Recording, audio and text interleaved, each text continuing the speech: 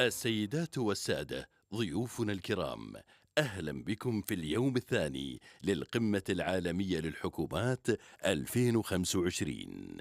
Distinguished guests, ladies and gentlemen, welcome to the second day of the World Government Summit 2025.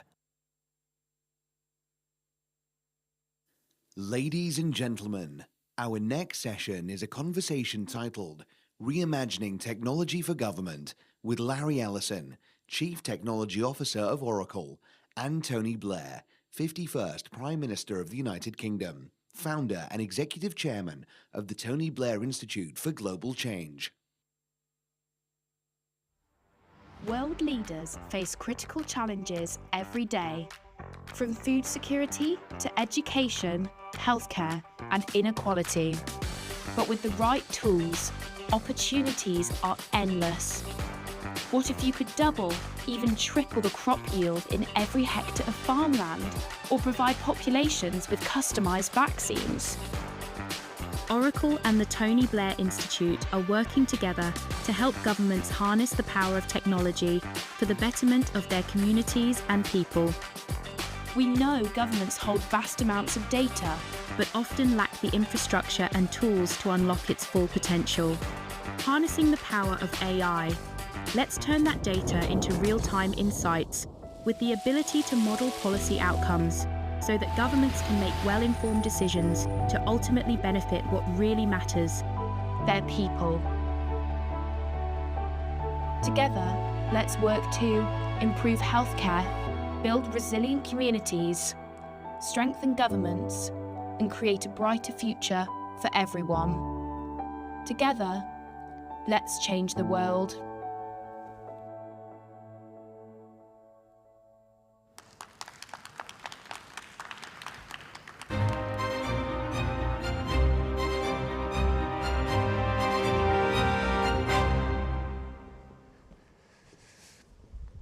Right, good morning, everyone.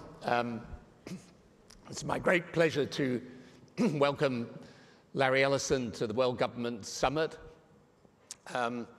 Larry was recently described by President Trump as one of the most serious players anywhere in the world, and by one media outlet as at the center of everything. He's the founder of Oracle, one of the most remarkable companies in the world. And Larry, it's a great pleasure to have you with us. Welcome. It's great to see you, Tony. Thank you, Tony. Larry, just to start with a general question. I mean, I sometimes describe this technology revolution as the 21st century equivalent of the 19th century industrial revolution, maybe more so. Give us your sense of the scale of this revolution, where it's taking us, and its implications, particularly for a lot of the people who are here today who are in government.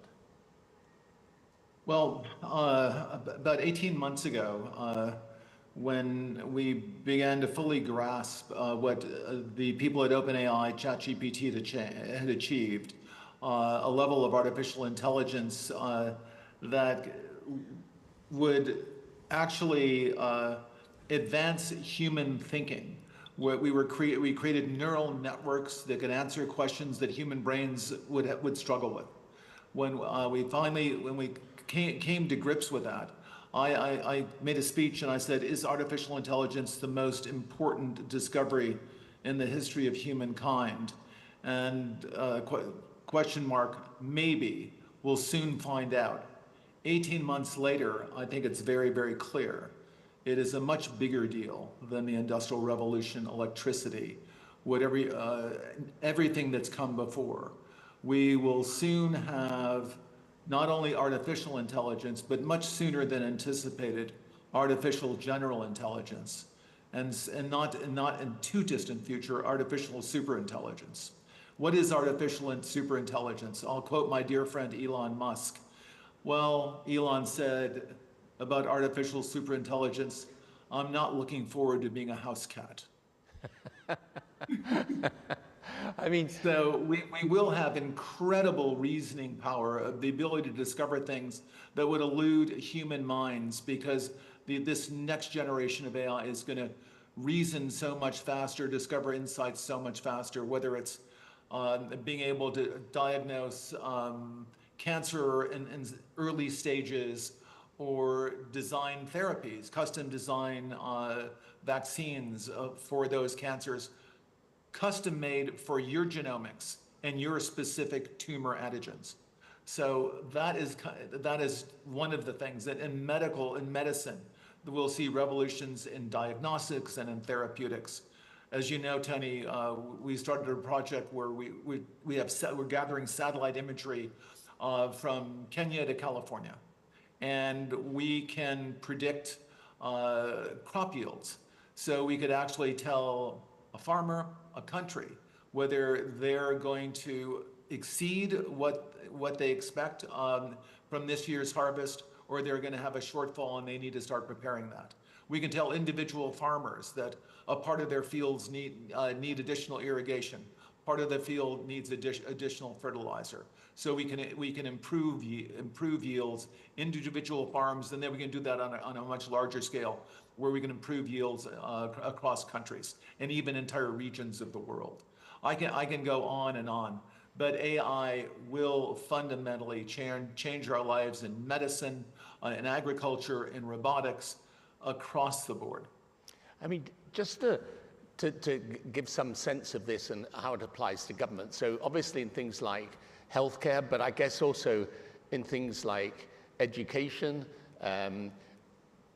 also in maybe the type of seeds that farmers will use for their crops. I mean, there's a whole series of innovations, and maybe just to because I think people are familiar with the concept of artificial general intelligence, artificial superintelligence, but just give us a sense of what that's going to mean to the development of science. Well, science, and as science develops, of course, it has incredible economic and social consequences. So you just mentioned a couple of examples.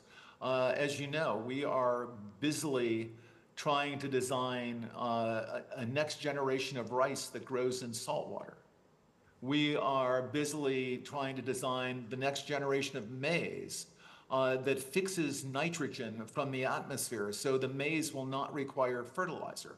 Fertilizer has a number of problems, one of which certain farmers in certain countries can't afford it. So we'll be able to lower the cost of growing, increase yields by having a whole new generation of seeds for wheat, for corn, for rice, that will really provide food security for the planet, at least for the next few generations. Right, and when you come to government and what government's doing, there are artificial intelligence tools, and some of them I know that Oracle have developed around financial management for government, but also tell us a bit about because you're right at the forefront of this revolution, what it means for what government should do in terms of its digital infrastructure, digital ID, data centers, and so on. In other words, if AI is really this great, how do I take advantage of it? Because the impacts are enormous. And it's very interesting because almost no one is talking about that. Everyone is talking about, and I will answer the question in just a second. Everyone's talking about these fantastic NVIDIA chips that allow us to build these huge AI models, how the data centers, Oracle's building a 2.2 gigawatt data center that costs between 50 and soon $100 billion to build these data centers and train these models. Because these models are so expensive, you won't build your own as a rule.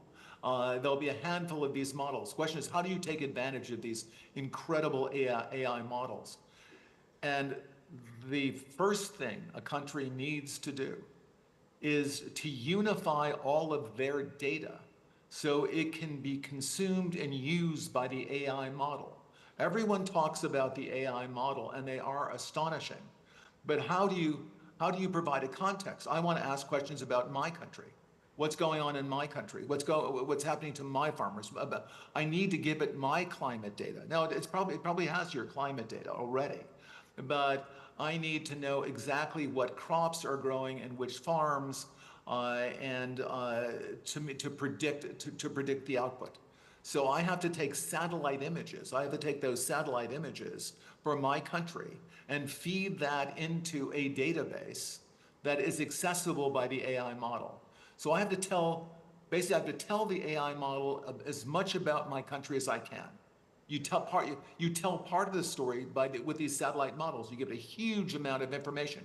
You tell it where roads are, where borders are, where your utilities are. So you need to provide a map of your country for the farms and all of the utility infrastructure and your borders. All of that you have to provide. But beyond that, if you want to improve population health, you have to take all of your healthcare data, your diagnostic data, your electronic health records, your genomic data. And in the Middle East, in the UAE, for example, they're incredibly rich in data. They have a lot of population data. The NHS in the UK has an incredible amount of population data, but it's fragmented. It's not easily accessible by these AI models. We have to take all of this data we have in our country and move it into a single, if you will, unified data platform.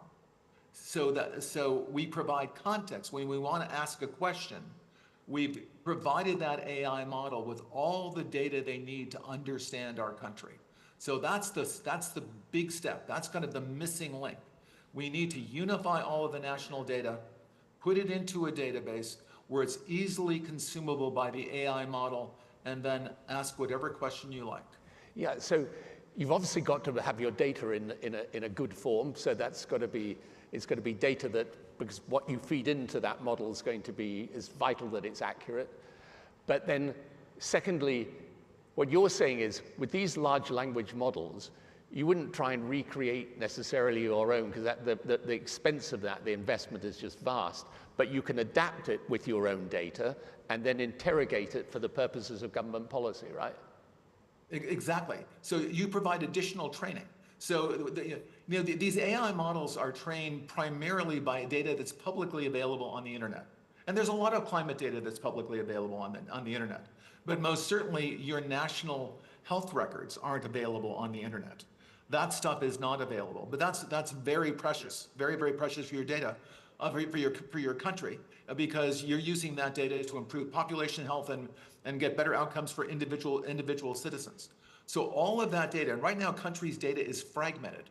The problem is it's not like go to this database and here's all the data about my country. It's go to this 3,000 databases and here's all the information about my country.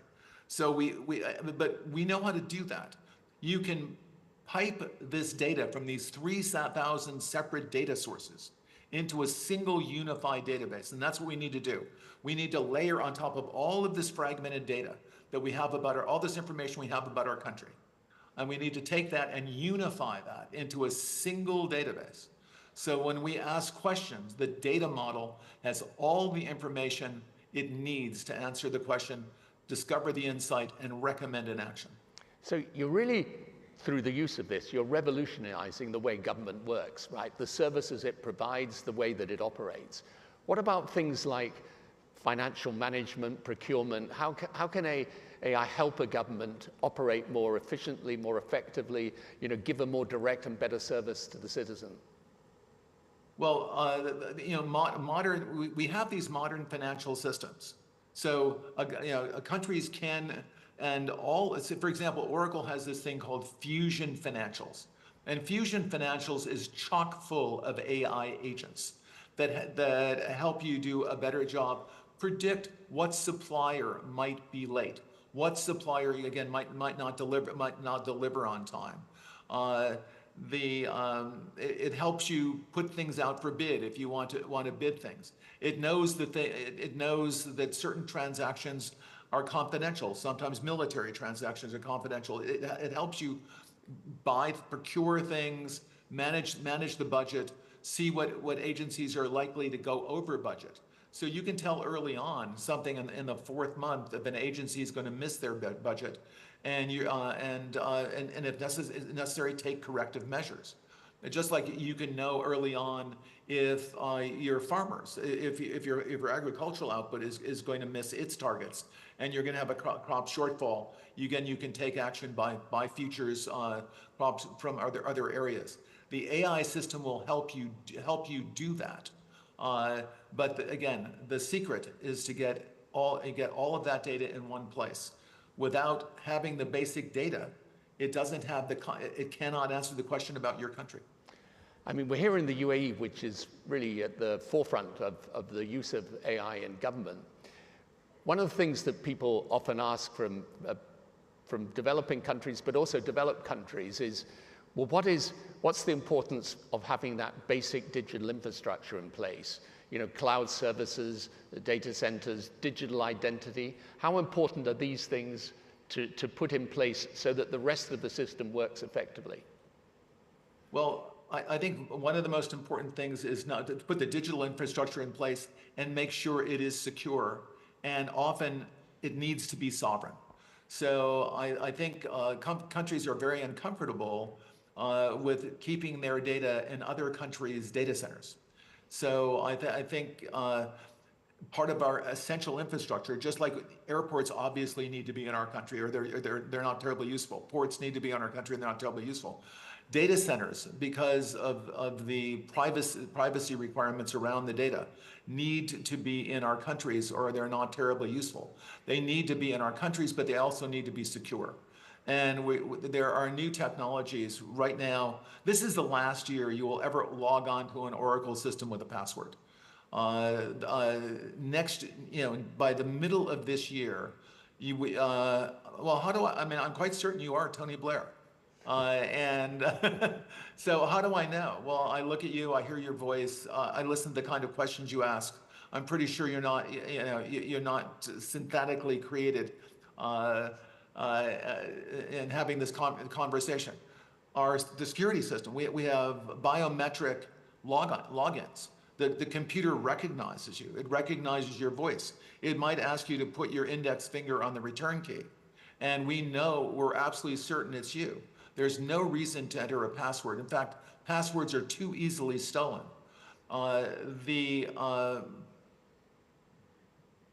Data centers and data is being taken hostage all over the world. The ransomware business is a very, very good business. It's getting bigger and better every year. We tend not to talk about it because the American FBI has a simple advice to someone whose data has been ransomed. Just pay them because there's nothing we can do about it. But there is something we can do about it, not after the data is stolen, but before the data is stolen. We can make sure that we're using the latest security technology, and it is going to be biometrics assisted by AI to make sure that you are in fact Tony Blair, and I'm sure you are. Yeah, well, there are times I wish I wasn't, by the way, but that's that's another matter. But Larry, just because we're tight on time, I mean, you've got a lot of people here from government, also from the technology sector. One of the hardest things is to get the people in government to understand just how much in government is going to change, how you might reimagine the way that government functions, and also to get the people with the technology, with the enabling technology, into the right dialogue with them, okay? Because it's this is a new world, right? How do you keep on top of these developments, and what would your advice be? I mean, you've got a lot of people from governments around the world. What would your advice be to someone in government trying to figure all this out, trying to work out how they make sense of this huge revolution in technology to deliver better services for their citizens? What should be their attitude of mind? And maybe, if you don't mind also, what's the skill set you need to bring into government? Well, I think one of the biggest changes, I can talk about my country and a little bit about the UK as well. The people now expect in a democracy that we provide a high level of service. Government provides a high level of service, where people get very dissatisfied and they vote us out of office. And people, one of the services, the most expensive service we provide typically in our countries is healthcare. Healthcare, and when people expect high quality healthcare, people even talk about healthcare being a human right. We can deliver healthcare at a much lower cost. I mean, not only do we get much better outcomes, but by early diagnosis, better therapeutics, better population health. And we can get all of that as long as countries will put their data, their healthcare data, all of it, in a single place where we can use AI to help manage the care of all of the patients and the population at large. We can deliver a very, very high quality service. But that's also true of a variety of social services, not just healthcare, if we're having supplementary housing. And we can do it, and we can also eliminate all of the fraud. I think one of the most interesting things in the first couple of weeks of the Trump administration, and I think everyone is shocked, and by the way, including Elon and the president and me and everyone, though I don't want to lump myself in that, that's quite a group. I'll just, Elon and the president, on the amount of fraud, and the government system's not catching them in our country, in the United States, the vast amount of fraud that's going on in our systems, and we didn't know. No one went, because they're such primitive IT systems, people were able to get Social Security payments up to their 150 years old. Now, I would love to live to be 150 years old, and then I certainly would deserve my Social Security, though some people would argue I don't need it, but I'll take it. But if I live to 150, I'll take it. I would love that. But we can provide high quality services, save the government a vast amount of money. Our populations will be healthier. They'll have longer lifespans, and the government will be spending less while getting better outcomes. I think this will make for a happier citizenry and dramatically improve the quality of our lives, of all of our citizens. And I think we just need to, the digital tools we have right now are so primitive that a lot of people have been able to defeat them, whether it's someone doing, taking over your utility or taking over your hospital and locking you out of all of the hospital data. You need to modernize, seriously modernize your systems. But not only do you need to modernize your systems, again, let's take the UAE in particular, and we looked at the UAE very closely and are talking with people in the UAE about the treasure of data that they have and how they could deliver population health, improve the quality of life, improve the health span of the entire population by using modern technology, preparing their healthcare data, putting it in a single place, and then using these AI models to improve the quality of care. Well, there's an amazing opportunity to reimagine the state, the way that government functions, and the service that it can provide for its citizens. And Larry, thank you so much for being with us. You've explained in a short period of time, I think, just what the massive opportunity is for governments to utilize technology to change their country and to change the lives of their people. Thank you so much for what you're doing. Thank you, of course, for our partnership. And most of all, thank you for appearing at the World Government Summit today. Thank you very much. Larry Ellison. I appreciate the invitation. Thank you all very much. Thank you. It's good. Great seeing you.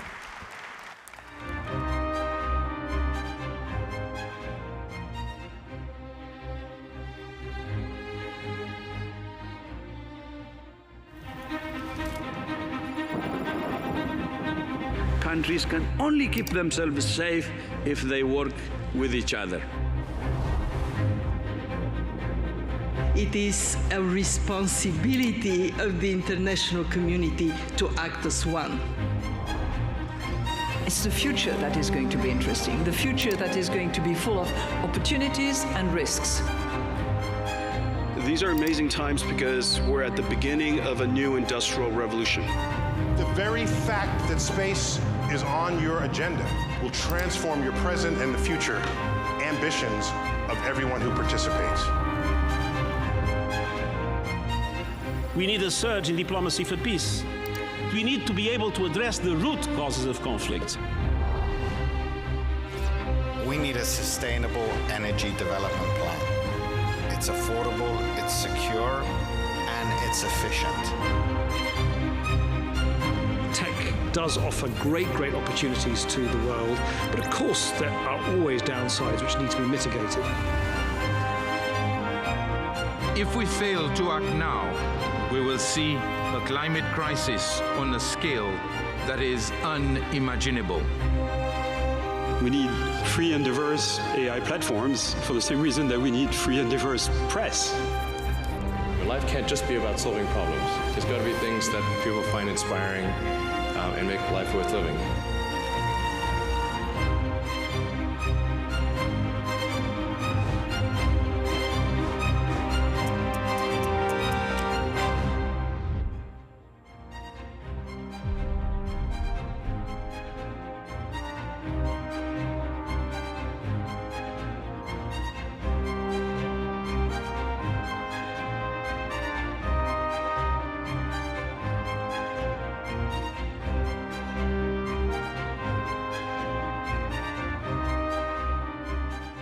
Your Excellencies, ladies and gentlemen, the next session is a conversation with Her Excellency Zelka Zijanovic, Chairwoman of the Presidency of Bosnia and Herzegovina. This session is moderated by Eleni Jokos from CNN.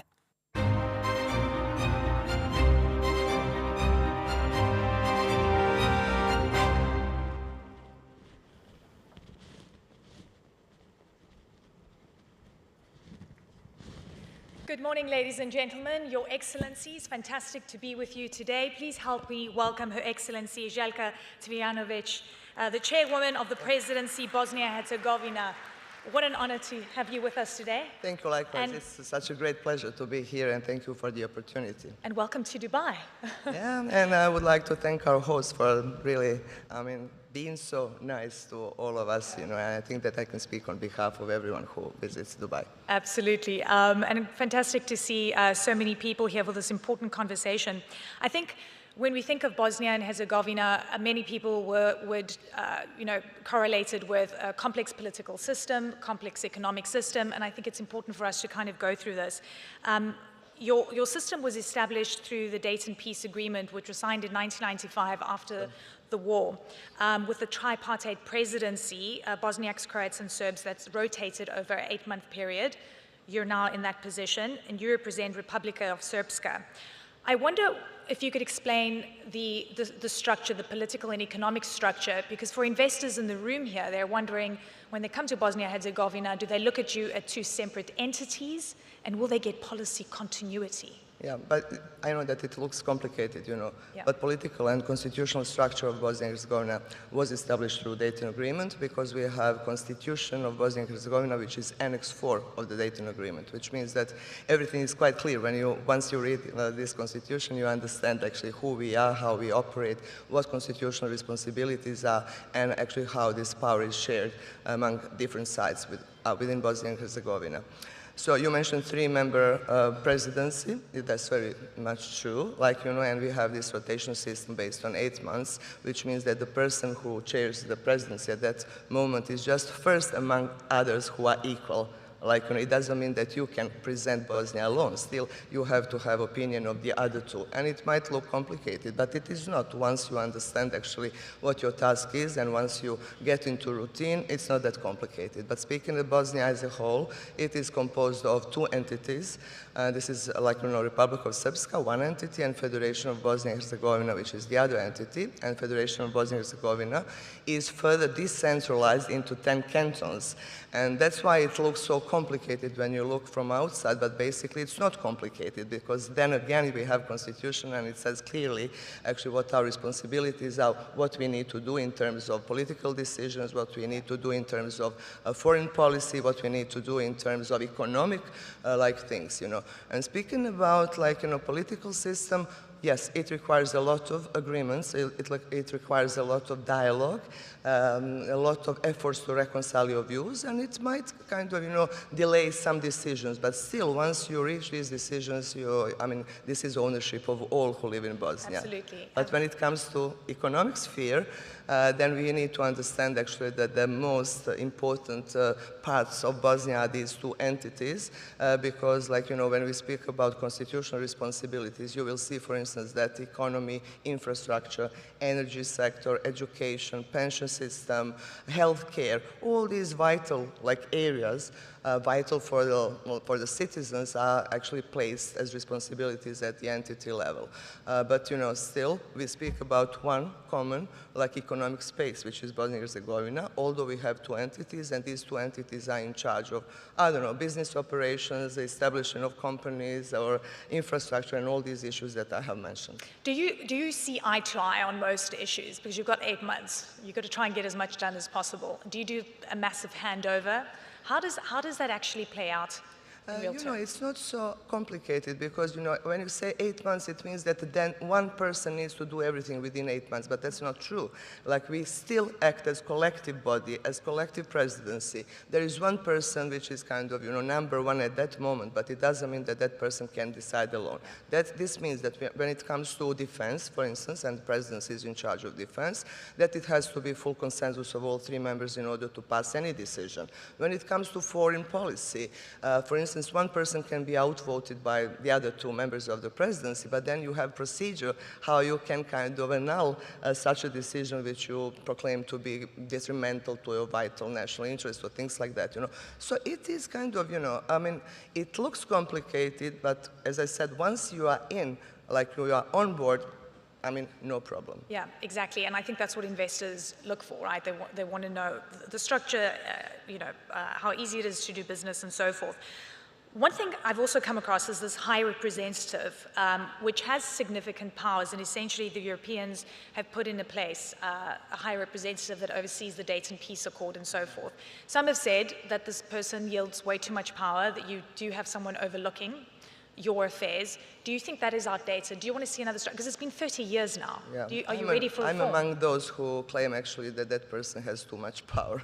And these powers are not based in Dayton Agreement, So my approach to, our country and the way how we should operate, and whether it is politics or economy or whatever the area, security, my approach is actually that we should nourish and nurture our internal dialogue, that it is us, domestic people, domestic institutions, those who are elected in elections, in fair, free, democratic elections, that we need to make the decisions. And it is exactly the way how Dayton Agreement envisaged this position of high representative, because Dayton Agreement says clearly in its Annex 10 of Dayton Agreement, that high representative is someone who is coordinator of domestic efforts, someone who is facilitator of efforts of the sides in order to reach some agreement, But it doesn't say that that person can impose laws, that that person can change entity constitution. It doesn't say that that person can remove officials who are elected in elections from their positions. But all these things, have been done by many former high representatives within these 30 years period, and it's something I very much oppose to.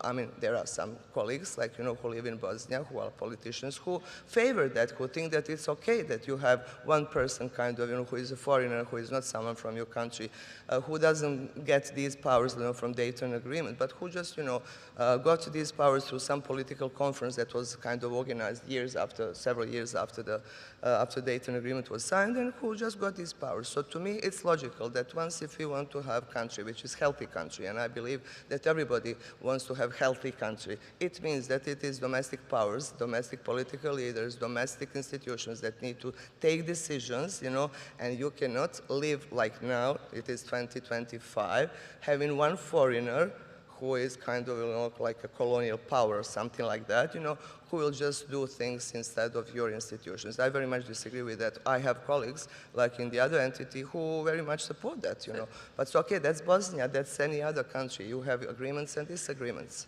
So you believe what matters is the way how you resolve disagreements. Exactly. It's not about, fairy tale, that you're not going to have them. Absolutely.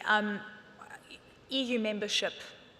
It's something that Bosnia and Herzegovina has been on the path of and really pushing for that in terms of structural reforms and all sorts of things. Is Republika Srpska wanting to get into the EU? And then the other question is about NATO membership. You've been a partner of NATO for 20 years. We know Russia has been talking about not wanting to see an expansion of NATO countries. We see what's happening in Ukraine and so forth, and just the dialogue that's happening right now. Where do you stand at this point in a time of changing geopolitical but first, number one, Russia is not bordering Bosnia and Herzegovina, so it has nothing to do with this, what we're discussing here. When it comes to the EU, there is a full support from everyone in Bosnia and Herzegovina that we should move towards the EU.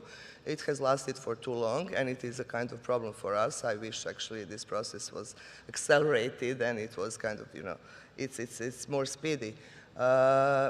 You know why? Because it is quite logical because of our geographical position. And it's quite logical that people support this idea. But what's holding you back?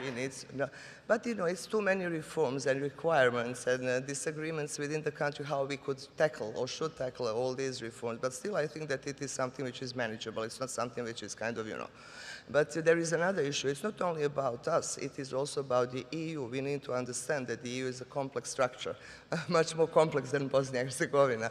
And it takes a lot of efforts for them in order to prepare for new member states, And you saw that actually, you can see that countries have waited for, 20, 30 years or something like that, 15 years in order to reach membership status.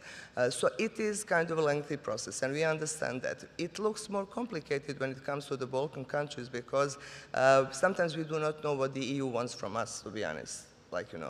We understand that we used to live in one country before, that there was a collapse of that country, it's former Yugoslavia, and then sometimes you have different approaches, different, benchmarks or things like that, which are put in front of the countries as a requirements, So it is something which is tiresome, I can tell you.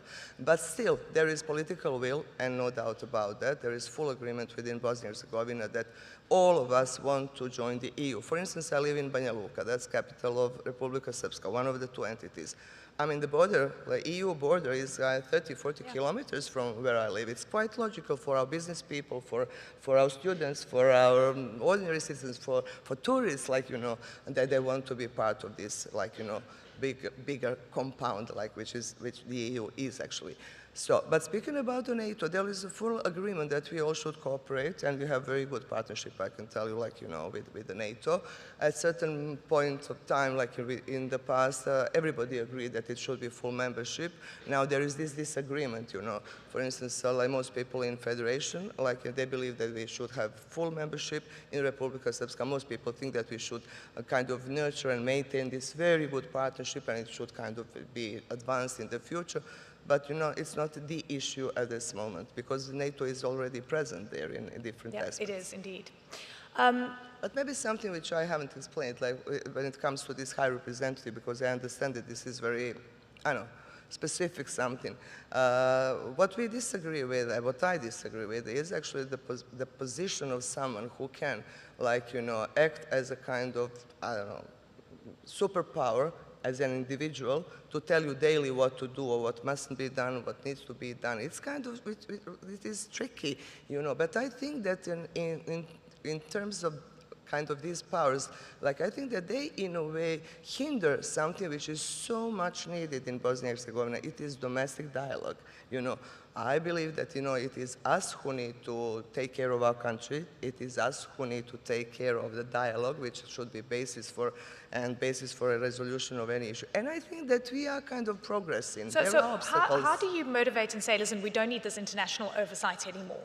But we don't need an individual. It's not a problem that you have international presence. It's not a problem that you have partnership. It's not, of course, a problem that you have good relations and you want to nourish these good relations and you have very good projects that need to be supported. That's all fine. I'm speaking about this, that no one, not even in this country or any other country on this planet, can believe that it's normal that you have someone who is non-elected foreigner who will come and change your constitution without your constitution. You said something earlier. And you change your laws, this is incredible. So you said a type of colonialism.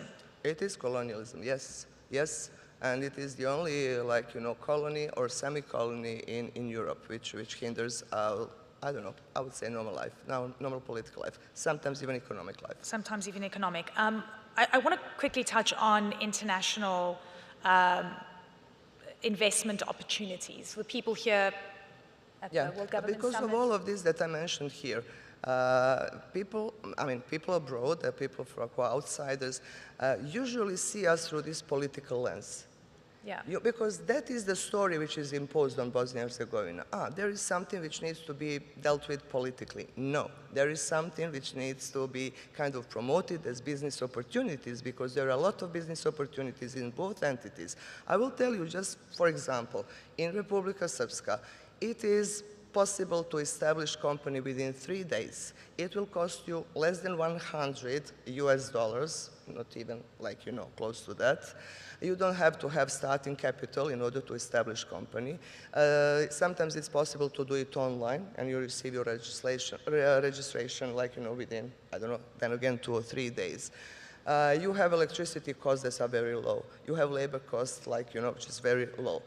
You have kind of so many resources that are still not exploited in Bosnia and Herzegovina in both entities. Now, when we speak about this new era and we speak about energy sector, which is the issue for every country, you know that in Bosnia, it's only 30% of, for instance, hydro potential that has been exploited. And out of this 30%, sometimes we have surpluses so that we can sell electricity outside, like, you know. So 70% is there, open for investment. Have you ever heard anyone speaking about such Bosnia? No? You would just listen stories about, oh, there are disagreements. Yes, of course, there are disagreements in every country, you know. There is a political debate, of course, there is political debate in every country, like it's normal. There are security issues. Okay, if there are security issues, we tackle them together, and there is no country which can tackle, like, security issues alone. So we need to cooperate, and we do that, like, you know, we cooperate. But have you ever heard, like, you know, Bosnia as a great place, actually, to have foreign investment? No? No, because it is presented as something which is kind of strange, which is kind of, you know, unique. No, we are not unique. Like, you know, we are unique maybe in terms of what we can offer, but no one has exploited that. And it looks really beautiful, by the way. It's on my list of places to go. Very quickly, because we've run out of time, I want to talk about the new sort of multipolar world. Yeah. Donald Trump coming in and really shaking things up, you know, unraveling certain institutions and so forth, and really the confrontation that we're seeing on the tariff front. Everyone's kind of doing a lot of introspection and, I guess, scenario planning. Are you doing the same, and what does it mean? What I can make out of that is actually that everybody is waiting, I would say, to see what's going to happen next. And, you know, and it can be beginning of some new era, definitely. I would tell you that, for instance, in Republika Srpska, where I come from, people kind of, you know, favor this new policy, waiting to see what's going to happen next, and they're hoping that there are some irregularities that we have experienced in the previous past are going to be removed. But okay, no one knows, actually. I'm speaking about Bosnia, and I know that it holds good for many other countries, what's going to happen next. But what I know is actually that we need to have good relations with everyone, like speaking about Bosnia and others, and I think that through dialogue many things can be resolved. And I believe that actually that's going to be kind of recipe for the world of the future. Madam President, a pleasure and honor to have you with us today. Thank you so much. Thank you, ladies and gentlemen. Thank you. Thank you so much. Thank you.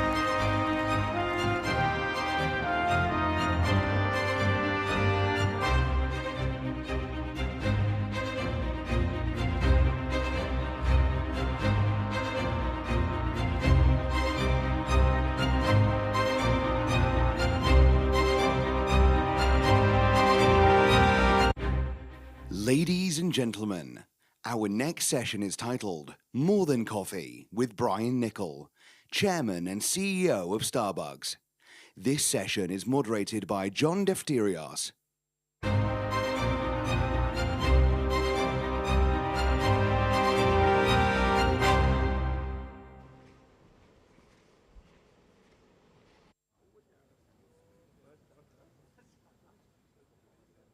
Good morning. This is the first visit of Brian Nichol to Dubai as the CEO who took over this position 6 months ago. First and foremost, can we give him a nice round of applause, because he came all the way overnight to join us on the ground here. Yeah, great to be here. A nice Emirati welcome to you. Yeah, thank you. Good. We only have 14 and a half minutes, so I'm going to be really direct. Otherwise, I'd give you a nice preamble and setup here. You worked your magic at Chipotle, five-fold increase in terms of revenues.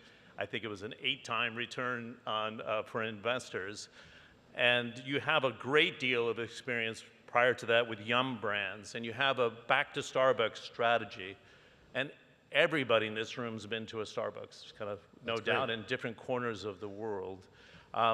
What does that mean, back to Starbucks strategy? What do you think needs to be done here to make sure the magic continues, but to take it to a new level? And no matter where you go, it's a very competitive market.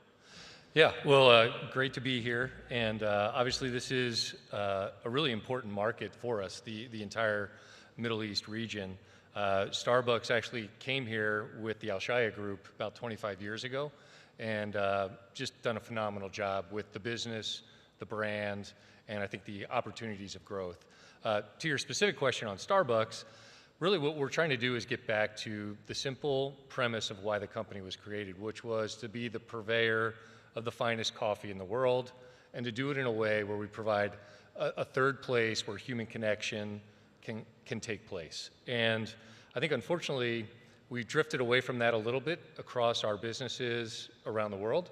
And the point of saying getting back to Starbucks is just getting back to that. We want people coming back to the stores, taking the time, whether it's for themselves or to connect with each other over what we believe is the world's finest coffee, customized the way you want to enjoy it. Good. In the United States, I think you're going to do a trimming in terms of the offering, like the menu itself, which is cut down by a third, and you can't take that cookie cutter approach to every market. But how do you plan to, I'm curious, I know with Mohammed Al-Shaya and John Hedden, the CEO, they're probably looking to say, what's Brian thinking in terms of what the experience is going to be, and how do you collaborate with them? Yeah, definitely. Look, I think one of the opportunities for us is, because we are such a global company, there are delicious drinks around the world. And we actually haven't done a great job of taking advantage of what are, the drinks that are resonating right here in Dubai to other parts of the world. Although most recently, just in the States, we had a Dubai chocolate latte kind of take off on TikTok, which is our matcha with a chocolate cold foam and 2 pumps of pistachio syrup. And now we got a Dubai matcha latte running pretty excited customers all throughout the States. So I think there's opportunities for us to take that innovation in both directions. As it relates to reducing the menu, I just firmly believe if you rationalize 30, 40% of the business, it opens the door then for us to do innovation on bigger, better things. And then it gets rid of the things that are getting in the way of us being able to be innovative and deliver on those experiences that we want to provide. It's a core discussion here, because this is about shaping the future of governments or shaping the future of industries. And there's a kind of a pushback against globalization, but you've turned this upside down. You said we could do a better job because we have a global footprint and sharing information between regions, between countries. And what does that translate into in terms of bettering Starbucks, for a better phrase? Yeah, look, I firmly believe that. I've been in this job for about 6 months, and I've had the opportunity to China, Japan, Korea, Italy, now here, and then I'll be going to Saudi and Kuwait. And the one thing that is consistently true, and this is, I guess, just a human truth, delicious products work in every market. And one thing that I've discovered is really interesting, delicious products in all these countries, cities, and I think we have the opportunity to take advantage of our global scale, our global palate, and bring that around the world so that people can almost experience other cultures through beverages and through the food that we provide. So that is what I think is a big opportunity for a global brand like Starbucks, and we just haven't taken advantage of that to date. Part of it, I don't want to move away from the quality of coffee or quality of product, but isn't that data that could be shared amongst your institutions and your partners, like, for example, the Al-Shaya Group here in the Middle East? Yeah, absolutely. Like, one of the things that I think is really exciting is with all the technology evolving, whether it's AI or machine learning, what you can start to see is patterns of why people drink, what they drink, when they drink it, and why they're drinking it. And those, I'd say nuggets or insights, what I've learned over time is it's true whether you're here in Dubai or whether you're in Tokyo, Japan, or whether you're in Dallas, Texas. And so if we can get down to those understandings and then apply those understandings through technology, it gives us the application then to have the right products at the right time for those customers in our stores pretty much anywhere in the world. Good. The #1 product apparently here in Dubai is iced Americano white mocha, is that correct? That is correct, and by the way, that's pretty delicious. But what is the taste here? What's your inclination when you talk to your partners? What's in demand, and how does Brian work his magic? It's kind of a poison chalice, right? Because you had such good success in different companies, and everybody's waiting for you to kind of sprinkle the nickel dust onto Starbucks to make it perform it's never done before. Yeah, the one thing that I would say that is, the foundation to Starbucks is the fact that we are sourcing, frankly, the best coffee beans around the world. And so when you start with what I believe is the best product at the foundation, you can build from there and innovate accordingly, and you end up with things like the iced Americano with the white chocolate mocha. So not surprising, coffee done correctly resonates really well. And I think the Al-Shaya group and team and Mohammed and John have done a fabulous job of taking, what is at the core, great product, put together now in a great environment, and then presented in drinks that really resonate with the palate locally. So that is what we're going to continue to do.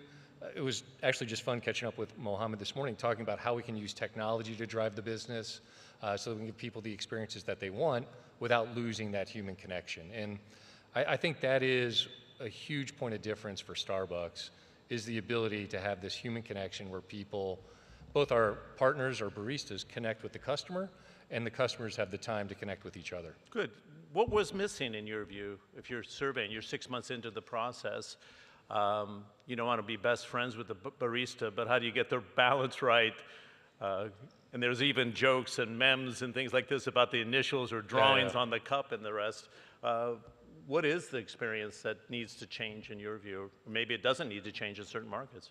Well, in some markets, I think actually they're doing a great job with the idea of having that human connection and providing that space where people can take time together. I think unfortunately in some markets, we've gotten too focused on transaction and just the speed of the transaction at the expense of hospitality and a moment of connection. And so we just got to strike the right balance. Great product with great human connection, I think, is really powerful. And I think unfortunately this is another global fact. People feel more and more lonely. And the loneliness comes from the fact that people are almost too engaged in their technology and not engaged enough with each other. And I think this is a place that, frankly, our company can step in and provide that opportunity for people, to finally get together with their friends again. When you look at surveys of young people, like under the age of 25, one of the number one things they say is, I want a place to get together with my friends again. And I think, unfortunately, COVID and the pandemic really isolated these young people, and now they want to figure out how they can find places again to reconnect with real human connections, with real friends. Good. It's interesting. Do you remember the Ellen DeGeneres, the talk show host? She did a skit, and she was saying those people that were camping out at Starbucks, like she was bringing like the garden hose and computers and cables and everything else. Yeah. And you actually are tinkering with this. I'd love having people spending more time in our stores. But how do you strike the right balance so they're not camping out at a Starbucks and it's not their second home? It's a third place to have a coffee. Yeah. But there's a psychology into this, isn't there? Without a doubt. I mean, look, I want this to be a place where people feel comfortable to come, gather, and connect. And, obviously, you got to be a customer. This is not just, a public service. It is a place of business, but it's a place of business where I think we can provide people that space where they connect at a very different level. And hopefully our employees or our partners are providing them the hospitality where they feel welcomed and they want to spend some time together. Good. There's an initiative here. In fact, when I was at CNN, we did a story on InJazz, which tried to empower the next generation. There's a blessing that 70% of the population is under 35 in most countries here in the Middle East and North Africa. And empowerment in some countries which are not as benefited from the growth of the Gulf, for example. What are you trying to do to be kind of the model global citizen with a partner that actually encourages the next generation to work with Starbucks? Yeah, look, this is a great example. In partnership with the Al-Shaya Group, Starbucks is contributing $6 million over the next 3 years to InJazz, which is targeting Arab youths, right, to help them grow up, develop accordingly. And I think it's the exact right place to be spending our efforts with our foundation to help young people, young Arab people, grow up the way we want them to grow up, which is to be folks that are able to connect, contribute, and be a positive force in their local community. And, you know, hopefully Starbucks can play a place in that and then also play a role in that. And I think it's important for us to do both. I want to be the place, and I want to be a supporter and a developer. Good. Can you take this model to other markets in the world, do you think? What do you think is the role of Starbucks? I mean, you are a coffee brand, but we're saying beyond coffee. What do you think, Brian? Yeah, look, this was one of the things I was in. I happened to be in Rome, Italy, and it was amazing. It was a group of young women, probably, you know, 18 to 20 some odd years old, and they were all walking, holding their Starbucks, talking to each other, and they had left the store. And at one point I thought this was like staged, and then I realized, no, this is actually happening. But the thing that was really exciting is when I got into the store, the number of young people that, sure, they had their laptops out or they had their phones out, but they were also talking with each other. And I think the power of just connecting together over a coffee or a meal is so powerful. And I think to give young people that place and invest in them so that they know that is a place for them to be, I think is hugely powerful, and it creates moments of, you know, powerful development. Myself, I think it's a great place to also meet with a young person. You know, it takes some of the, you know, awkwardness out when you can present them with, in this, you know, this case, their iced coffee and my hot Americano. You sit that down, you start to talk about life, how you can help give them insight, but also gain insight from them on how we can be a better company to support them on their journey too. Good.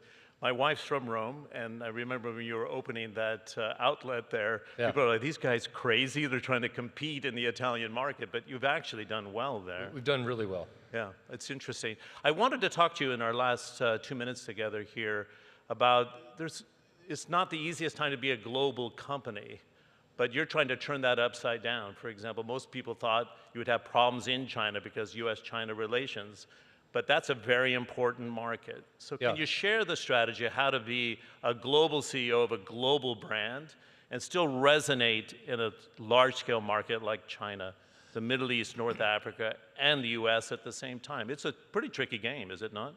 You know, look, I think it's one of those things where if we stay focused on what our mission and values are, which I think resonate globally, and I mentioned the mission, right? The mission is around this idea of being the purveyor of the finest coffee in the world and providing human connection through one cup, one person, one community at a time. That works everywhere you go in the world. And putting politics aside, I actually do believe what the world needs is a third place. Because I think you've got a combination of loneliness and people talking past each other instead of talking with each other. And I think if we can provide a space where people have the ability to talk with each other, great things happen at the community level. And frankly, the way the whole world works is it all starts locally. And you know, I think it starts locally. I think social media has proven that local things can become global movements. And I'm optimistic that our efforts of providing this third place of human connection, getting rid of the loneliness, and getting back to supporting each other can resonate around the world. Okay, final thoughts, because I'm sure everybody in the audience, because this is a leadership forum at the same time, what is the magic of a good leader? Your track record's excellent. Yeah, thank you. So how do you translate that? I mean, what's the DNA of good leadership? We see leadership in the UAE kind of pushing forward all the time. What are the key principles of leadership in your view? You know, look, I believe what great leaders do is they make decisions and then hold themselves and their organizations accountable against those decisions. And I also think great leaders aren't afraid to always be learning. I think the leaders that are always inquisitive, learning, and understand what, you know, their constituents need to be successful and what they're driving towards to be successful, I think is how you result in great places like Dubai. I think this is a great example of people that had clear vision that then executed against that vision and then delivered it on in a big way. And I think that's a hallmark of great leadership. Taking complicated ideas, turning them into simple ideas, taking action with decisive points of view, and then holding everybody accountable and learning along the way. Good. It's a good place to finish. It's a pleasure to meet. We only had a quick hello in the green room, but it really popped out on the stage. So nice to meet you. Can we have a nice round of applause for Brian Niccol, the chairman and CEO of Starbucks. Yeah, thank you.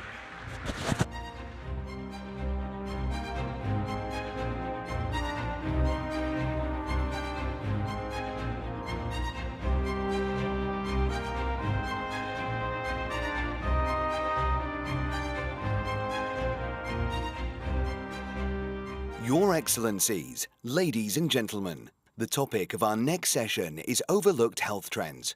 What do governments need to prioritize?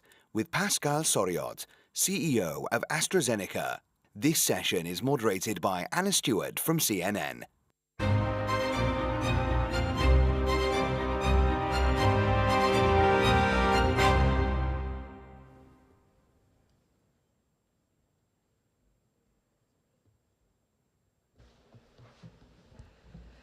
Good morning, everyone, and welcome, Mr. Soriot. This is very exciting. You are going to be talking about what governments need to prioritize in terms of healthcare.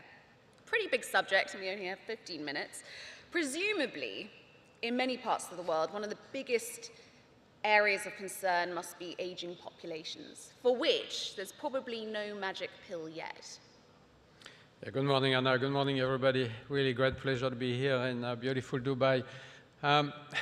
Aging is, of course, one of the big causes of healthcare issues and death, of course. But actually, you know, aging is a good thing. Living longer is a good thing. The biggest issue in the end is almost self-inflicted.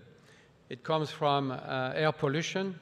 It comes from climate change. There are lots of people dying of heat conditions, heart attacks. There's a lot of people who actually develop cancers out of microplastics. So that's a big reason for the rise of diseases, the environment in which we live. And the second big reason that is also self-inflicted is overweight, excess weight. Obesity or even excess weight actually drive low-level inflammation in the body, and this low-level inflammation will drive kidney disease, heart disease, cancer, and many other conditions. So those are really the biggest reasons for the increase in death, and most of it is actually preventable. 75% of deaths come from non-communicable diseases, and most of those are preventable. But government actually only spends about 3% of healthcare budgets on prevention and early diagnosis. Well, that is key. So we're looking then maybe at needing a greater focus on preventative medicine. Where is this being done well? Well, I don't think there is anybody who's doing it very well, actually, because it is very, very complicated. Requires education campaigns, it requires funding. Every country is trying, but resources are an issue. You need to redeploy resources from treatment to prevention or early diagnosis. Technology is helping. AI is helping. There are many places where AI can help. For instance, early diagnosis of lung cancer. Early diagnosis of lung cancer is really fundamental because if you are diagnosed early with lung cancer, your probability of being alive at 5 years is going to be 95% with good treatment, surgery. But if you're diagnosed when you're metastatic, your probability of being alive at 5 years is maybe 15%. With modern treatments, 20–25%. But still, 75% of people die. So diagnosing early is key, and then AI can help. We have, for instance, in our company, we have partnerships with countries in these regions, actually, looking at how can we use AI to diagnose early lung cancer in X-rays that have been done in people who have, for instance, a chest infections. There are lots of reasons to have an X-ray of your chest, and most of these X-rays are kind of wasted, if you want, in terms of using them for early detection of lung cancer. So by using AI and applying this to those X-rays, you can actually identify people who have early lung cancer, you know, take the cancer out, and then basically cure them. Let's stick with artificial intelligence. How is AstraZeneca using this technology? Because I imagine it's not just used for diagnosis. Yeah, I mean, I think AI is completely transforming healthcare, actually. I was listening to Larry Ellison a bit earlier talking about the use of AI. And if you look at the NHS in the UK, for instance, he is right. I mean, the NHS has an enormous amount of data. The problem is that data is in fragmented databases. So there's a big effort underway since quite a number of years, actually, to try and consolidate this data, at least by region. And if you have access to this data, AI can help. AI can help identify people who have early kidney disease, because doctors may miss it. So, you deploy AI to the electronic healthcare records of people, and you can identify early disease. AI can help doctors identify people with rare disease. Problem with a rare disease is people actually, on average, get diagnosed 5-6 years after their first symptoms. The best day in life of someone who has a rare disease is the day they are diagnosed. It takes a long time. AI can help, and because doctors don't know what to do, I mean, it's rare, not very common, they don't recognize the symptoms, AI can help them. And doctors are very busy. They are, they have a lot of work to do. So AI can help guide them, help them diagnose, help guide them to the right treatment. Technology is actually so productive these days. They have many, many options. They're overwhelmed with data and information. AI can help them. In our industry, AI is also changing the way we do business, the way we research products. We apply AI to find new medicines. We apply AI to accelerate the optimization of molecules. For instance, when you have a large molecules, it takes typically 6 months to optimize the molecule for safety efficacy, even before the clinic. We can do this in a matter of days now. You can do it in a matter of days, and you can finance the development of the technology. With healthcare systems, it's a huge burden to transform your healthcare system, to incorporate technologies you've never used before, which of course raise issues of safety and trust. How do governments tackle this, particularly given so many healthcare systems are already completely overwhelmed? Yeah, different regions or different countries are in different situations, of course. Some are more dealing with cancer as a big burden, others are more dealing with cardiovascular disease. So in Africa, for instance, hypertension is a big deal. 35%, 40% of people above the age of 25, 30 have hypertension. And hypertension may seem to be a very minor disease. It's actually a real problem because it drives heart attacks, it drives kidney disease, and people who have kidney disease end up in dialysis, and dialysis is expensive. It's, of course, problematic for patients. You produce a lot of carbon, and you consume a lot of water. Patients with dialysis will consume 30,000 liters of water per year. So preventing hypertension is an imperative in parts of the world like Africa. In other places, it's really looking for early prevention of cancer. And here again, technology can help. We're not far away from the days when a simple blood test would enable the early diagnosis of cancer at a relatively low cost. Technology is not exactly there yet, but we are very close to this, I think. And governments are starting to implement this. Again, technologies will help, but it is very difficult because of aging, because of the increase of diseases and the cost associated with this, of course. Yeah. Prevention and early diagnosis is the key. You have to, beyond prevention, the next step is identifying patients early. You have to screen, identify the disease early, whether it's kidney disease, lung disease, cancer, intercept the disease, cure patients, and save a lot of money that way. There's a huge focus at the moment on longevity science, on biohacking. People are really taking their healthcare into their own hands at this stage, particularly with preventative medicine. Supplements. Here in Dubai, you can get a full body MRI, you can get your DNA sequence. I've done it all here. But, it's not accessible. It's not cheap. How do we make being healthy accessible to more people? That's a great question, but I think the technology is improving so rapidly, the cost is dropping. I mean, the cost of doing a deep gene sequencing has dropped from when it was initially discovered, maybe $1 billion to do a sequencing of DNA, to today maybe a couple of $100, and it continues to drop. So that is becoming more and more accessible to more countries. MRI is the same. The cost of MRI is rapidly declining. In countries where people use this equipment 24/7, and that's another key piece, is governments or healthcare systems are not always used to do what we do in industry, which is called sweat assets, which is make assets work as hard as they can. So if you have an MRI, work it 24/7. People will rather have an MRI at 2 o'clock in the morning than wait 6 months to have the MRI. If you do this, the cost drops, and then it's much more accessible. So is your advice to the healthcare systems to run 24/7? Don't stop. Yes, don't stop, yeah. I mean, that's the best way to amortize the cost of your equipment, and then make it accessible.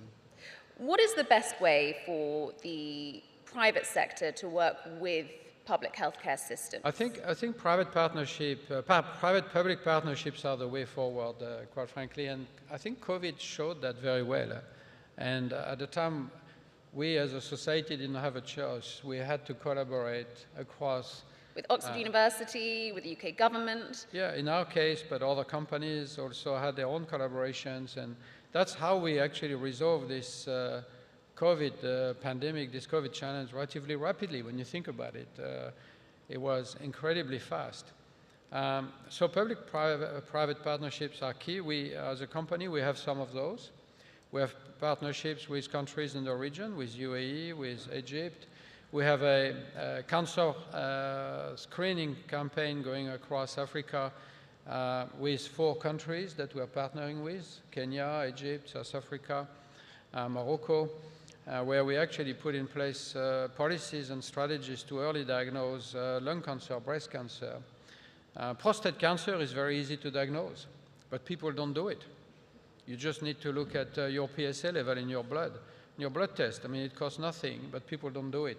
It's a question of government developing policies to early diagnose chronic bronchitis, for instance, lung disease, which is also a big cause of disease, of death, diagnosing early prostate cancer, putting in place mammograms for breast cancer. We also have a breast cancer collaboration with governments, looking at how do you use portable devices to diagnose breast cancer early in countries that don't have access to mammograms like you have in the West. Yeah. If we had better preventative medicine diagnosis, what do you think the rate of deaths from cancer would be? I think the rate of deaths, I can't give you a number, but it would completely collapse because cancer is rising. Cancer is going to increase by 50% by 2050, and it's a question of obesity, I think, driving this low-level inflammation, driving cancer. It's a question of pollution, microplastics. Unfortunately, most of us in this room have our bodies full of microplastics. It's a question of aging, of course. And so if you can actually diagnose patients early, and again, a simple blood test maybe costing a couple of $100 or $100 is not that far away. But if you diagnose patients early, you cure them with surgery, with the appropriate medical treatment, and then you save an enormous amount of money. So I think cancer care, cancer deaths will drop. There's also a very exciting technology that is emerging now, which is called cell therapy, which today is a very heavy burden. You have to take cells away from the patient, T cells, immune cells. You have to process them, treat them, and then you re-inject them into the patient to try and cure them. And today for hematology cancers, that's starting with now with solid tumors, but also immune diseases. But the future is about what we call in vivo cell therapy, where people will produce their own immune cells that will cure them with a simple injection. And that will be relatively inexpensive. So all these technologies, I think, will help us not only diagnose, screen, diagnose early, but also cure people. Yeah. You mentioned COVID as a time where you saw really good collaboration, not just with AstraZeneca, but lots of pharmaceutical companies working with governments. Is it difficult to collaborate when governments change every few years with elections? and you suddenly have a completely different policy. I mean, in the UK, we have a new government. You recently mothballed a big investment project. How do you cope with this? Yeah, and I have to say, it is an issue, right? It's a bit like a company that would get a new management team every 2-3 years and change the strategy of the company and the direction. You know, when you want to put in place policies, educate the population, it takes time, and you have to stay, to stay on track. So that is an issue for sure. But that's what we have to manage, I guess, across the healthcare system. There are regions of the world, and I guess UAE is a good example, where we have more stability politically, and suddenly that's a big plus, because people can say, this is our strategy, this is our direction, and stick to the plan. My advice to people in the room or beyond is really invest more in screening, invest more in prevention, of course, but we know how hard prevention is to educate our population. That's important, but the next step is to invest in screening, early diagnosis. But again, you need stability, you need persistence to implement those policies. And I'm guessing, in addition to investing in healthcare and prevention, you'd also like to see governments focus on issues around climate change, around microplastics, because yes, that is actually a big cause of healthcare issues. Yeah, no, absolutely, absolutely. One thing that, in terms of living longer, that I should mention is that ultimately we want to live longer, but we want to live healthy longer. Health span, not lifespan. So it's really not so much lifespan, but health span. But of course, it's economically productive if people work. So you have to work longer. That's maybe the bad news, is you live longer, you're more healthy, but you have to work longer to produce economic output. But this is really, I think, the focus that we have to be, the thing we have to be focused on is screen, diagnose, cure people, keep them healthy and living longer, but to be productive. Yeah. Mr. Sorio, it's been such a pleasure. We're going to have to leave it there. Thank you very much. Thank you.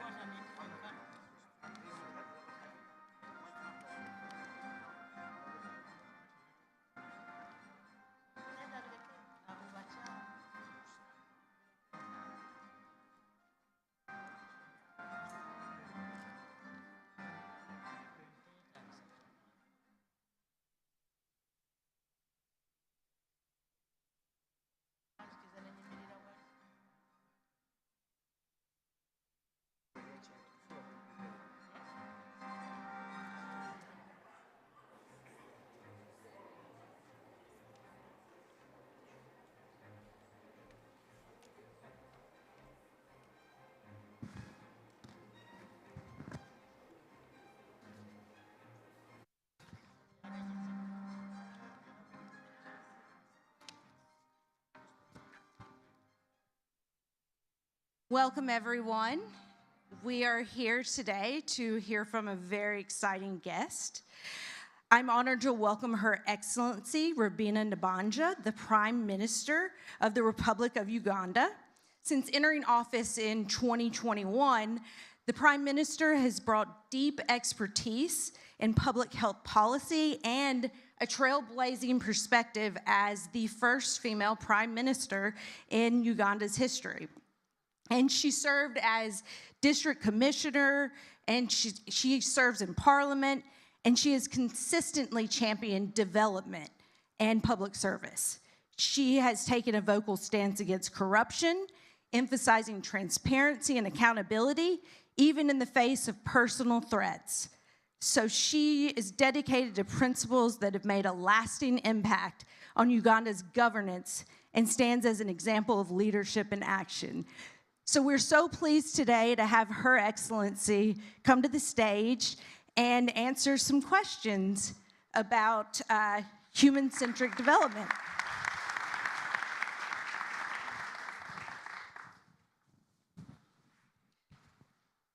Thank you so much, Prime Minister. Let you get in position a bit. So Uganda is such an incredible, beautiful place with so much biodiversity that you have to protect, especially in this age of climate change. So how is Uganda promoting sustainability and the green economy amid all of the global environmental challenges that come with climate change? Thank you so much. Your Excellencies, ladies and gentlemen, I bring you greetings from His Excellency General Yoweri Kaguta Museveni, the President of the Republic of Uganda, and the people of the beautiful country called Uganda, the Pearl of Africa.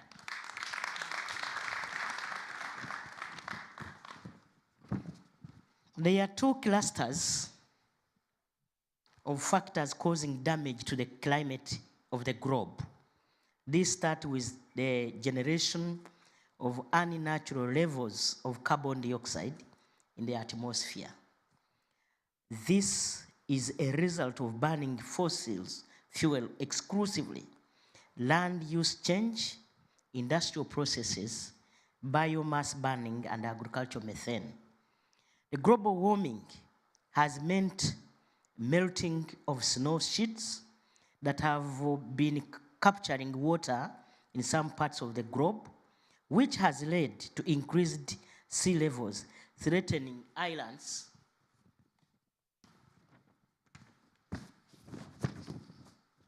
and coastal zones. Deforestation due to industrial development and population pressure has also removed trees that have been capturing carbon dioxide from the air.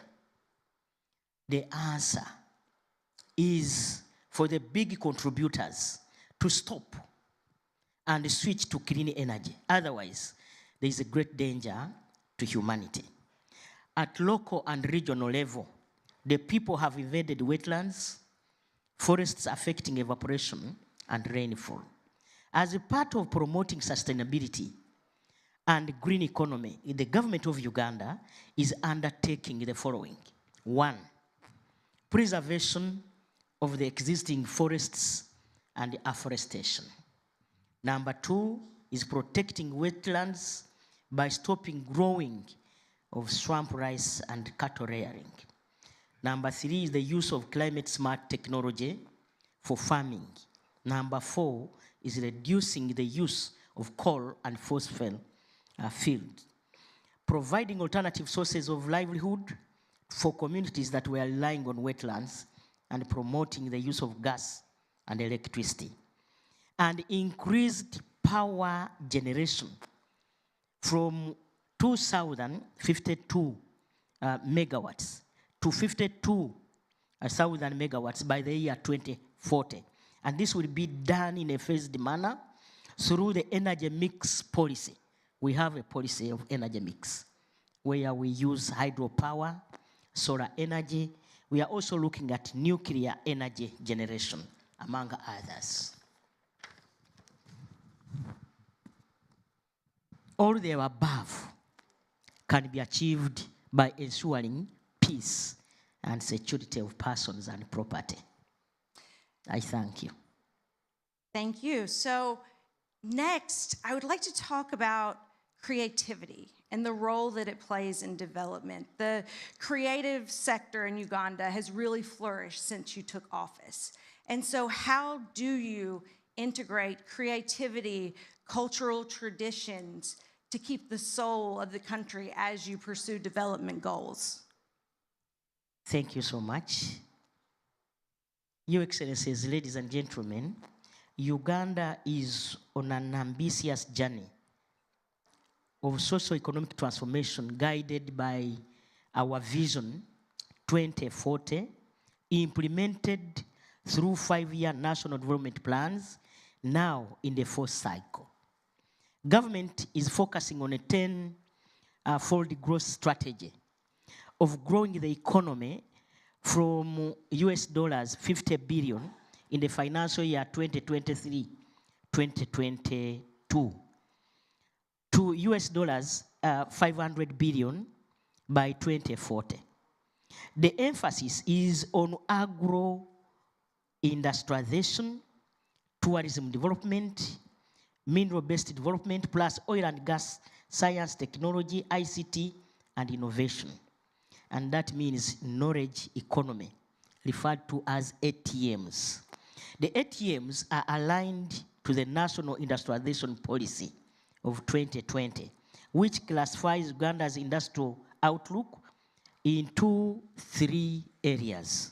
1, agro-based industries. 2, extractive-based manufacturing industries and knowledge-intensive industries, science, technology, ICT, and innovation, which is a catalyst for value addition in the other ATMs. Increasing productivity in subsectors of the above, a 3-fold in the next 15 years, has been the potential to generate about 2.5 percentage points of our GDP annually. At the heart of this journey is a recognition that human capital development across ATMs is crucial. Our youth are the greatest asset our country has, with over 75% of our population below the age of 30. This is therefore why we are integrating creativity, digital innovation, and entrepreneurship into national development to ensure sustainable economic and social cohesion. Using science, technology, and innovation, the country will increase the contribution of the knowledge-based goods and services by increasing domestic productivity, import substitution, and export to $136 billion to gross domestic product by the year 2040. Sometimes when we talk about development, it can be bureaucratic speak. It can sometimes seem to miss the human element. So when we're talking about this, how do governments keep their policies and their initiatives human-centric and keep the innovation available for all? I know that Uganda has a very rural population, so that's something that I believe over 70% of the country lives outside of the city. So how do you keep these developments accessible to all? The government of Uganda has relevant policies and legal frameworks conducive for innovation that are beneficial to human-centered, and we don't want to leave anybody behind in Uganda's development journey. And the following are our policies. 1, the creative industry policy. In 2015, we also have ratified the Uganda 2005 Convention on promotion and protection of diversity of cultural expressions. The Uganda National Culture Policy of 2006, the Uganda Registration Services Bureau, whose function, among others, is to promote, register, and protect businesses and enterprises, among others. Then the National Intellectual Property Policy that was enacted in 2019, aimed at stimulating and nurturing innovation and creativity for social economic transformation and growth of the country. The National ICT Policy of 2014, which aims at harnessing the potential of ICT to drive Uganda's social economic transformation. Well, with your leadership, hopefully Uganda's on a brighter path in the future and moving toward these goals of human-centric development. Thank you so much for spending some time with us today.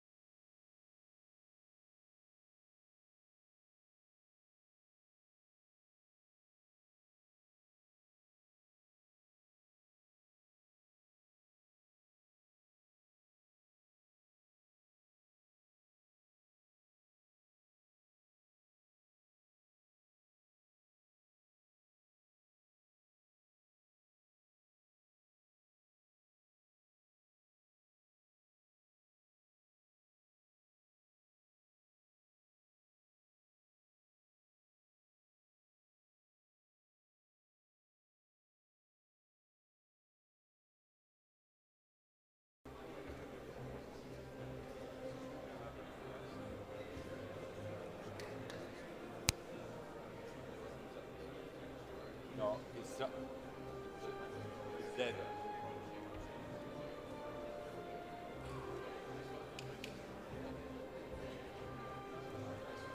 It's not that good. Yeah.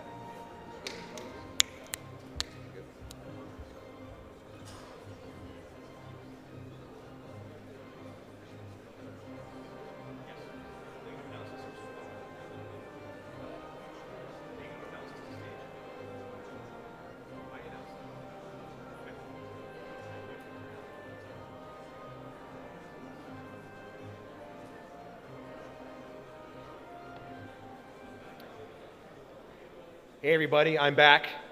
Our next panel, what role do governments play in shaping the tourism policies? And we're going to have an incredible group, experts in travel, experts in sport, experts in luxury hotels.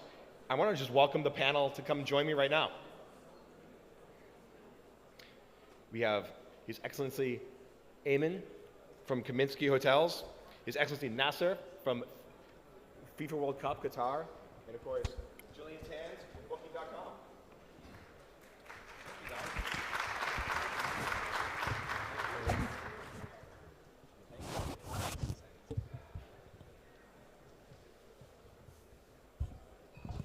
We have a great mix up here. First of all, we have sport, we have hospitality, we have travel, experts. Tell me, what is the state of culture and tourism right now in UC? You're next to me, so you get to go first, Your Excellency. All right. What are you excited about right now? I think the focus these days we see is on culture and experiences. I mean, the reality. We saw a few minutes ago, the whole world is talking about the Sphere in Vegas. Yes. And what's coming up in the UAE. We look at all of the hospitality companies, we look at all of the brands, you look at all of the governments, and the proposition is no longer a location, a destination. People are clearly spoiled for choice, and therefore it's now the experience, and that's why sports is back in, culture is back in, theater is back in, and so on. So I think experience, if the one word, the takeaway, the proposition is experience. So what experience can you sell? Wow. Your Excellency Nasser, you just told me off stage, 12 years building a sports festival, a travel festival, a world spectacle. And congratulations on getting a little bit of a rest. That is wonderful. What are you seeing right now in the world of sport? We're coming off the Super Bowl, which is, a mini World Cup. Like, what is the state of sports, of culture, and what does it mean for governments and for states? Thank you for having me on stage to share a little bit of my experience. And, I'm going to add to what my colleague Ayman has said. Right now we live in a very busy world, and there's a lot of content. Content has never been so easy to reach, and everybody is fighting for a slice of attention. And this is the key word. I think right now sports is changing, and people who are in the sports world are changing how they approach the sport, because it's become entertainment or something that's competing for people's attention. And it's not being consumed the same way. So now I think when we look, I'll speak from a sporting perspective, how we package a sport has to be completely different than, than how it's been done for centuries. And it's all about an experience for people that are going to be at the sporting event. And it's not enough just to make sure that, they're going to have to survive if the game is boring for 2 hours or for an hour, depending on what sport it is. You need to make sure that this experience is something that's memorable, because if you have one shot. Yeah. As a country, you need to build that reputation that if I'm going to take somebody's time and money and effort, I need to make sure that I give them a good product and a good experience. Wow. And Jillian, you have a truly global view of the world of travel, the world of experiences. What is on your radar right now? What is really kind of getting you jazzed up and excited? Yes, so I'm very happy that this is a theme here at the conference, because people often underestimate the enormous size of this industry. I think in 1950 there were 25 million tourist arrivals. Last year it were 1.3 billion. But if you think about what is still to come, there's 5.3 billion people that are going to have access to travel the upcoming time. Then you have remote work and extended stay, so people can work from anywhere, which is a trend will increase tourism. Plus our lives are much more digital, so we have much more time to travel. So I think that's why this topic is so needed to talk about, because you already see the reverse side of what this can do to destinations. And I live in Europe, and there in certain destinations you already see that people get a love-hate relationship with tourism, because on the one hand they earn money with tourism, but on the other hand their cost of living is rising in these destinations, so it's becoming much more complicated. What I see as trends is that you really see that people look for these authentic experiences. They really want to live as a local. You see that that really is something that people are looking for, make much more sustainable choices. You also see that people are expecting travel to be much more personalized, because travel in itself is still quite a complex topic if you think about finding your next destination to travel to. And I think people also expect much more smart solutions and digital solutions in travel. How do the three of you and the three of your industries all come together and work together? The way I see it, Your Excellency Nasser throws the party. He creates the reason to be there. Julian gets you there easily and in style. And then Your Excellency, Ayman lets you stay in an incredible experience. Like, it really is an ecosystem. How do you all work together? And does it happen organically, or do you all get together as industries when there's something like a World Cup or a Super Bowl or a great cultural experience? How do you guys all get together and make it all work? I mean, look, if you take a look at Germany's recent experience with the Euro finals, with regards to that, our hotels, yes, are hosting, but if you're only providing brick and mortar, if you're only providing rooms, shelter, you don't make it. You very simply don't make it. If you're not packaging it with the entertainment, if you're not packaging it with the ecosystem, if the booking mechanism, the payment mechanism, if all of that is not seamless, they won't come. I mean, you have to remember, right, in our parts of the world, whether it's sports or whether it's hospitality or otherwise, we're dealing with wants and not needs. So because you're dealing with wants and not needs, if the amount of friction, if the nuisance is above a certain threshold, you're not going to do it. You're not going to take your kids on a flight if there's queues, if there's a lot of traffic, if the payment requirements are very, very difficult and so on. So, I mean, you see the likes of Viagogo now with theaters and sports and so on and so forth. You see the likes of bookings, etc. So if it is not seamless, again, I go back to we're spoiled for choice. If you don't provide them with a seamless, interactive, packaged experience, they simply won't come. Yeah. So by virtue of that, we have to partner. I mean, there's no choice. So we either all make it or we don't. Oh, very cool. What do you all think? No, I agree. I agree with what Ayman said, and it's important. I mean, I can only speak on from my experiences, and we had to work to make it a success, and we knew that. I mean, we had discussions with booking, we had discussions with all the airlines in the region to make sure that they provided enough flights. We discussed on immigration, how we can make immigration easier. I mean, there were deliberate discussions and meetings to make sure that people from the region can get in and out of the country seamlessly and as quickly as possible. We wanted to make sure that accommodation was made as available as possible. We did have issues in speaking to booking and other platforms, because there was a lot of issues around data collection and so forth. But the point I'm trying to make is you wouldn't have been able to make something that large successful without collaborating with the different entities to make it successful. How about you, Jillian?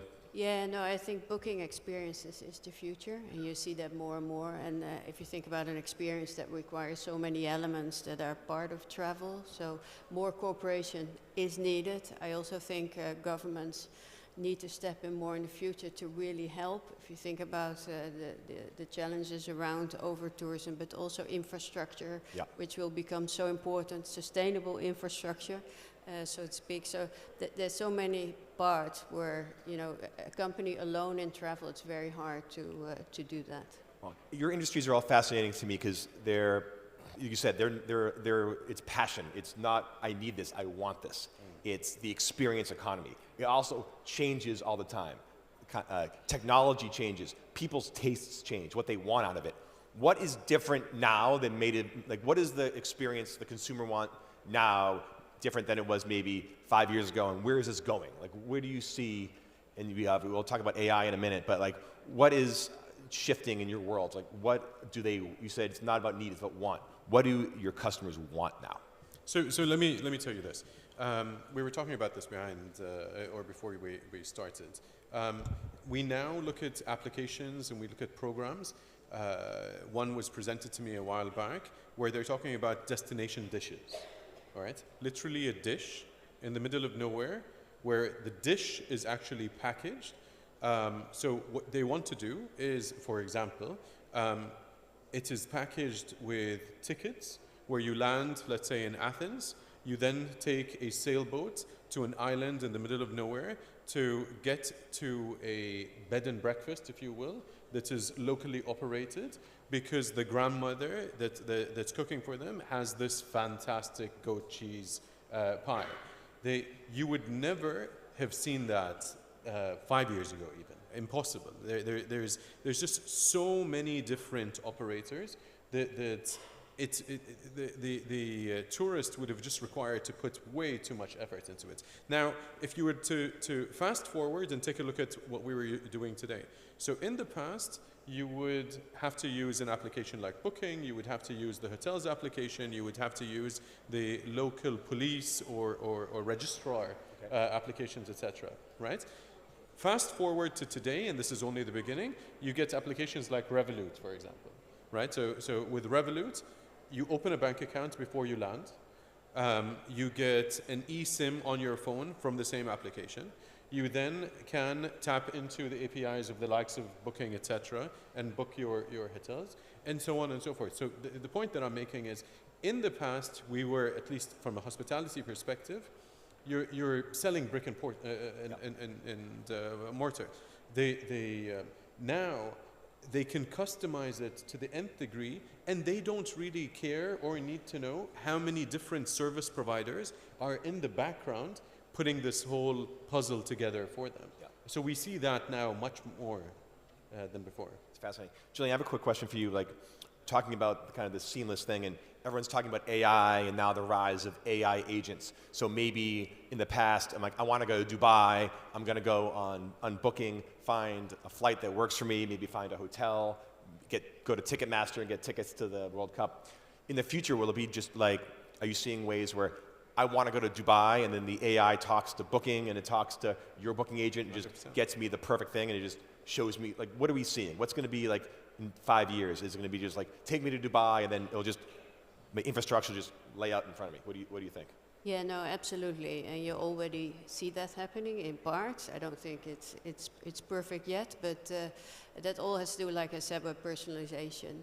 If you think that there's different elements, right? The first thing is, how do you make the best selection for your next trip? And how can we make that easier? Because today people still spend more time thinking about where they're going next than being on the holiday itself. So you see there's so much more to gain, that also these algorithms understand where do you like to go, what do you like to do, right? And you see more and more that systems actually know that. They don't need to ask you anymore, do you want a 4-star hotel? Or do you want to eat in this type of restaurant? You see more and more that the systems know that already, so they can give you really good choices. And you see that on Booking as well, where landing pages are completely different per person. Then if you think about finding and booking and accommodation, that has changed a lot in algorithms, AI, but you see a lot of development in digital assistants. And that's where it makes travel really easy, because still people don't know where to go, or they don't know how to travel from the airport, and these digital assistants can give you instant answers to these type of questions. So you see that is at the beginning, but I think it has huge potential for travel. It's fascinating. Your Excellency Nasser, like sports, just when you think sports can't get bigger, they're getting bigger. I mean, in the world of streaming, in the world of social media, sports is the only thing that people now watch live. And at Forbes, we value all the sports teams, and the NFL teams and the soccer teams are never been higher. Thankfully now, in America, women's sports is getting the attention and the money they deserve. Where is sports going for you, and what do you think Like, what does a sport mean to a government? What do sports mean to a city and an economy? Sports is going to continue growing as a major contribution to any country that wants to grow its experience economy or its tourism economy. And you know, I mean, the sad thing is now sports are growing so big, it's putting a lot of pressure on the athletes. So I think there's something that needs to something's going to break pretty soon. I think it's going to re-regulate itself again. But I think look, some sports, U.S. sports, are doing a very good job at packaging their sports into entertainment, and I still think that there's a lot of room and a lot of scope for football or soccer to catch up to what the Americans are doing with their sports. So, look, there's a lot of room for expansion, and I think we're only going to see it get bigger. Well, you know, we are at the World Government Summit, the big G in the WGS. What do you think? What can government leaders, whether it's national, whether it's local, state, what can they do to make all of your lives easier and to really further expand, you know, the cultural experiences, the tourism, the travel? Like, what, if you had the magic government wand, if you guys are all in charge, what would you do to boost your businesses and just boost the culture that comes out of what you guys build? I mean, look, the very, very simply, it's nuisance, right? It's minimizing nuisance. You're dealing with a want, not a need. You're not asking for people to come because they need to come. It's a joy. It's an experience, like my colleague Nasser had said. So because of that, every touch point has to be frictionless. It really does have to be frictionless. So the argument is predictable time, predictable cost, predictable outcome. Yeah. So what you want to do is you want to know that you can send in the application for a visa, for example. It's going to cost X amount, and within 24 hours, you're going to get it. If you don't have that, you don't have anything. Again, we're spoiled for a choice. Because we're spoiled for a choice, if you go to a city or a state where the buses don't run on time, you don't want to take the buses. If the planes don't run on time, you don't want to take the planes. So government needs to work, and I think what they've done in the Emirates here is fantastic because they actively do this. They actively, there's a feedback loop that they work on to make sure that you minimize the nuisance. So pinpointing where the nuisance is and trying to lower bureaucracy and so on. I'll give you one very, very simple example. I mean, we had a session at the board of directors where we were chatting about certain cities in Europe where the price that you have to pay for the room, the VAT on the room, is different than the VAT on the room whether you're allowed to use the pool or not. How could you possibly try to explain that to one of the customers? It's assumed that everybody gets access to the pool if you're staying at the hotel. And so, again, bureaucracy sort of kills this. And if you turn that check-in or sales experience into a long, protruded experience, nobody will click buy at the end. Just very simply. By the way, there's no good swimming pools in New York. No good swimming pools. Yours is Nasser. How did you, with you obviously with Qatar and the World Cup? What were your learnings with, you know, because this was a full-on government effort. Like, how did that? What was easy? I mean, what did the government do to make it easy, and what could have they done better, or any government can do better? Look, I think as difficult of a task it was for a country like Qatar and as small as Qatar to host the World Cup, but I think it was a very good case study for a government to see firsthand how you need to change your mindset and your approach. And you know, I'm not going to repeat what Ayman said because he said it beautifully, but it's about how do you change your mindset to become customer-centric, and how do you make sure that your product, which is your country, your hotels, your infrastructure, your airline, your airports, and the content that you're providing with them, which in our case was the World Cup, how do you make it a product that will make your country more attractive? And it goes into all the details, the touch points. So it's really changing mindset and making sure you really try to get rid of as much bureaucracy as possible and having everybody work off of the same musical notes, you know, so to speak. Gillian, you've worked with every government in the world. Yeah. What are the high notes? Who does it best? And like, what are best practices from your amazing global view? Well, I think there are three elements that are super important. The economic model, so make sure there's less leakage. So more profits are being reinvested into communities. Everywhere you see that happening, that really stimulates and it works. The second part, I think, is about gathering data. You see in Venice, for instance, they're starting to charge to get into the city. But it's not about earning money, but it's about how do you gather data around, you know, managing these visitor flows better, etc. And the third part is around skills and learning, because we need 100 million jobs in the future. So I think that's also where governments can truly help to facilitate that. So actually local people also end up getting these type of jobs in the industry. But these three parts for me are super crucial to make it work. Oh, that's fascinating. We have 1 minute left. I'm going to quick lightning round. I want each of you to give me one big jaw-dropping prediction about your businesses in the next 3 years. I think as far as the IT is concerned, I don't think that anybody will care about the apps anymore.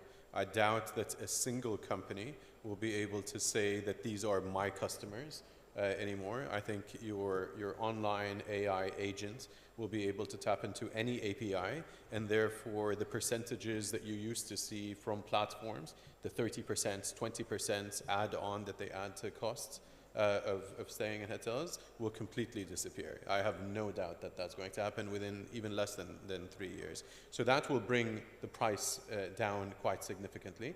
And then I think the next point is we're going to be competing based on experiences. And the reality is the governments that cooperate with hospitality providers to be able to lower the nuisance, they will be the winners. One last point as well is something that we've seen. The cities that win are the homogeneous cities and not the heterogeneous cities. Nobody wants to go to an international city anymore. People want to go to Japan for the Japanese experience. They want to go to Qatar for the Qatari experience. They want to come to Dubai for the Dubai experience, and so on. And so these mega cities no longer pull in the numbers that they used to see. So those 3 points are mine, to be honest. That's very cool. Your Excellency? I think we will very soon witness a sporting event that will be born that is going to be bigger than the World Cup or the Olympics. Ooh, what's a sport? That's all I'm going to say right now. I'm from America, so I'm going to say lacrosse. What do you think? No, curling. Curling. There we go. I like that. Jillian, you have the final word. Final word. Well, that travel is more sustainable so that generations to come can still enjoy these beautiful places in the world. That's a great place to end on. Great end. I want to thank this amazing panel. I want to thank all of you. Cheers.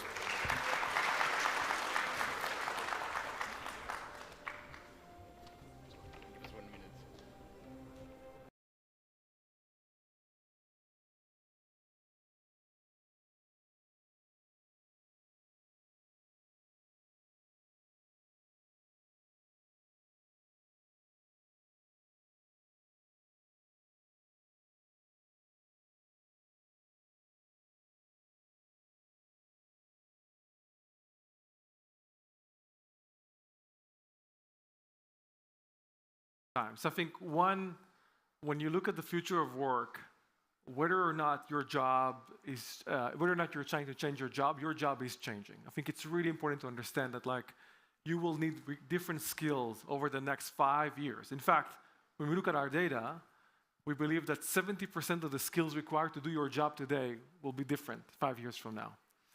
So the part that I'm nervous about is people actually starting to pick up and understanding that they have to be very adaptive to it. On the flip side, I do think it presents a whole idea of meritocracy. I think the notion around people taking control of their career, being able to build the skills they need, have access to the tools, will allow them to actually build whether it's businesses they want, experiences they want, but they have to keep up. So I think if the gap between where technology is advancing and education at the same time will be in a phenomenal place. But if technology is far advancing and education is not, then I think we'll see greater inequality. Yeah, I would say, I mean, any panel where anybody's talking about the next 5 years, the word AI is almost certainly going to come up. And I think for us, that's actually a powerful and a big opportunity. A lot of the investments that we're making today are in supporting people who become independent consultants. If you become independent, it's really hard. You need to figure out, do I set up a legal entity? How do I handle my bookkeeping? How do I handle taxes? How do I deliver my work effectively? You need access to research databases. You need access to deliverable support. A huge thing we've been doing is building out tools that give consultants the ability to step out of a consulting firm but still deliver as if they're still at one. But I think the biggest opportunity is to leverage AI to give them much more leverage and support. Because the entire consulting business model is built on designing a good methodology and using analysts to deliver the work. But if AI, combined with other sources of data, can replace the role of the analyst, I think that actually allows one individual to deliver in such a more impactful way than if they were at a firm. To build on both of these points of view, we believe in the next 5 to 10 years, the idea of having a CV, having a profile, will change quite dramatically. It will all be contextual. So who am I based on the challenge that I'm fed? What is that in my background that needs to really come out because I'm now speaking to an executive in an X type of company specifically focused on solving the Y challenge that they have.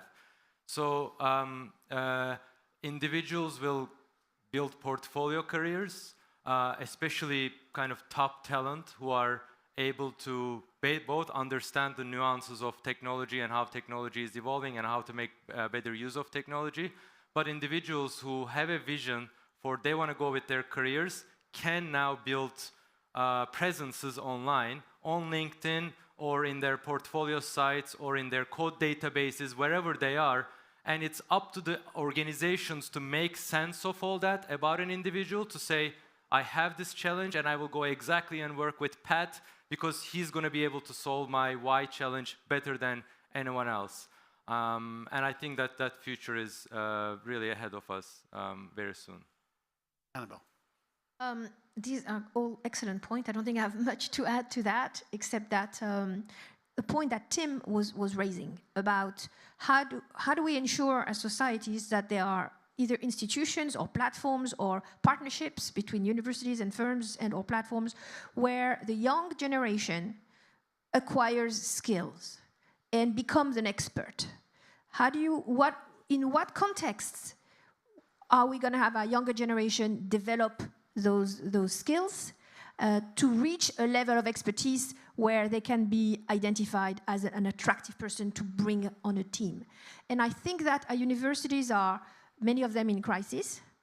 I think that the evolution of how to bring the population to gain more skills, I think, is a complementary question to how these types of platforms are changing.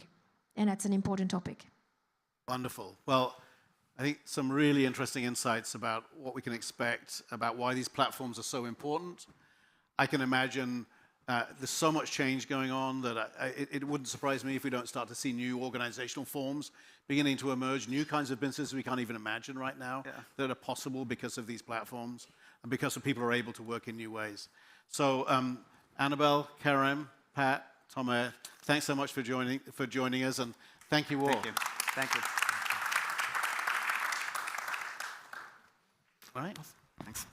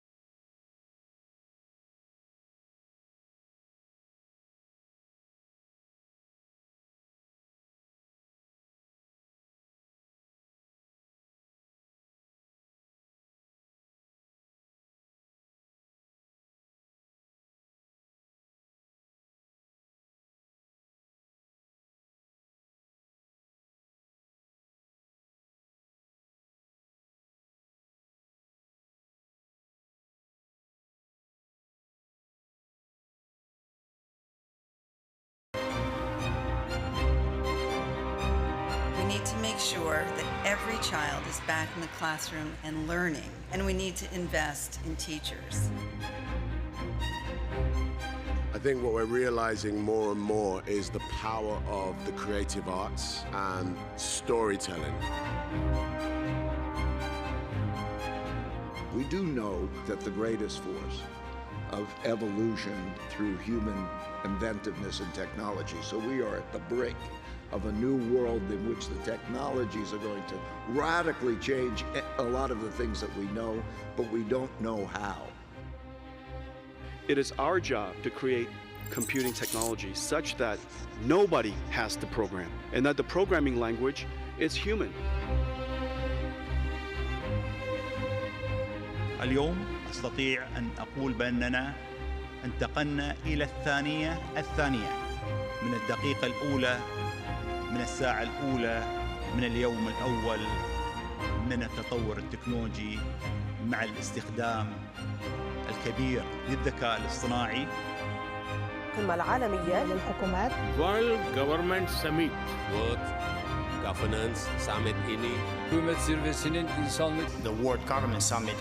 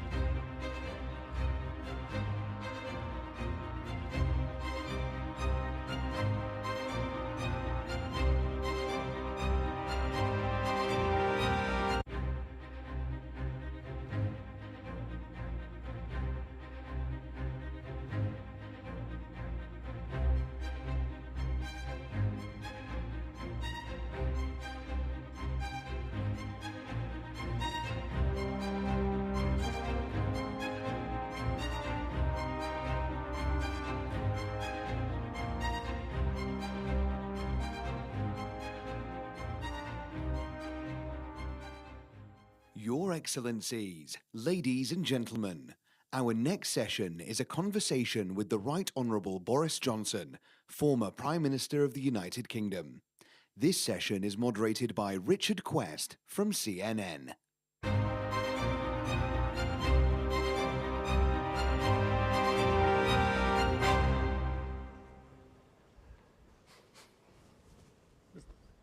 Johnson? Thank you, Richard. Now, we are the first session of the day. Fantastic. We'll wake everybody up then. So, everybody's Good. expecting us to deal with all the difficult issues. We have a good half hour, which is plenty of time. Bags of time. To get into all sorts of trouble. Bags of time, yes, I'm sure.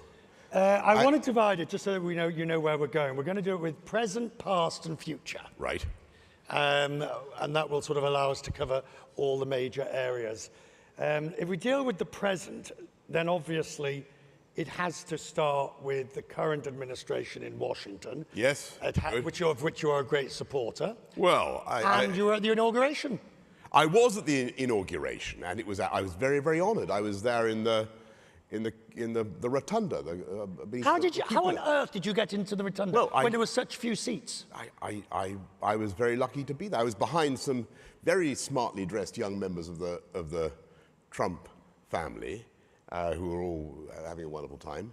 And I was in the church service before. I was in the same row. It's absolutely true. You can see the photos. I was sitting next to Jeff Bezos, Mrs. Bezos. Actually, I was sitting next to Mrs. Bezos, Jeff Bezos, Mark Zuckerberg, Tim Cook, and Elon Musk. And I was considerably bringing down the net wealth average. Why do you think you were invited? Well, I think because, look, I'm sympathetic to many of the things that I think Donald Trump is trying to do.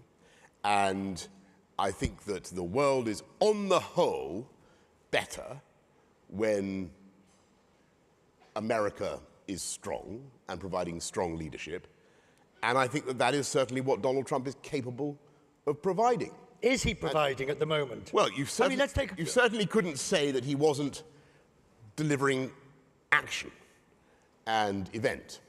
And there's plenty of things going on. Whether I agree with absolutely everything that he's doing is another matter. All right, I'll go for it. Everybody wants me to say the word, so I'll just say it. Gaza and his plan for Gaza. Well, look, what's happening in Gaza, what has happened in Gaza is an absolute tragedy.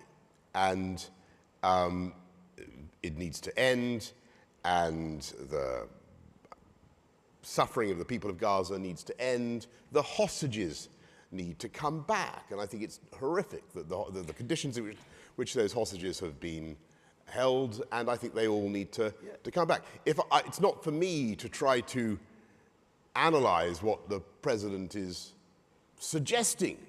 You know where I'm going with this. Yeah, no, go on. I don't mind. You fire ahead. You fire ahead. I don't think plainly that it is. You know, I actually happened to be giving a speech in Florida the other day, and I looked at the beach at Mar-a-Lago, and I thought this is absolutely a fantastic place if you wanted to resettle, you know, millions of people from the Middle East. Absolutely beautiful. Lots of space here, but it's not going to happen because somebody else owns it, and Gaza is in law. Owned and occupied by people who have a right to be there. So that is not going to But it's happen. destabilizing to suggest it. When you've got, for example, King Abdullah, you've got the Egyptians, and you're threatening aid. Whether or not this is just open thought, let's have a wonderful thought about what might happen. It's destabilizing. Well, but what Hamas did, frankly, was destabilizing. And I think that the problem in Gaza, to be, you know, since we're being very, very candid with each other in the privacy of this audience of 4,000 people, frankly, you can't go on with a situation in which you have a Gaza ruled by a government that wants to exterminate Israel, and it's not for me to try to analyze what the president is saying, but I think he's inviting everybody to say, well, look, this place plainly does have great potential. it does have a wonderful location. What is it? What is this failure? And it's a failure of governance. And this is a World Government Summit, right? The tragedy of Gaza, in my view, there are many tragedies, but one of them is that it is not, to put it mildly, a model of sensible municipal government. Is it? That's one way of putting it. Right?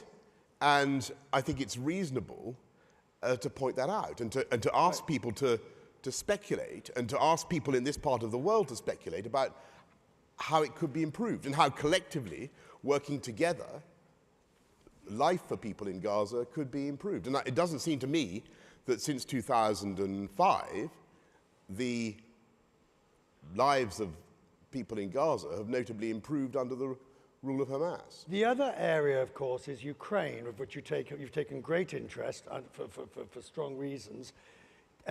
We've got the US Secretary of Treasury going there to try and sign up $500 billion worth of rare earth minerals, which seems to be the quid pro quo for the military aid that's been given.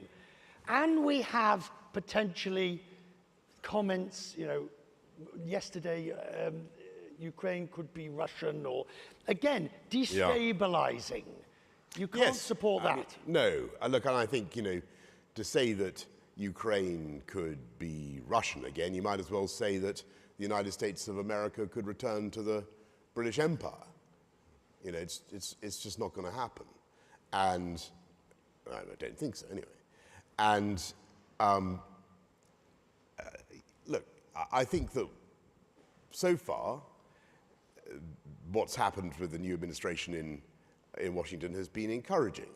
There hasn't been an instant capitulation to Putin, which I think would have been a disaster.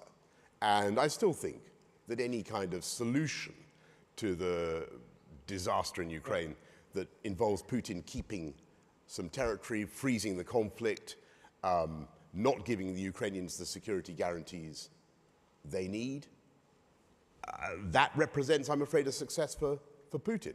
I don't think that Donald Trump is going to want that. Do you think eventually... And I think actually he's being very clever, and I think he's trying I think he's thinking very hard about how to deliver the right result for the West and for America and for himself. In a battle of wills between Putin and Trump, who wins? Look, overwhelmingly, the United States is in the stronger position. And I hope, for the sake of freedom for But you don't think Donald Trump's going to abandon Ukraine? I really, really don't see how he can do that. And I think that is basically what has happened, Richard, in the last sort of, couple of months. I think that people in the Trump administration are focusing very hard on Ukraine, and they're seeing that the solution that they thought they could come up with kind of last summer, you remember there was talk about freezing the conflict, having a long border that was monitored, but basically not giving Ukraine any sense of where it was going. That won't work. Ukraine is... The solution to Ukraine is not about geography, it's not about territory, it's not about drawing a new line on the map and saying, okay, Putin, you keep this, Ukraine, that won't work. It's about identity and it's about destiny. And the Ukrainians want to be free. And we've learned no solution that ignores that point can work. In both cases of Gaza and in Ukraine, we're at risk of not learning from history that you can't just rewrite borders and move people and expect it to work 30, 40, 50 years down the road. I completely agree with that. And I think that, Gaza is a terrible, terrible problem. We've discussed that issue. I think that, but there is no easy solution there. There really is not. And the Palestinian people do deserve to have the state that they've been promised for decades. But you've also got to accept that Israel can't be expected to live side by side with people who are literally vow to eradicate them from the river to the sea. You talk about, a moment ago, about municipal government. You know something about that, Mayor of London, obviously Yes. Prime Minister. Does good government and governance mean you really shouldn't be doing the sort of things Elon Musk is doing? No, which is pulling things down, USAID, Department of Education, Consumer Protection Board, without having a plan for what's going to replace it. No, I think honestly, that's sort of all the things that are happening now in the United States. I think that's the one we need to have it. We need to have a recognition in European democracies, in the UK, that we are spending far too much taxpayers' money without achieving the objectives that we promise the people that we're going to deliver. And I think to go through budgets line by line and take out waste is completely right. Is it right that somebody who is neither elected nor confirmed with the advice and consent of the Senate, you're familiar with the system? Yeah, look, I mean, you will remember, Richard, that when Mrs. Thatcher came in 1979, she had a guy called Derek Rayner, who was chief executive of Marks and Spencer, who came and did the same thing for UK government. It wasn't as far-reaching as Elon Musk, but the principle's the same. Did you ever wish to do something similar when you were... Yes, I did. So why didn't you do it? I did, because we had this thing called COVID, which was a total nightmare, and which necessitated, tragically, a huge expansion in state power, but also state spending on furlough and many other things. And I think that what we need to do now in the post-COVID environment is move away from that kind of state interference and state spending. And I actually think that's what people want us to do. They really do. So I think Elon is on the right track. I really do. I like the thing where he went in with his son. Or was it his son? Yes, on his shoulders. Yeah, that was fine. I think that was good. You didn't think it was a model of parenthood. Really? Yeah. Well, I think he's showing that you can take your kids to work or something like that. Does it not look, you have the president at the desk, Elon Musk behind, power behind the throne, the puppet master? I don't think so. Well, I don't think so. I think that, look, it's so difficult to get change in government. It's so difficult to cut government spending. The cutting $1 billion is cutting £1,000 from 1 million people, right? Cutting government spending is, you need to have a lot of attack. And I think he's doing, and by the way, I thought what he said about the 50 million condoms going to Mozambique or whatever, that was completely right. It is entirely reasonable to look at some of this expenditure and to wonder. But you don't look at it by closing it all down. Surely the reasonable way, all right, I've said the word reasonable, way is to look at the whole thing and then decide, not slash and burn. Or are you saying slashing and burning is the only way to get the result? Well, I think that you've got to move fast, and the new presidency is on the clock now, right? It's got 4 years. This is it. And they've got to move fast if they're going to achieve something. And I think that when it comes to overseas expenditure, there is a overseas aid has yes, it's a relatively small amount of government spending, but a lot of it, frankly, is wasted. And Mozambique, I happen to know, sub-Saharan Africa, probably the literacy rate, the female literacy rate in Mozambique is probably about 50%, right? The male literacy rate will be about 70% or even higher. And that is the problem. The way to fix poverty in the developing world is to get the men, and it's the men who run these countries, right, to educate their daughters and to insist. Right. And that will fix it. All the societies which have invested in female education see massive improvements. Like this part of the world. Like this part of the world. See massive improvements in prosperity. And if there is a Swiss Army knife for global governance, which is what we're talking about, it would be that. Rather than spending huge sums on highly paid executives in white Toyotas, air-conditioned Toyotas, to drive around Africa, I would ban all representatives of governments from international conferences or whatever until they educate their girls. That's all they need to do. It's the number one thing. You talked about your time in government and what you did and could not do. And obviously, as you reflect on that, we are at the World Government Summit. The criticisms of you, most recently, of course, by your former chief, Dominic Cumming, are fairly brutal. Do they hurt? Honestly, I missed the most recent stuff. I'm afraid, it's water off a duck's back. It says basically that you came into power, you thought you were the king, and therefore you didn't need to make the changes. You didn't need to be an Elon Musk.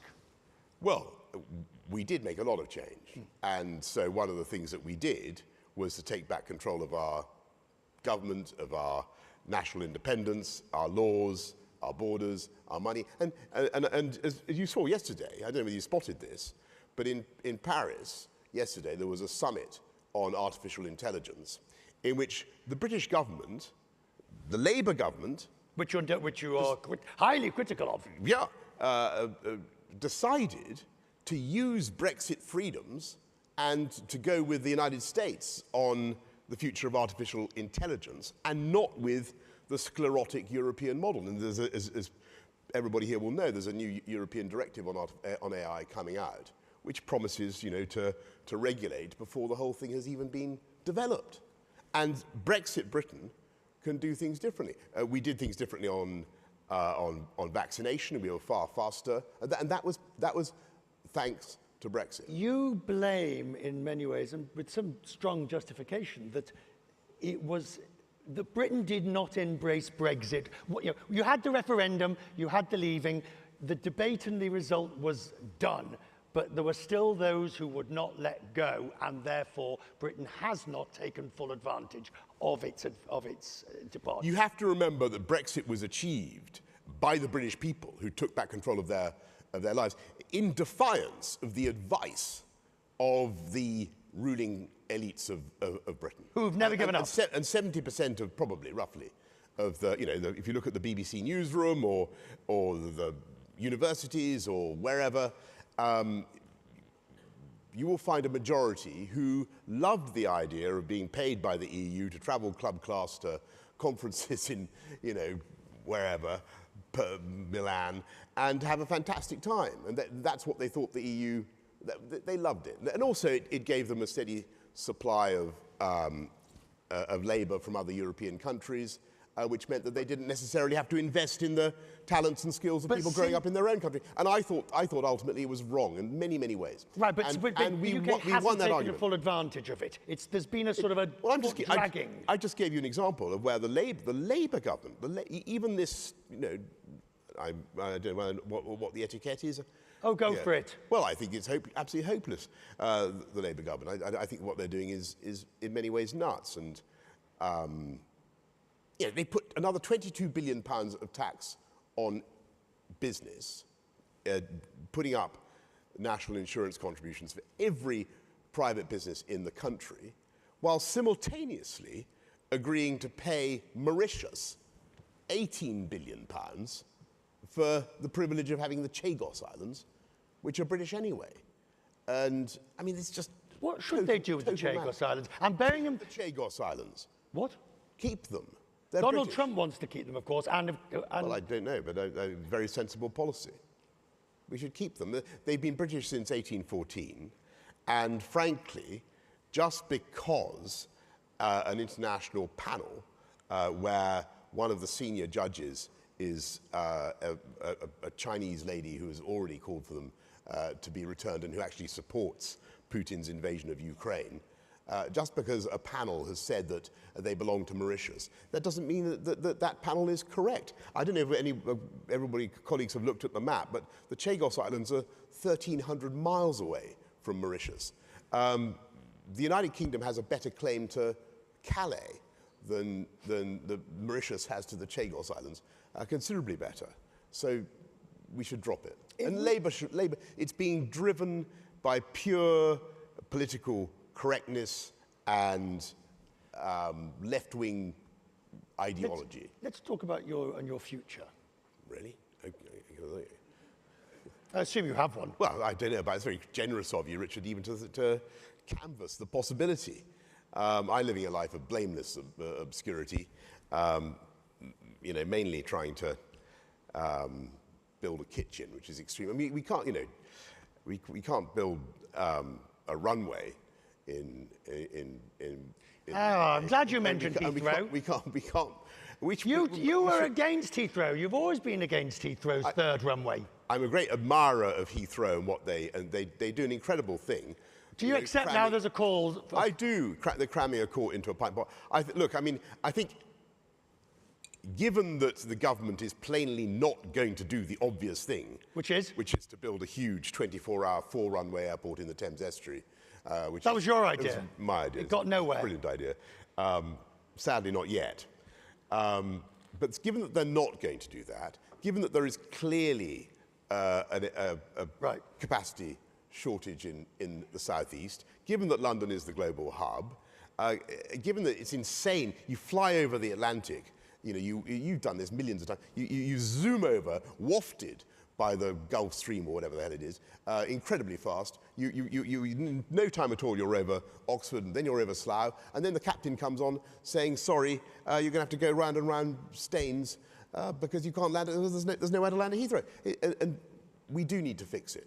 We do need to fix it. So, I've reluctantly come round to it, but what I doubt, I know this is a terrible thing, I doubt that with the current regulations, the current way we do things, we'd get it done in a reasonable time. So look at what this country's done in the last 17 years since I first started talking about more runways in London. I mean, how many runways have they built here? Well, they're about to, more new airports. New airport, look at it, it's incredible. So let's talk about you and your future, even though you don't want to. Well, do you still aspire to office?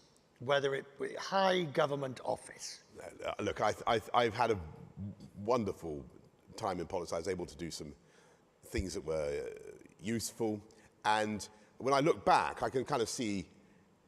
Don't divert. No, with respect, don't divert. Do you still want to go into office of some high government office, whether it be with Conservatives or Reform?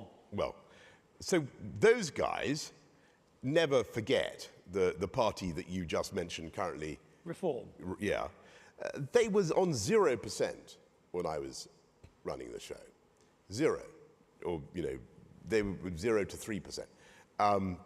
And the answer to any political problem, when you can't make yourself more attractive to the electorate as a political party if you try to glomp on, monkey glands from some other political party, or to try to cannibalize the strength of another party. That won't work.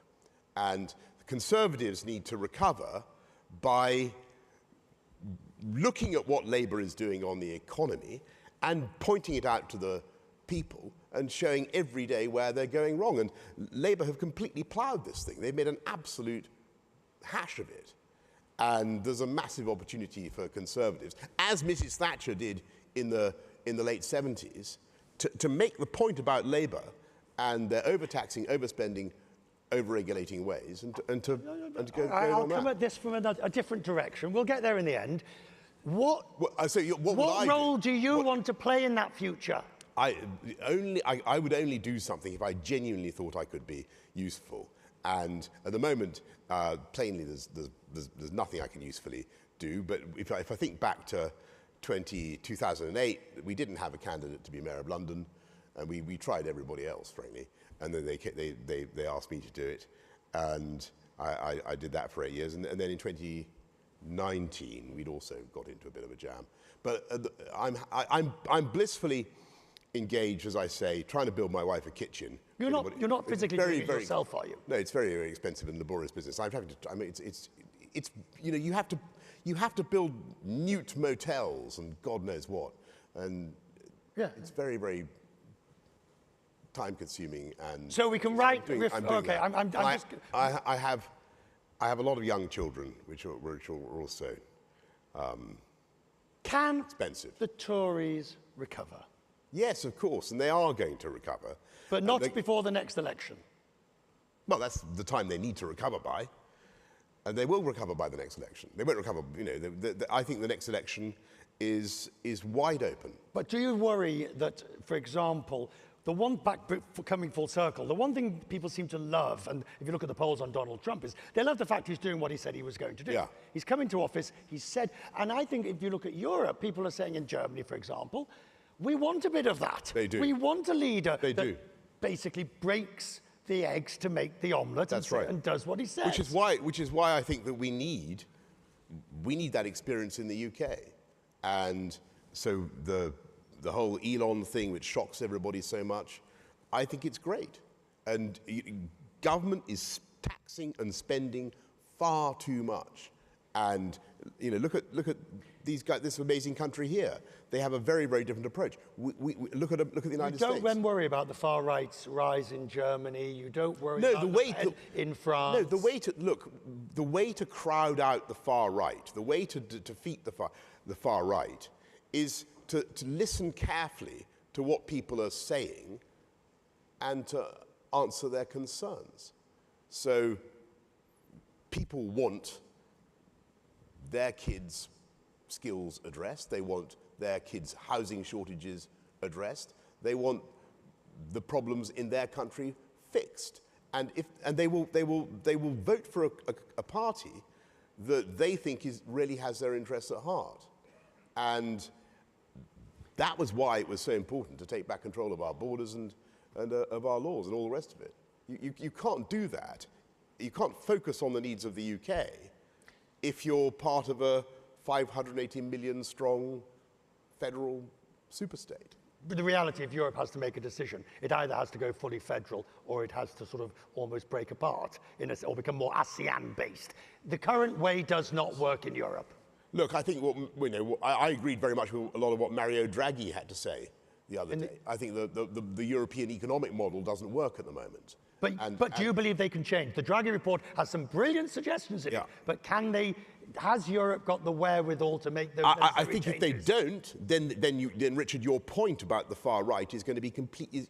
People will look for people who will break the China and give them the solutions that they want, and that would be a mistake. As we come to the end of this time, were there moments in government or even you're running up as the mayor or as prime minister or opposition where you just wanted to hit your head against a brick wall because you couldn't get anything done? You just thought this is barking. Yes. Yeah, there were many, and but you know we also did a huge amount, and I think that what you learn about government in a mature democracy like the UK is that there are lots and lots of vested interests that are trying to stop you. Is there a deep state? Well, I think that's probably in the sense that there's an organised. There's definitely too much bureaucracy, and so what Elon Musk was saying last night in the Oval Office, I'm afraid rang a bell with me. We do have a problem in democracies that people vote for change and then find that they don't get it. And unless they get the change they vote for, they will vote for more extreme parties. And that's why Democrats have got to respond. And whatever you say about Donald Trump, and you know a lot of people are very critical of him, he fought for 4 solid years to get those votes. And he won that election fair and square. And there are plenty of countries in the world where the outcome of elections are pretty well preordained. Russia or China or North Korea, wherever, right? Mm-hmm. Everybody knows what's going to happen in the elections. Nobody knew.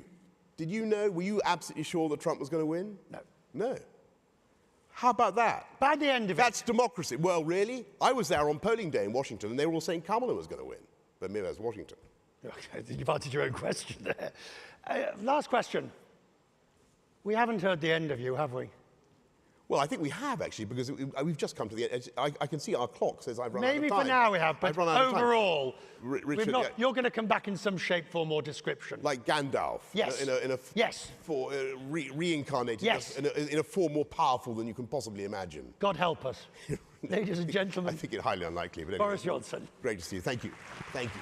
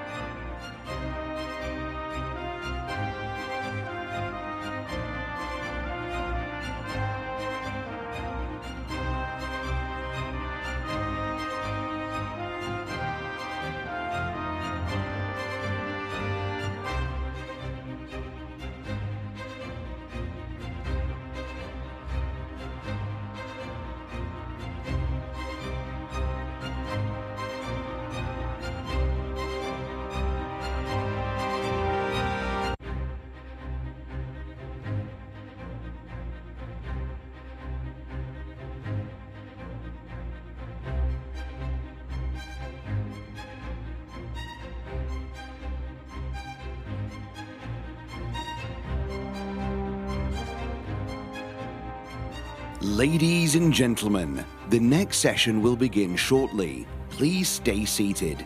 Thank you.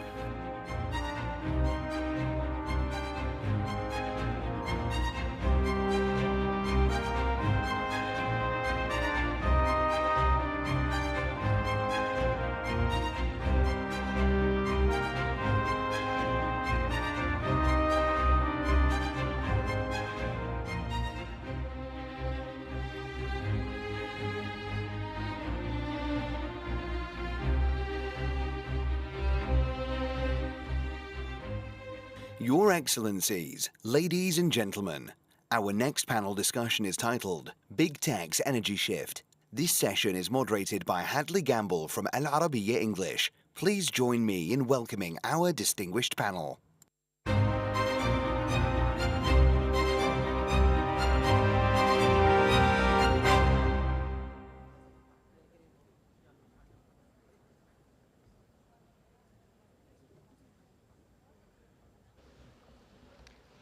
Once again, good afternoon, everybody, and welcome once again to the World Government Summit. My name is Hadley Gamble. I am the Chief International Anchor for Al Arabiya, as well as a columnist and writer for Semaphore. It's fantastic to be joining you all today to talk about something that I think all of us are going to be keeping a very, very close eye on in the coming years. I'm joined by the CEO of Schneider Electric, Olivier Blum, as well as His Excellency Suhail Mazrui, the Minister of Energy here in the UAE. Gentlemen, I want to kick it off by asking you to give me your thoughts on where we are today, given DeepSeek. Does that in any way, Your Excellency, change the UAE's plans for nuclear energy? Well, first of all, we need to look at technology with optimism, and we need to look at anything that has to do with AI and open sourcing with also more optimism.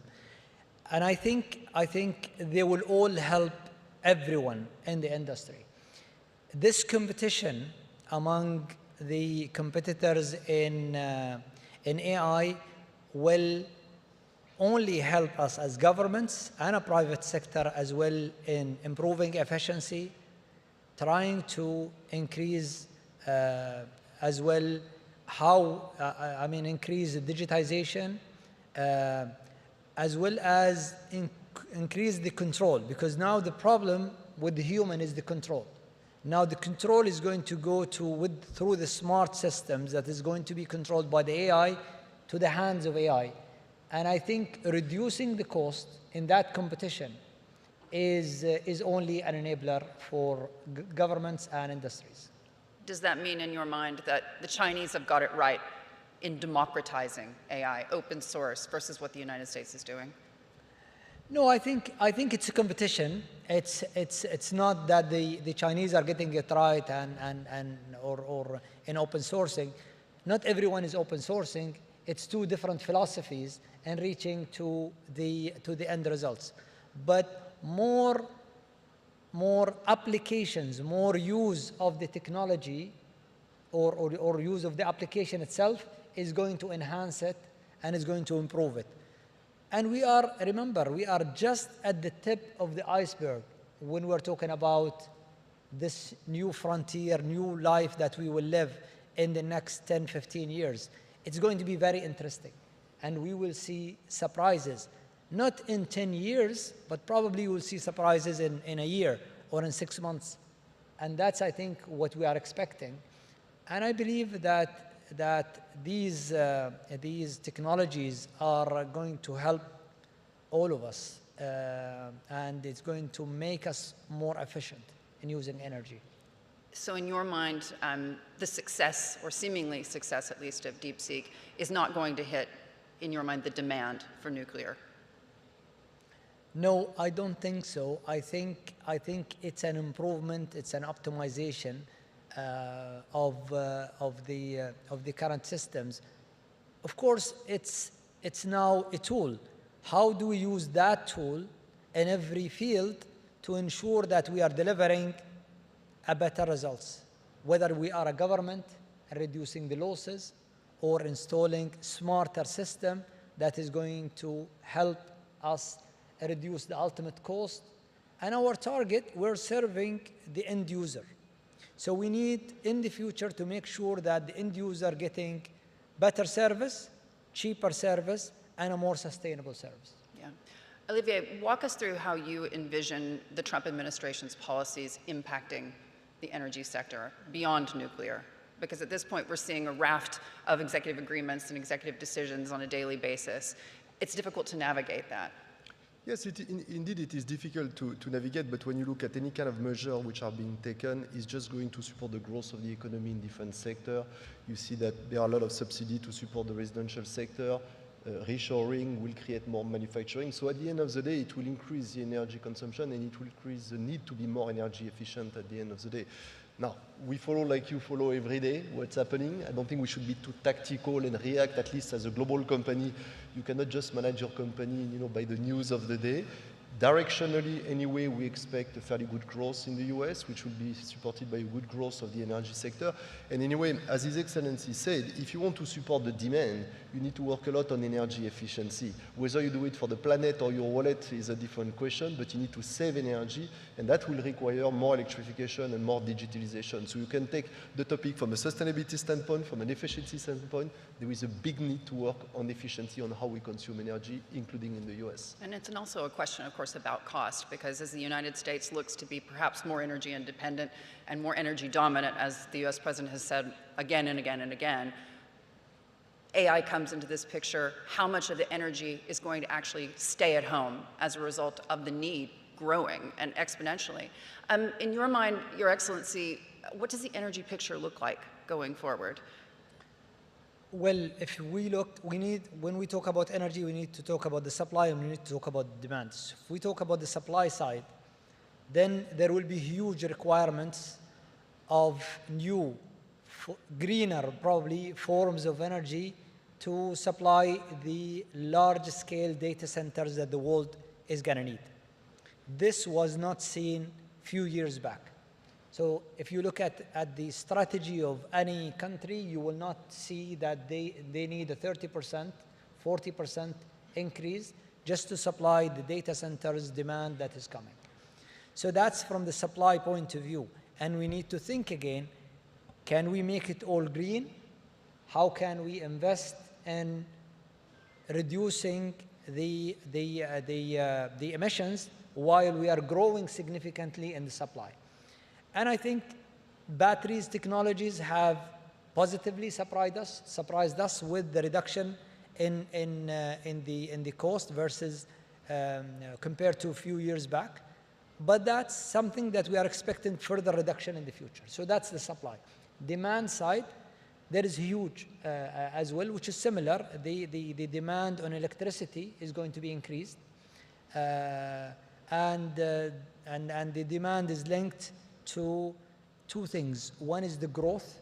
More people are moving to the cities. The growth on our demand as we grow in population is increasing. More urbanization are happening, but there is an old system that we tend to forget we need to be replaced. It's inefficient in most of the countries. There is huge losses in that system, which is the electricity system, from the supply, from the upstream to the transmission to the distribution. Some distribution lines are losing 30%, 40%, believe it or not. That's all waste. Yeah. Who is going to replace that? And that's another thing that we need to worry about as projects. I believe in one thing. Governments cannot do it alone. They will need the help from the private sector. That's why here in the UAE, we've been very open to that collaboration of IPP, trying to address the energy requirements as a demand through diversifying the supply and focusing more on renewable energy. Given how immense the energy needs will be, are you worried that we could see a shortfall, that we just won't have the energy necessary to power this AI boom? No, I am optimistic actually. After I'll give you an example of one project that we recently launched that I'm personally proud of. In the past, we used to think of solar as a 25% maximum, 24% maximum supply, and then you need to supply to bring gas or bring anything else to supplement that availability. Now, with the reduction prices of solar, we managed to put a project together with more than 19 gigawatt of batteries, 5 gigawatt of solar, to give a base load solar of 1 gigawatt at a price that no one was expecting, which is less than 6 cents per kilowatt hour. This is I think, a good news. So you will see more applications of such utilization of batteries in the future. But we will have a limitation if we're talking about the thousands of gigawatts that we would require on the world scale. That's why we need to work on the energy efficiencies. And the UAE, together with the United Nations and many like-minded countries, have launched this group of countries as we are working together on energy management system, reducing energy through efficiency. Yeah. And I think if we let the private sector to help us there, companies like Schneider Electric and others, and Siemens and others, international companies and local companies as well, they will help us to manage that loss and reduce it. Olivia, when you think about what happens next with regards to the green energy transition, it's a phrase we haven't heard that much since Donald Trump's inauguration. It certainly doesn't seem to be front and center for European governments as it has been in the past. In your mind, where does that leave those in this community who are concerned about their future? And I'm talking about climate. In your mind, are we taking a step backward? Well, look, it's a very fair question. Now, when you listen to what His Excellency has said, if you look at the sum of energy which is needed to support the growth of the economy, which is amplified by digitalization, if you take the extreme scenario, that does not fly. So anyway, you need to manage energy in a very different manner if you want to meet the objective that we have in front of us or the demand that you have in front of us. Do you think that European politicians are finally getting on board with that? You know, the European politician, and I'm French by origin, so I know a little bit, they understand what's happening and they're reacting. I don't know if you heard recently. That's new, if you follow European politics. And you know, I'm French by origin, and I tend to be always critical. You are always critical with your own country. But look at what happened in the past 2 days in France. President Macron has launched a big initiative to invest in artificial intelligence, because he really believes that Europe has to be stronger, that France has to be stronger. So I'm quite convinced, you know, you have, in those geopolitics, you have always sometimes some increase here, some increase here. Bottom line, what is very important, what we need from government is what His Excellency is saying, to have the consciousness that while you need to have access to greener energy in the future, which is part of the answer, you need to work on the demand and generate more efficiency. The big news is AI. AI is one side a threat because it increases the demand for energy. Everyone can understand that. I don't know if you are aware on how much the new chips which are used in a data center will increase the need for energy. It will change the need of cooling systems. So there is a lot that we need to learn together, to work together, to architect those data centers in the future to make sure they are more efficient. At the same time, I can tell you I've been in this industry for 32 years. The grid used to be very traditional, monodirectional. You produce energy, you distribute, you consume. Digitalization is helping you to bring flexibility from the production to the consumer. If we manage well AI, and if we're able to implement AI, that will amplify all our technology, and you have the answer to the other problem, which is increase on the demand of energy. So I'm quite optimistic that we are really at a turning point where we can achieve both goals, the sustainable goal and the efficient goals at the same time. You mentioned the AI summit happening this week in Paris. In your mind, does Europe have the ability at this point to catch up? Look, I cannot say. At least it's good to see announcement. It's good to see investment. It's good that they are mobilizing also the community. And as His Excellency said, we need competition in AI. Yeah. We need the US, we need China, we need Europe, and that competition will increase the adoption and will bring it at a lower cost for the user. So it's all good news. Your Excellency, have you been surprised by the amount of announcements we've seen coming out of the White House, the rapidity? Well, you know, Hadley, I'm not looking at the announcements. I look at the effect in my field, and I think the administration, the President of the United States, he wants to focus on the United States, focus on bringing more industries to the country, look at energy security from within. That's the business of the administration. What would these decisions have an effect on the international? It's if less supply is coming to Europe, for example, gas supply, then alternatives need to be studied. But as we said, the demand is enormous. We cannot talk about limitations if we are serious about that huge demand that is coming from the wave of technology that is going to come. We need to be creative in renewable energy. Countries need to look within for energy security from within what they have. And I think if we do that, then we will find or we will enable technologies, provided that we invite the private sector to help us. The problem in many countries, the private sector is only watching because the tariff is not restructured in a way that incentivizes the private sector to come. Governments are subsidizing energy. There is huge waste. And if you do that, then you lose 40% of the energy, and the real cost to you as a government is probably 10 times what you already subsidize. Yeah. And if you allow the private sector to come and help, then they could work on a better solutions. But they will not come, it's the chicken or the egg, they will not come unless you restructure the tariff to enable them to come. Yeah. Are you worried that President Trump could declare war on OPEC?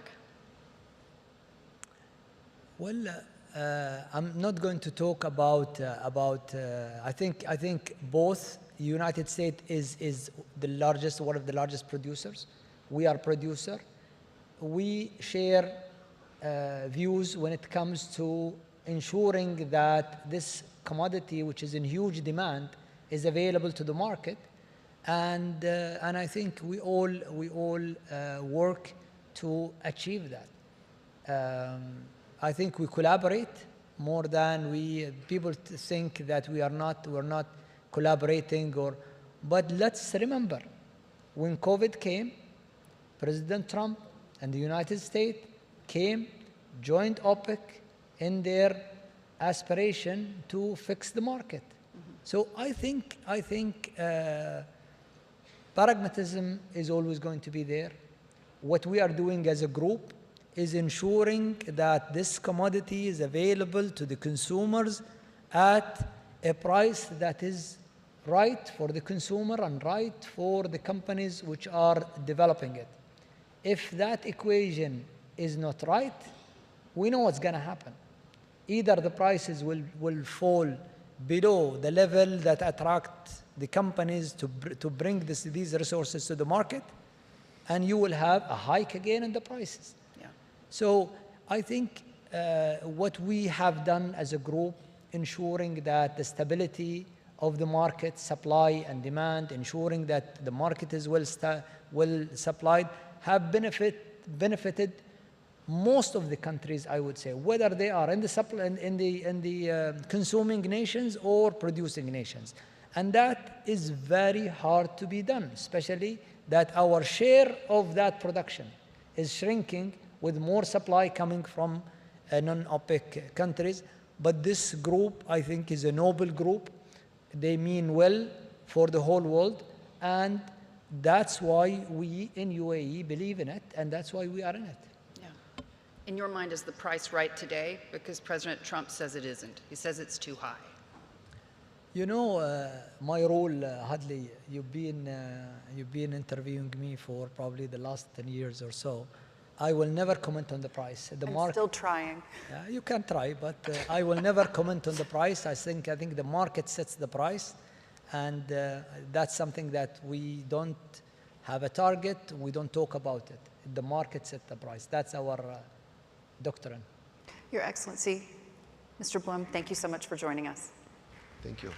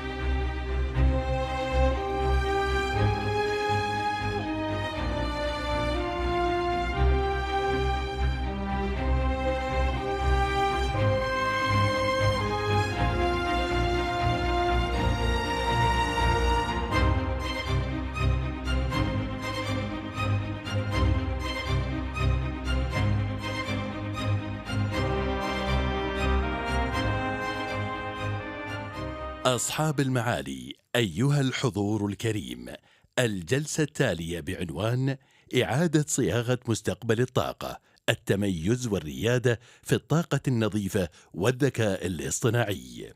رحبوا معي بمعالي سعيد محمد الطاير، العضو المنتدب والرئيس التنفيذي لهيئة كهرباء ومياه دبي. Your Excellencies, ladies and gentlemen, the next session is titled Reshaping the Future of Energy, Excellence and Leadership Through Clean Energy and AI. Please join me in welcoming His Excellency Saeed Mohammed Al Tayer, Managing Director and CEO of the Dubai Electricity and Water Authority. Please note that this session will be in Arabic. Kindly use your headsets for instant interpretation.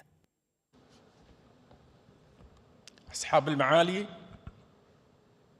والسعادة، السيدات والسادة الضيوف الكرام، نرحب بكم اليوم في القمة العالمية للحكومات 2025 التي تقام تحت شعار استشراف حكومات المستقبل وتجمع صناع القرار وقادة الفكر والخبراء والمختصين من جميع أنحاء العالم. وتأتي هذه القمة استمراراً لنجاحات وتميز القمم السابقة والتأثير الهام على المستوى العالمي.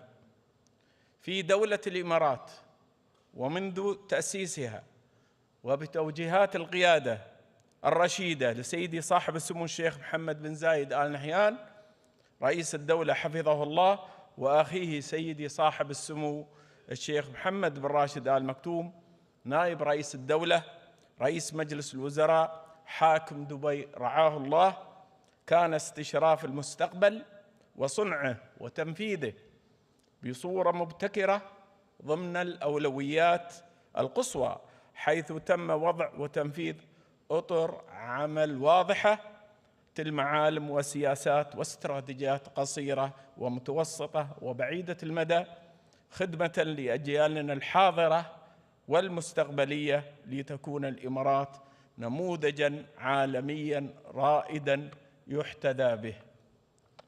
السادة الحضور، في هذه الكلمة أستعرض أبرز الاستراتيجيات والسياسات المتعلقة بالطاقة النظيفة وما يلزم من تطبيقات تخزين الطاقة واستخدام تقنيات الثورة الصناعية الرابعة، خصوصاً الذكاء الاصطناعي في هذا المجال.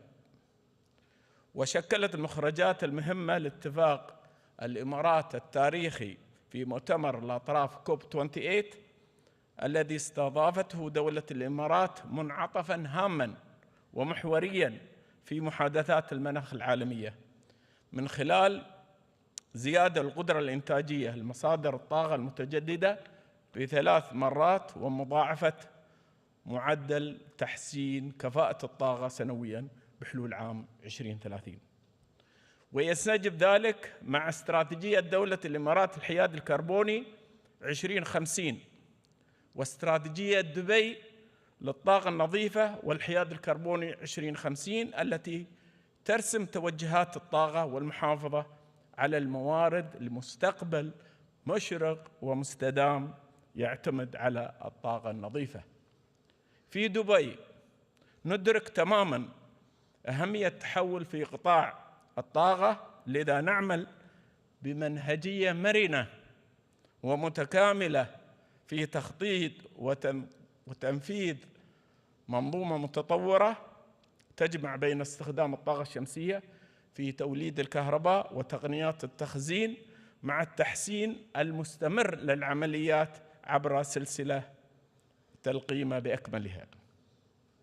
وتعزيزاً لجهود التحول في قطاع الطاقة، أطلق سيدي صاحب السمو الشيخ محمد بن راشد آل مكتوم رعاه الله في عام 2012 مجمع محمد بن راشد آل مكتوم للطاقة الشمسية الذي يعد أكبر مجمع للطاقة الشمسية في موقع واحد على مستوى العالم.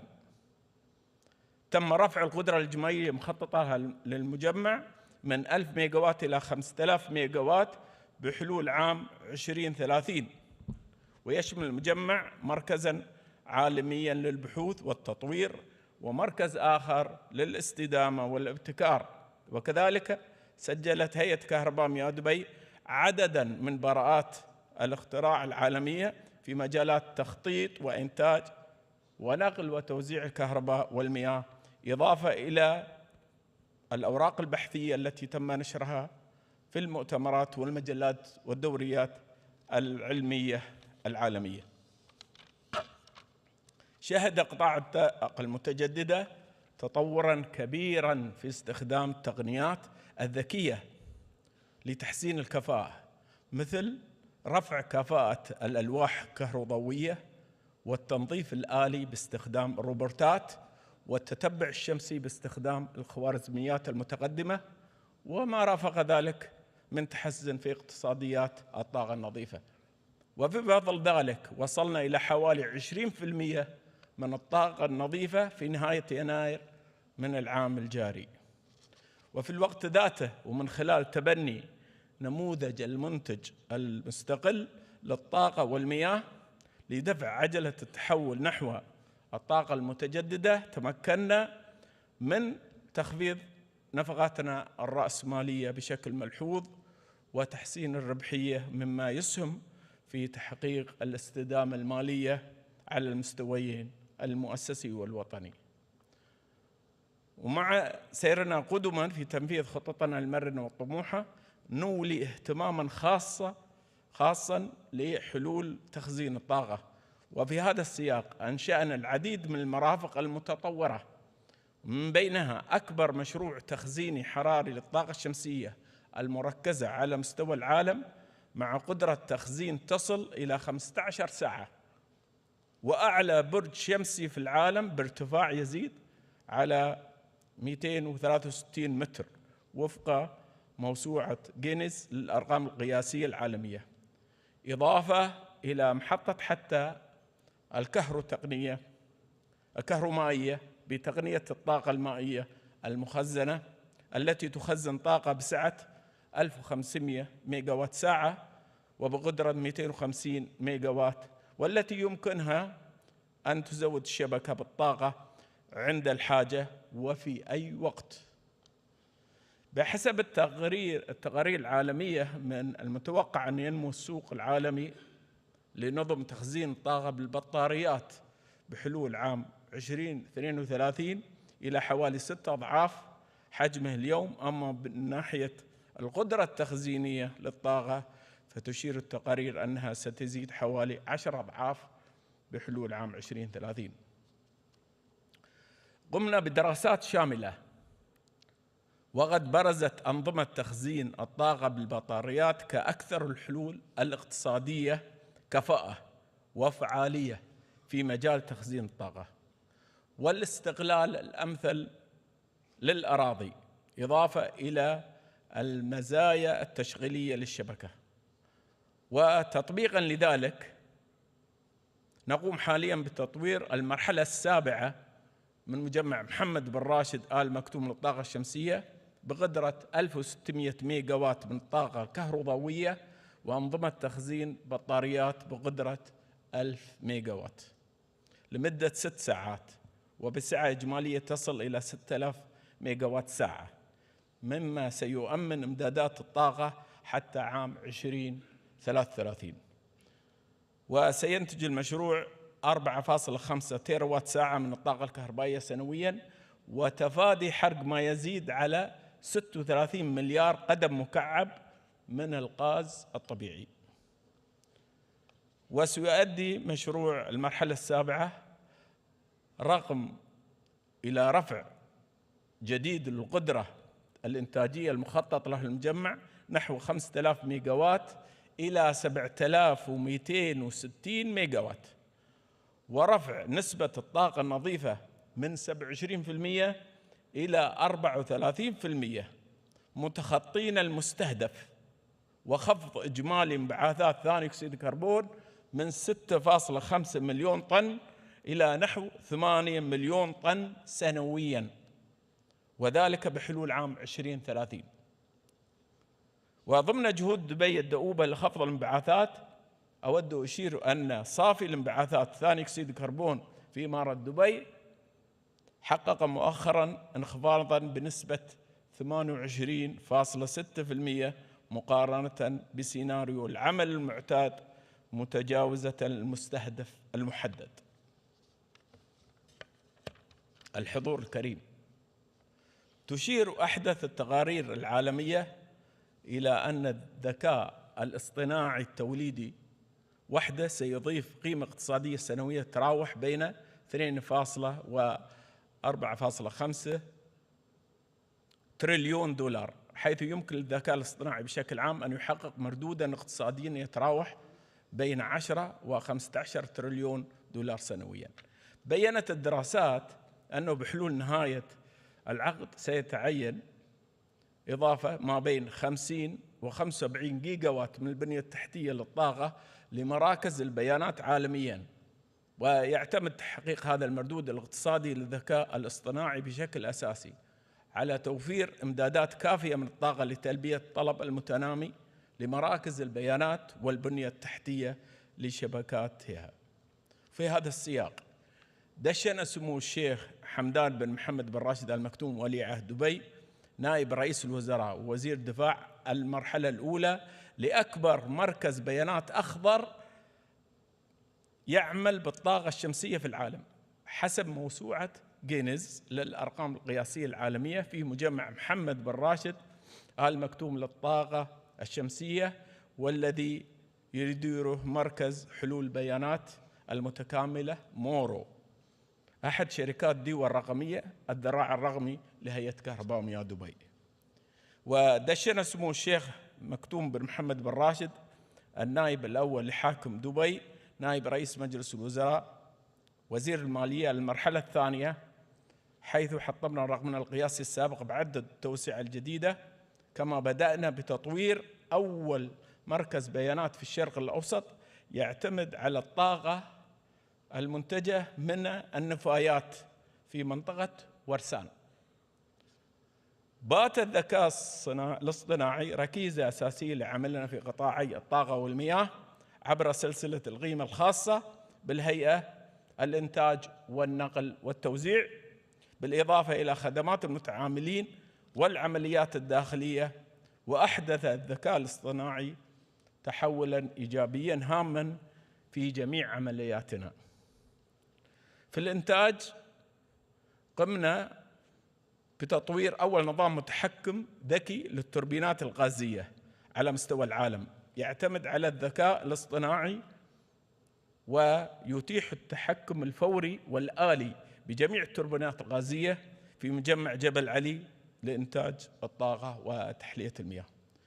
كما عززنا الكفاءة الحرارية ل3 توربينات غازية في المحطة من خلال تطبيق نظام التوأمة الرقمية الدنماركية.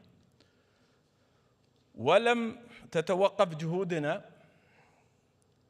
عند هذا الحد، إذ أطلقنا أول متحكم ذكي عالميا للمحطات ذات الدورة المركبة المعتمدة على الذكاء الاصطناعي وتعلم الآلة بهدف تحسين الكفاءة التشغيلية والتنسيق الذاتي للمعدات. أما في شبكة النقل فقد نجحنا في إدماج تقنيات الذكاء الاصطناعي بمحطات التحويل الفرعية الرقمية ذات الجهد 132 إلى 11 كيفي وتعزيز مستوى الأمان. وقد ساهمت هذه المحطات في توفير أكثر من 129 ميجا وات ساعة سنوياً مع خفض انبعاثات ثاني أكسيد الكربون بما يزيد عن 54 طن سنوياً لكل محطة. ومن إنجازاتنا البارزة إطلاق رماس موظف هيئة كهرباء مياه دبي الافتراضي الذي تجاوز حاجز الإجابة عن 10 ملايين استفسار من المتعاملين منذ عام 2017، محققاً لهي إنجاز غير مسبوق في قطاع المرافق. وحازت الهيئة على اعتماد شهادة الآيزو بشأن الجدارة بالثقة في الذكاء الاصطناعي تقديراً لهذه الريادة التكنولوجية كأول جهة حكومية في دولة الإمارات العربية المتحدة.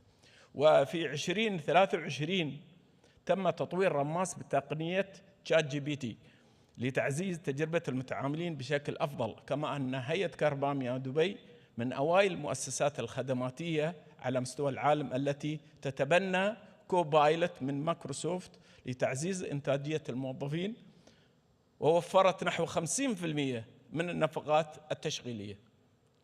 كما يعد مشروع مقر الهيئة الجديد مبنى الشراع نموذجاً فريداً لاستخدام الحلول الذكية والذكاء الاصطناعي، وسيصبح أيقونة المباني الحكومية باعتباره أعلى وأكبر وأذكى مبنى حكومي إيجابي نت بوزيتيف في العالم. نستلهم من القيادة الرشيدة في دولة الإمارات تركيز كافة الجهود للوصول إلى المركز الأول في مختلف المجالات.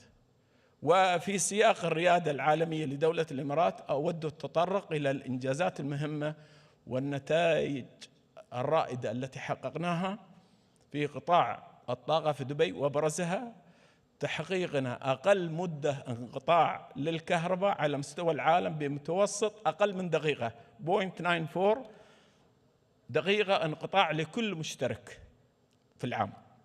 وتصدر هيئة كهرباء من دبي المركز الأول عالمياً في 12 مؤشر أداء رئيسي في مجال عملها وفقاً لدراسة قام بها استشاري عالمي متخصص. وفي إنجاز تاريخي آخر، أصبحت الهيئة أول مؤسسة خدماتية في منطقة الشرق الأوسط وشمال أفريقيا تحصل على جائزة البنية التحتية للطاقة ضمن جوائز بلاتس العالمية المرموقة للطاقة 2024 عن مجمع محمد بن راشد آل مكتوم للطاقة الشمسية بعد تفوقها على 1000 شركة رائدة تقدمت لهذه الجائزة العالمية. الحضور الكرام، إن مسيرة التحول نحو الطاقة النظيفة والوصول إلى الحياد الكربوني هي التزام جماعي، ويقع على عاتقنا جميعاً أن نواصل مساعينا المشتركة لتحقيق هذا الهدف الحيوي بعزيمة راسخة وإدارة لا تلين لمصلحة كوكب الأرض. معاً نمضي قدماً نحو المستقبل لنكون مثالاً وقدوة نشيد إرثاً للأجيال القادمة يجمع بين الابتكار والالتزام والازدهار المستدام. والسلام عليكم ورحمة الله وبركاته.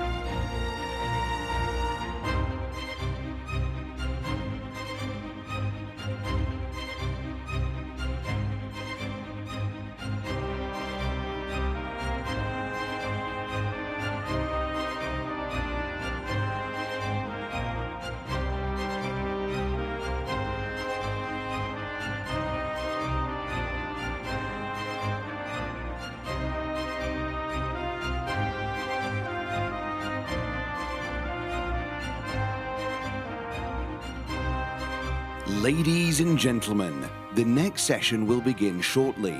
Please stay seated. Thank you.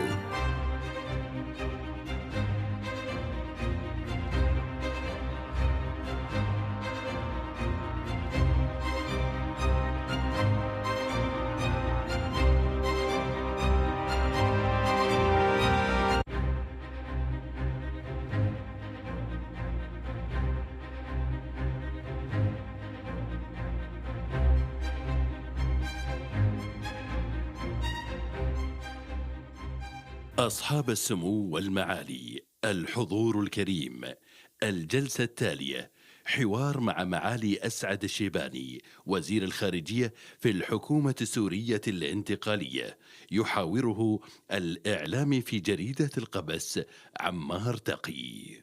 Your Highnesses, Excellencies, Ladies and Gentlemen, our next session is a conversation with His Excellency As'ad al-Shibani, Minister of Foreign Affairs in the Syrian Transitional Government. This session is moderated by Ammar Taqi, TV presenter at Al-Qabas newspaper. Please note that this session will be in Arabic. Kindly use your headsets for instant interpretation.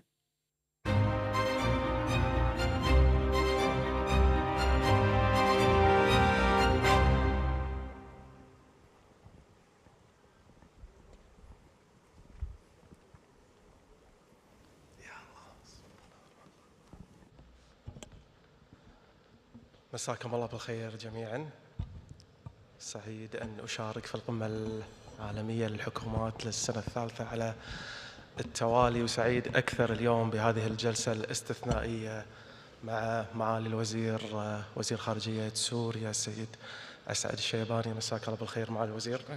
تحياتي، أهلا وسهلا. أصعب شيء علي أنا تحديدا لما يكون عندي برنامج أقدمه والوقت فيه مفتوح وما لا قيمة الوقت عندي، والآن يقولوا لي عندك قبل ما أدخل 20 دقيقة بالضبط، والحين صارت 15 دقيقة يعني.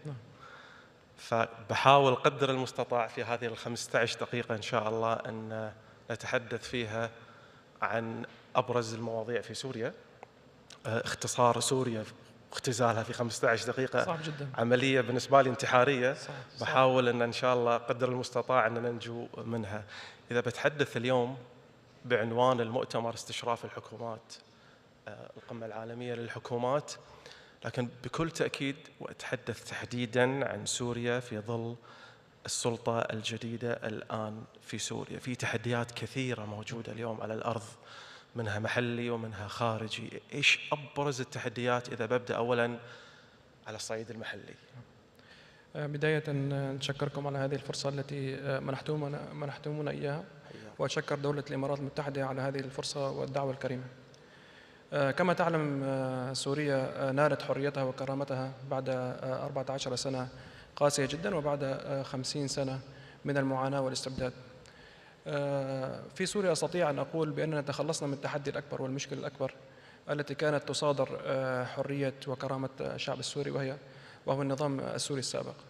بالتأكيد عندما نبدأ في مرحلة السلام وبناء الدولة من الصفر هناك تحديات كبيرة جدا، لكن هذه التحديات مدمجة بالمتعة والسعادة، لأنها تمثل من منطلق مسؤوليتنا خدمة لشعبنا، وأيضا نشعر بالسعادة عندما نرى الفرحة والتفاعل المباشر في كل لحظة من لحظات عملنا.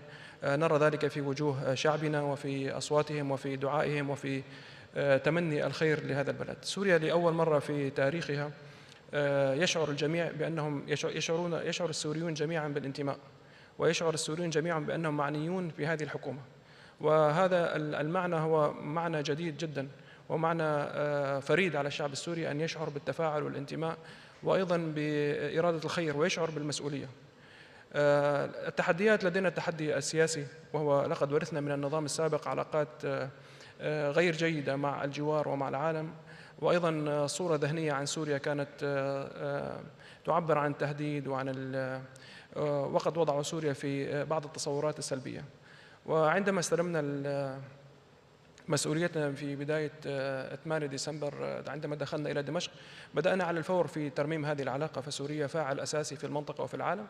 وعلى المستوى الاقتصادي لدينا لقد ورثنا أيضا نظام اقتصادي مدمر، وكل خبير، ونحن اليوم كل خبير اقتصادي يدرك المشكلة الكبيرة الذي يعانيها ويواجهها الاقتصاد السوري. بالطبع يعني يرتبط هذا التحدي أيضا بالعقوبات الاقتصادية المفروضة على سوريا. هي لم تكن مفروضة على سوريا، كانت مفروضة على النظام السوري السابق لارتكابه جرائم من التعذيب والقتل ضد الشعب السوري، وكما رأينا في سجون صيدنايا وفي الأفرع الأمنية. ولكن بعد زوال النظام كان يجب أن تزال هذه العقوبات مع زوال النظام، لكنها لم تزل إلى هذه اللحظة، وقد تحولت من أنها كانت مفروضة في الماضي لصالح الشعب السوري، أصبحت اليوم مفروضة ضد الشعب السوري، وهي تشكل النقطة اللي ذكرتها قبل قليل، موضوع الجانب الاقتصادي، ويعتبر يمكن أحد أبرز التحديات. نعم. اللي تحديدا تتعلق بشكل مباشر بالمواطن السوري اليوم.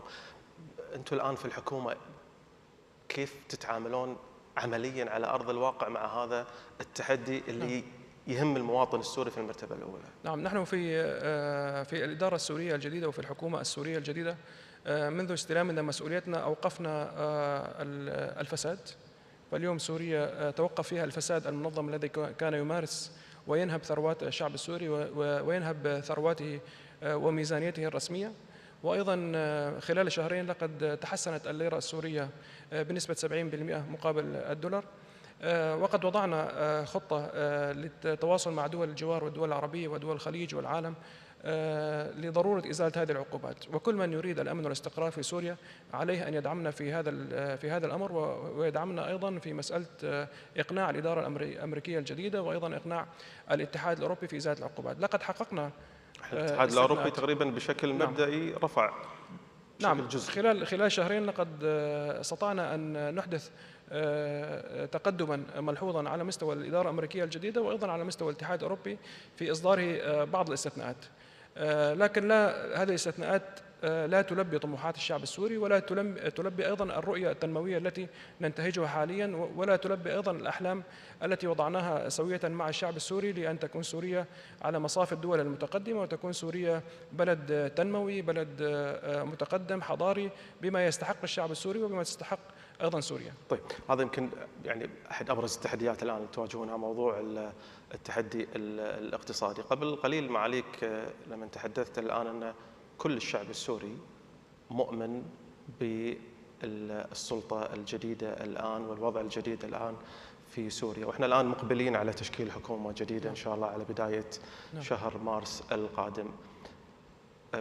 من يتابع ما يكتب عن الشأن السوري تحديداً في وسائل التواصل الاجتماعي، سواء من الداخل من بعض من هم في الداخل السوري أو في الخارج، يتحدث عن إيش الضمان اللي راح تبعث في الحكومة الجديدة التي ستشكل لمدة 4 سنوات قادمة، رسائل تطمين للداخل السوري لجميع الأديان والطوائف داخل سوريا. في البعض يتحدث عن لا زال هناك حالة خوف من القادم الجديد. إيش التطمينات اللي ممكن توجهونها لهم؟ نعم. التطمين الأبرز والعملي أننا حررنا الشعب السوري، وإذا حررت خطيفة أو مختطف من خاطفه فلا يمكن أن يسألك بعد ذلك إلى أين ستأخذني، فأنت قد ضمنت سلامته وروحه وأعطيته حريته وكرامته. هو بس يخاف إذا أنت حررته، بس يقول لك أنا عندي خوف من المجهول. ليس هناك مجهول، الشعب السوري قادر وواعي وهو شريك معنا في العملية السياسية الحالية، وبعد التغيير الذي حصل ممكن الكل مستغرب من سرعة التغيير أنه حصل خلال 11 يوما، والحقيقة لم يكن تغيير من فئة واحدة، كان تغيير جميع الشعب السوري شارك في هذا التغيير. المناطق التي كانت تحت سيطرة النظام والمناطق التي كانت خارج سيطرة النظام، كل الشعب السوري كان متبني لهذا التغيير. وأبرز دليل على تبني هذا التغيير أننا بعد التغيير لم نلحظ ملايين اللاجئين قد فروا من البلاد، ملايين الاستغاثات التي تصلنا كل يوم من سوريا، المجازر التي نشاهدها على التلفاز، الوضع الذي نعيشه في سوريا اليوم، أو الرحمة التي تغطي سوريا اليوم، والطمأنينة والسلام، وأيضا كثرة الوفود السورية العائدة إلى بلدها. هذا شيء دليل معلن عن مسألة أن الشعب السوري يثق بحكومته اليوم ويشعر بالطمأنينة. ثانيا، نحن نتفهم أن كل تغيير قد يصاحبه بعض الهواجس وبعض الأسئلة ونحن نتفهم هذا الشيء، وأيضا نحرص على الإجابة والطمأنينة وزرع الطمأنينة عند جميع الشعب السوري. فإذا قمت بتغيير منزلك ربما لا تستطيع أن تتآلف عليه إلا بعد شهر، شهرين، 3. فهذا التغيير وهذا شيء نحن نتفهم أن الشعب السوري يحتاج إلى مشاركة حقيقية حتى يطمئن، وأيضا حتى يسمع منا في كل يوم ويرى كذلك أفعال تطمئنه. نحن هذه معاليك المشاركة راح تكون بعد 4 سنوات لما تقام أول انتخابات في سوريا إن شاء الله. المشاركة اليوم قائمة. نحن اليوم بالحكومة الجديدة هل راح يكون في تمثيل للجميع وما في إقصاء للبعض؟ نعم، نحن اليوم الشعب السوري كما قلت هو شريك في التغيير، وهو عنصر أساسي في التغيير، وهو الذي قاد عملية التغيير. ثانيا، اليوم في سوريا هناك مشاركة حقيقية من السوريين، ففي كل يوم في دمشق هناك العديد من ورشات العمل وعديد من الاجتماعات، وهذه لأول مرة في سوريا يجتمع السوريون داخل بلدهم ويتكلمون عن السياسة ويتكلمون عن مستقبل الدولة. وجميع التغييرات والتعديلات التي أجريناها خلال الشهرين الماضيين في مسألة خارطة الطريقة السياسية كانت منبثقة ومستلهمة من التشاورات التي جرت مع الجاليات السورية القادمة من الخارج، وأيضا من المجتمع المدني في الداخل. ونحن نؤمن إيمانا قويا بقدرة شعبنا على أن يكون شريكا حقيقيا، ليس بعد 4 سنوات بل من اليوم الأول هو شريكنا.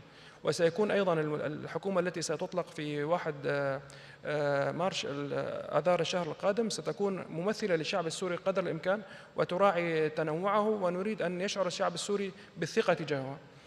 نحن اليوم الجميع يسأل عن مسألة القلق بخصوص التنوع، نحن الذين اعترفنا بالتنوع على عكس النظام السابق. اليوم الشعب السوري ننظر إلى تنوع الشعب السوري أنه مصدر قوة وإلهام، ويضيف للدولة السورية ألوانا أخرى ويضيف إليها إمكانيات أخرى. فالذي يريد أن تكون سوريا دولة تنموية متطورة عليه أن يراعي هذا الأمر. ونحن اليوم نحن ضحايا الإقصاء، يعني نحن خلال 50 سنة وخلال 14 سنة كنا ضحايا لهذا الإقصاء وكنا ضحايا لهذا النظام الطائفي. فالضحية لن تكرر الدرس مرة أخرى، بل لا يمكن أن تزدهر سوريا إلا من خلال جميع السوريين. ما تستشعرون الآن في الشارع السوري عند البعض في نوع من عدم استقرار أمني، خلينا نقول، في المنطقة في داخل سوريا؟ الوضع الأمني في سوريا جيد جدا، وهذا الشيء ممثل من خلال مئات الوفود التي استقبلناها، العربية والأجنبية والأمريكية التي استقبلناها داخل سوريا. بالتأكيد عملية بناء الأمن والجيش عملية ستحتاج إلى بعض من الوقت، لكن الأمن الذي يأمن فيه السوريين على أنفسهم وعلى أموالهم، فمنذ الأسبوع الأول تم فتح الأسواق وتم عودة الطلاب إلى جامعاتهم ومدارسهم. وإذا كل من زارنا إلى دمشق، وأيضا ندعوكم إلى زيارة دمشق، بإمكانكم التجوال بكل أريحية في كامل اليوم. ليس هناك ساعات فيها أمن وساعات نفتقد الأمن فيها. الشعب السوري بطبيعته شعب مسالم ويحب لا يحب المشاكل كثيرا، ويستطيع أن يدير هذه العملية بإرادة شعبية بالتعاون مع الحكومة. طيب، المنطقة الحين شوي إذا أنا بطلع بالإطار المحلي، المنطقة خلال ال 15 سنة تقريبا الماضية مرت بتغيرات كثيرة، بأحداث كثيرة، في تجارب موجودة في المنطقة بدون ما نسمي هذه التجارب، بعض منها فشل، البعض القليل منها نجح.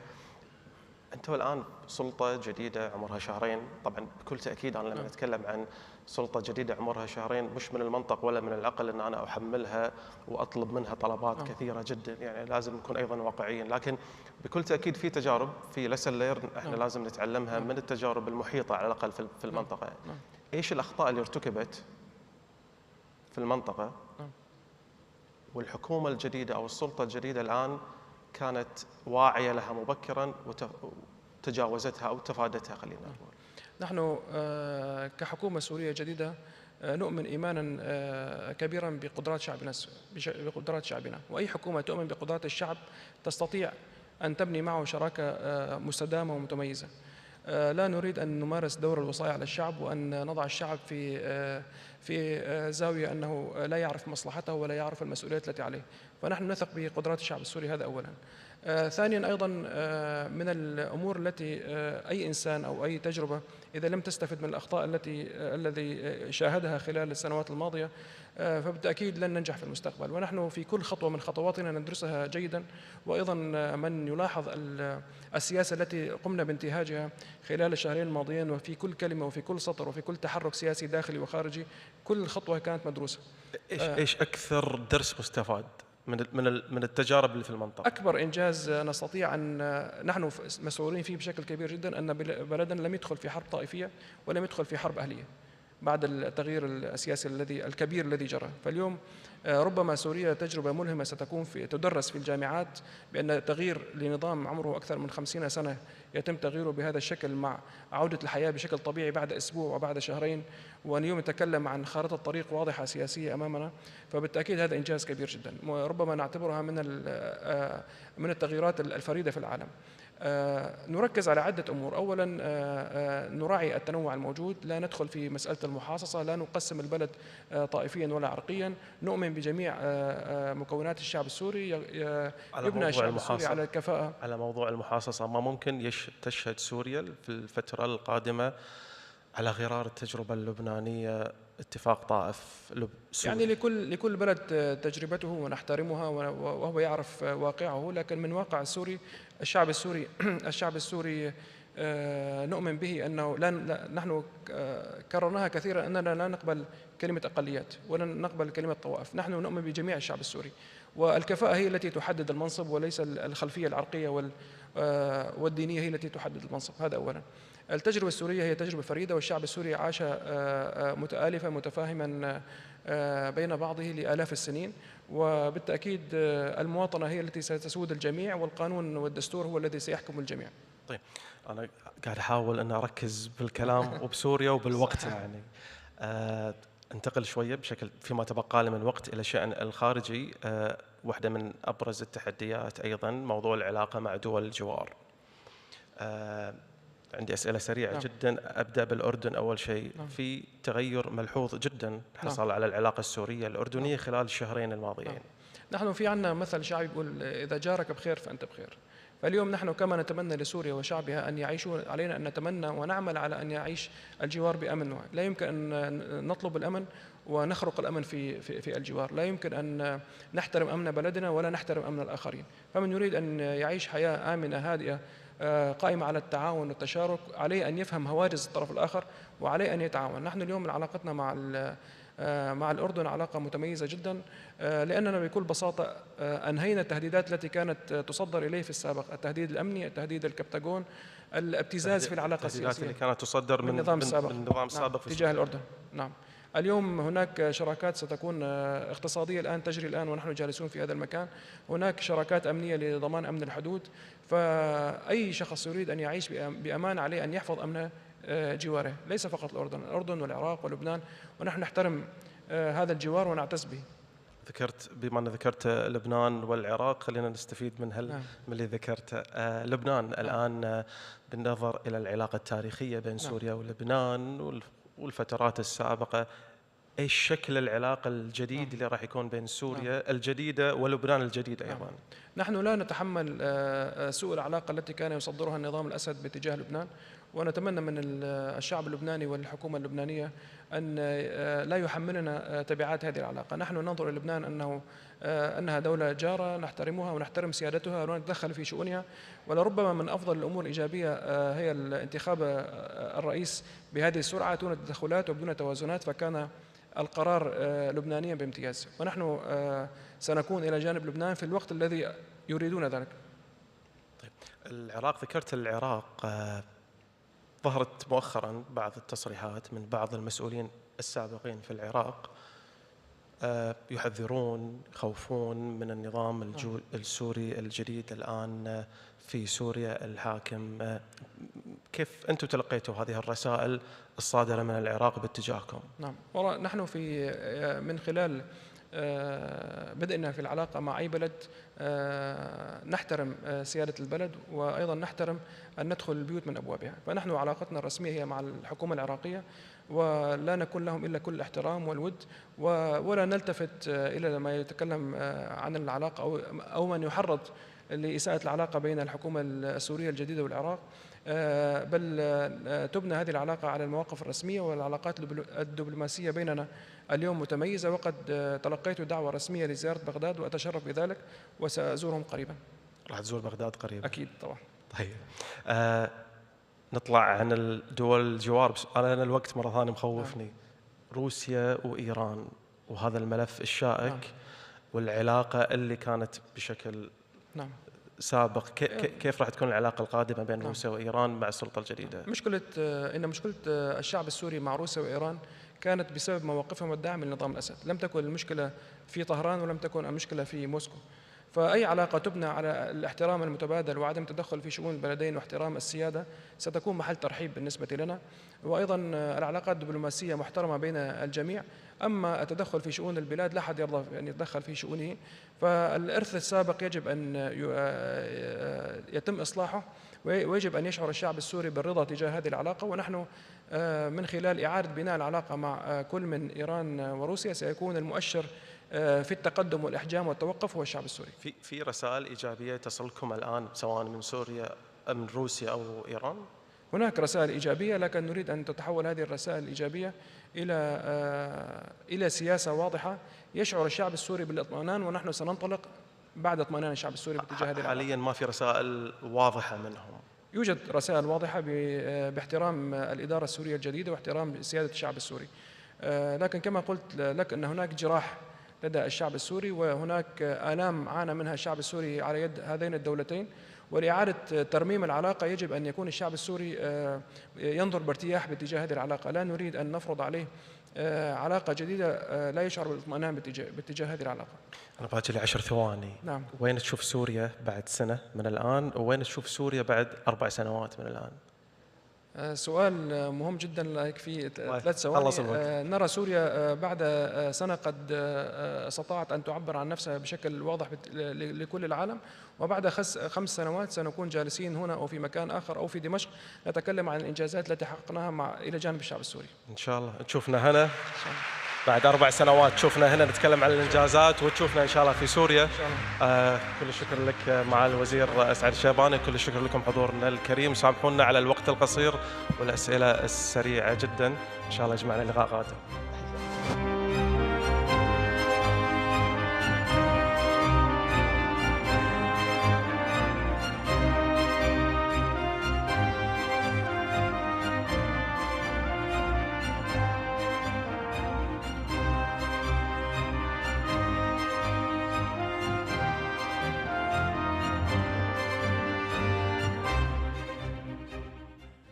أصحاب السمو والمعالي، أيها الحضور الكريم، نستمع الآن لكلمة رئيسية لفخامة غوستافو بيترو أريغو رئيس جمهورية كولومبيا.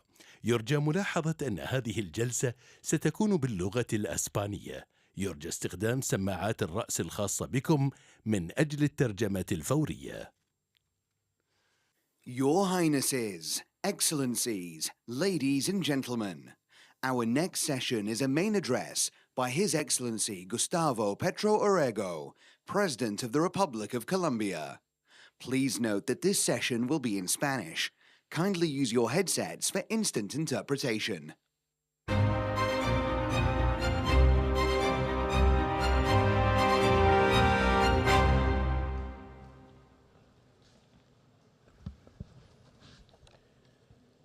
Excelentísimas señoras y señores, presidentes y delegaciones de los países invitados a la conferencia Programa Oficial de la Cumbre Mundial de Gobiernos 2025, medios de comunicación y en general a todas y todos los aquí presentes.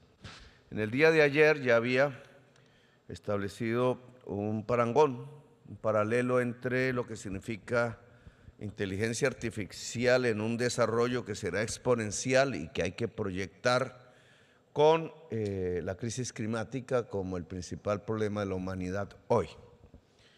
En relación al tema de la inteligencia artificial, señalaba que consecuencias desde el punto de vista negativo de la expansión de uno de los instrumentos de mayor capacidad en el desarrollo de las fuerzas productivas, de expansión de la productividad, que en contextos de libre mercado y de capitalismo equivale a una salida en masa de centenares de millones de trabajadores de sus puestos de trabajo. Si estos puestos de trabajo son rutinarios, solo se puede luchar desde lo humano contra la inteligencia artificial si hay creación, si hay creatividad, si la libertad humana está en su máximo esplendor, porque le puede ganar al conjunto maquinario de ese acumulado muerto de la inteligencia humana que queda depositado a través de los algoritmos en la llamada nube. Solo la creación sobre lo ya alcanzado sería lo exclusivamente humano si la inteligencia artificial no logra ella misma crear pensamiento. Esta perspectiva, dentro de las reglas del mercado y la lógica del capital, equivale a que centenares de millones de trabajadores de puestos rutinarios saldrán en todo el mundo de sus puestos. Es decir, a un crecimiento del conflicto social al interior de cada país, de cada ciudad, intensificado por la diversidad étnica que cada ciudad y cada país ya tiene. El conflicto social se tramitará a través de conflictos étnicos. La salida en masa de centenares de millones de trabajadores y trabajadoras, la verán ustedes, ya comienza a ser reflejado en esas columnas inmensas de inmigrantes que salen de los países de origen, que salen de los países de recepción hacia los países de origen sin tener una perspectiva completa. Pero si a esto le articulamos el tema de la crisis climática, que se puede agudizar si los nuevos mecanismos de producción y de productividad desatados por la inteligencia artificial consumen más combustibles fósiles que lo que hoy se consume, pues tendremos un crecimiento en espiral de la crisis y el colapso climático. ¿Qué produce ese colapso climático? Que territorios extensos empiezan a ser invivibles, que territorios extensos expulsan su población actual y que esas cuantías, de acuerdo a los estudios científicos del panel de expertos y de modelos de universidad, podrían alcanzar para el año 2070 3.000 millones de personas que salen del sur y van hacia el norte simplemente buscando agua. Si hacemos confluir los efectos sociales de la inteligencia artificial y los efectos sociales en su primera fase de la crisis climática dado que el efecto final de uno y otro es la extinción de la humanidad, entonces la pregunta es, ¿qué hacen los gobiernos? Y la respuesta que yo podría adelantar un poco desde mi experiencia es que los gobiernos se quedan cortos, que ya el sujeto de la regulación para la existencia de la vida en el planeta y para la existencia pacífica de la humanidad y su desarrollo deja de ser un gobierno en sí mismo. El concepto nación, que nació hace unos siglos como un regulador de las sociedades y de la economía y como a través de las relaciones diplomáticas y a veces de la guerra, un articulador de la humanidad, hoy empieza a dejar de tener sentido. La inteligencia artificial provoca un colapso social mundial si hay una regulación libre de mercado. Luego, para poder mitigar sus efectos sobre el trabajo humano, sobre la existencia misma, entonces tenemos que saltar de nación hacia un concepto mayor que yo denominaría generalmente humanidad como sujeto político y que nunca ha existido realmente en la vida política de la humanidad. Siempre hemos estado fragmentados, aislados y en guerra. A veces nos hemos puesto de acuerdo, solo nos empezamos a poner de acuerdo quizás desde la Segunda Guerra Mundial y se construyó un instrumento que aún hoy en crisis son las Naciones Unidas como el espacio de la humanidad sin saltar del espacio nacional. Un poder público mundial, global, multilateral en el sentido de que admita la diversidad de las civilizaciones es indispensable si queremos regular la inteligencia artificial o si no, la inteligencia artificial vía productividad del capital avasallará la humanidad. Este nuevo sujeto aún no existe, pero está balbuciente.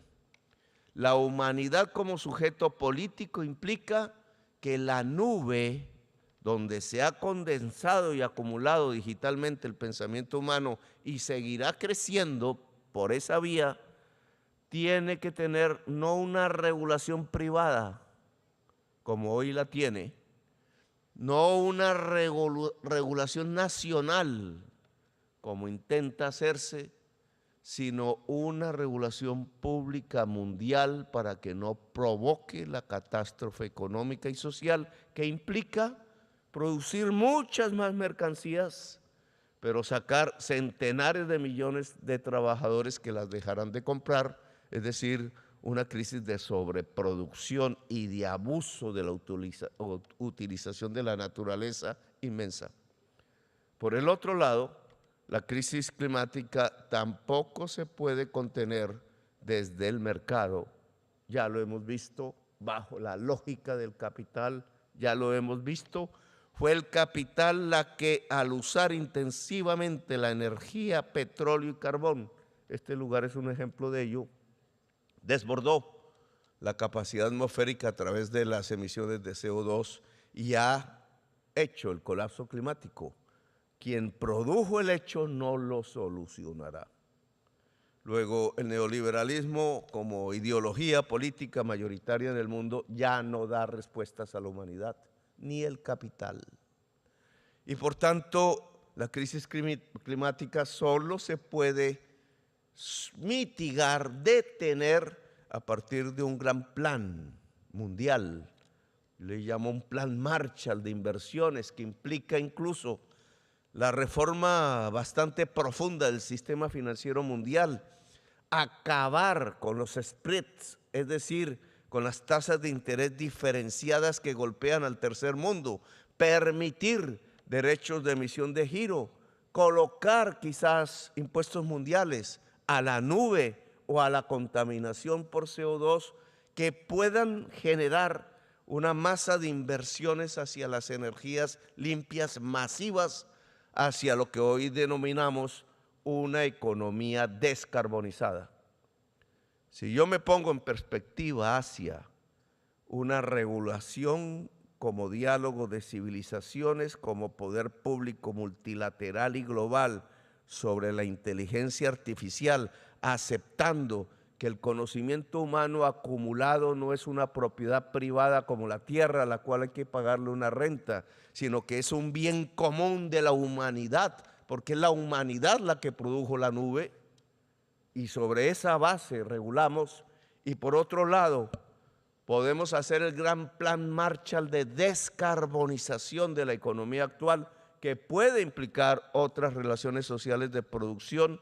Entonces podríamos mitigar y construir en positivo lo que las nuevas energías limpias articuladas a un salto de la inteligencia humana y de la productividad humana pudiera generar, que no es más que un mundo sin necesidades, pero además un mundo altamente libre y democrático a escala mundial. Gracias, muy amables por haberme escuchado.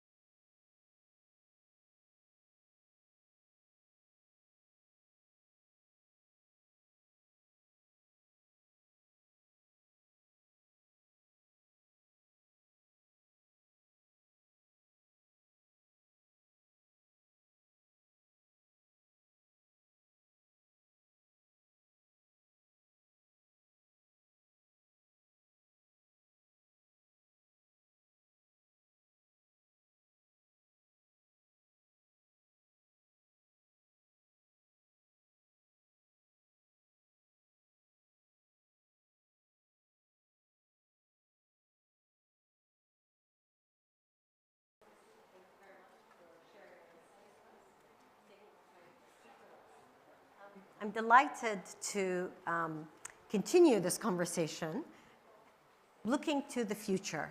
The next part of this session is entitled Snap to the Future, Positive Technology in a Digital Society. I'm delighted that we're joined today by Jennifer Park-Stout, Vice President of Global Public Policy at Snap Inc. Jennifer, please come on stage. Thank you, Nina. This is a very intimate setting. The stage is small, everyone's very close. It's great, but it's not used to it. It's great. So Jennifer, it's hard to believe that Snapchat launched 13 years ago. And so much has happened since. And how we actually communicate has also changed. What's made it so popular globally, but particularly in this region? And how do you keep that edge? First of all, it's a delight to be here. Thank you so much, Mina, for having me and for everyone attending here who is interested in this topic. I am interested in this topic very much, so it's a pleasure. Snap is really, from its very origin, always been a different way to communicate and to connect with people. I think in this age of social media, people are very accustomed to posting about their lives and themselves and consuming content and technology, but it doesn't really bring us closer together. And that's where Snap comes in. Snap was designed to be a primary communications tool to keep you in touch with your closest friends and family. But we're not just that. We're actually stepping quite a bit into the broader technology space, which is really interesting. Over the years, we've spent a lot of time investing in augmented reality, which we think has the potential to truly change the way in which we communicate and educate ourselves and stay connected to the people we care the most about. And that distinction of kind of being a technology company, because most of us as consumers will only be immediately thinking about it's a communication tool, it's a messaging tool, it's a way, again, augmented reality, most people don't necessarily think of it as augmented reality. They think the technology is much more complicated. So if we talk about kind of being distinguishable in that sense, all the technological aspects, in your mind, what makes it distinguishable from, frankly, other platforms that the consumer is using, be it TikTok, be it Instagram, and so forth? And again, they are messaging, they're tools. What keeps you distinguishable? Yes, no, it's a great question because I think people have the tendency to think about social media and technology as just a monolith and that everyone is the same. But obviously people who are consumers of technology know how best to utilize different platforms for what they are trying to achieve. And Snap has always been built on authentic friendships and real close communications. It's a platform for you to be yourself and to connect with your closest family and friends. So, building on that really special foundation that we have is augmented reality. And instead of, finding maybe yourself in a place where you're using technology in isolation, we think augmented reality has the ability to bring people together in a closer way and have you experience kind of the wonderful elements of technology and what brings us closer to learning about the world together. So for an older audience or an older consumer like myself, how is it that augmented reality does that more? Because often we think that that's actually creating, a distinction, a distance. People don't look the way they usually would look, and other kind of ways where it doesn't feel as authentic as when before, maybe let's look at a video call and so forth. So tell us, and I do think it is generational. I do think for digital natives, it is different and does feel more authentic. What about that distinction? Yeah, I think there is a huge distinction. And when you consider augmented reality, I mean, a perfect example is how we power our augmented reality on Snapchat is through a wearable device called spectacles. And these spectacles, instead of maybe pulling you away from your everyday world, really is about applying computing on top of the world. So really enriching and enhancing your experience and providing you with more tools than you ever thought you could have than just communicating in daily life. So that means putting on spectacles. It could take you and transport you to a place that you've never been before. You could discover Antarctica and the climate issues there. You could learn about the human anatomy by being immersed as if you were in a surgical room and seeing how blood is pumped to the organs. I mean, it's endless how education can be felt and experienced through augmented reality. And you don't do that alone. You do that with your friends. You can have curriculum based around augmented reality. So it really is designed to pull others in and experience that immersive experience with you. Because I think that brings in the education track and kind of what we're discussing this afternoon is how education is changing. And again, how generations that are now very comfortable with wearable tech, with augmented reality, want to be educated in a different way. So how do you envision using, for example, spectacle in the classroom or in more informal education? Yes, I think the opportunities there are endless with education.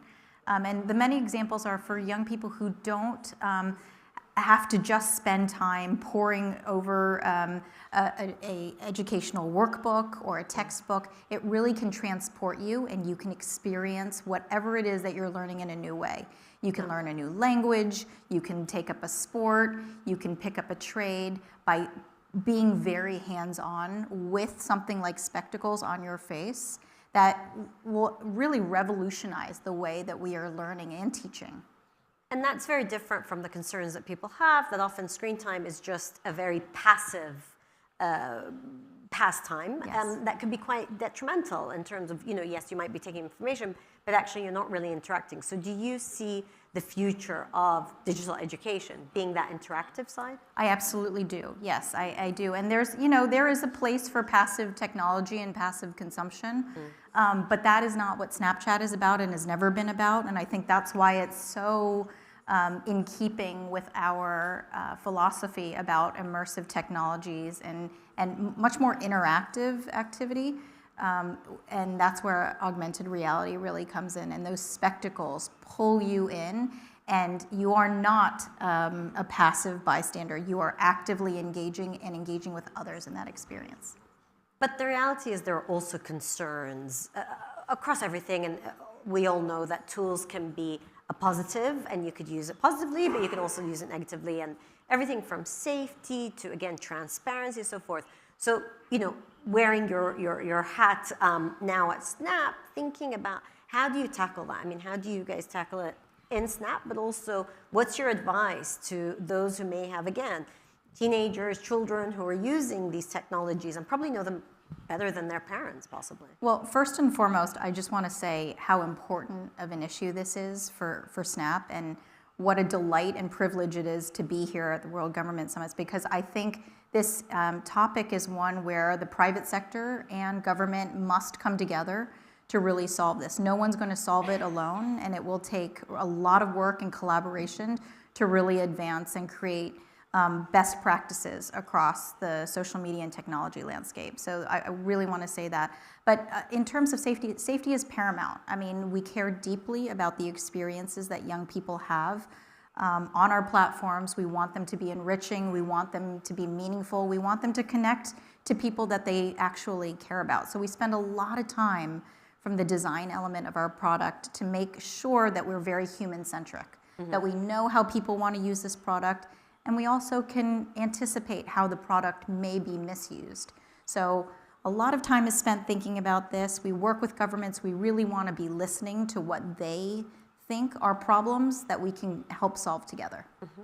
And then, I mean, to go back to the transparency part, and how much are you able to share, again, with users or with governments that you're talking to as they think through, again, legislation, and regulation is always changing. Yes. When it comes to this. How much transparency is there, and what more would you like to see in terms of that conversation happening with consumers, but also with governments? Yes, I think transparency is critical, and part of that has been this openness to do consultations and have dialogue, to talk really about, first and foremost, what are the problems that we want to solve together, and how do we get there? More often than not, I think we are very aligned in what it is that we want to solve. It may just be a different path to how we get there.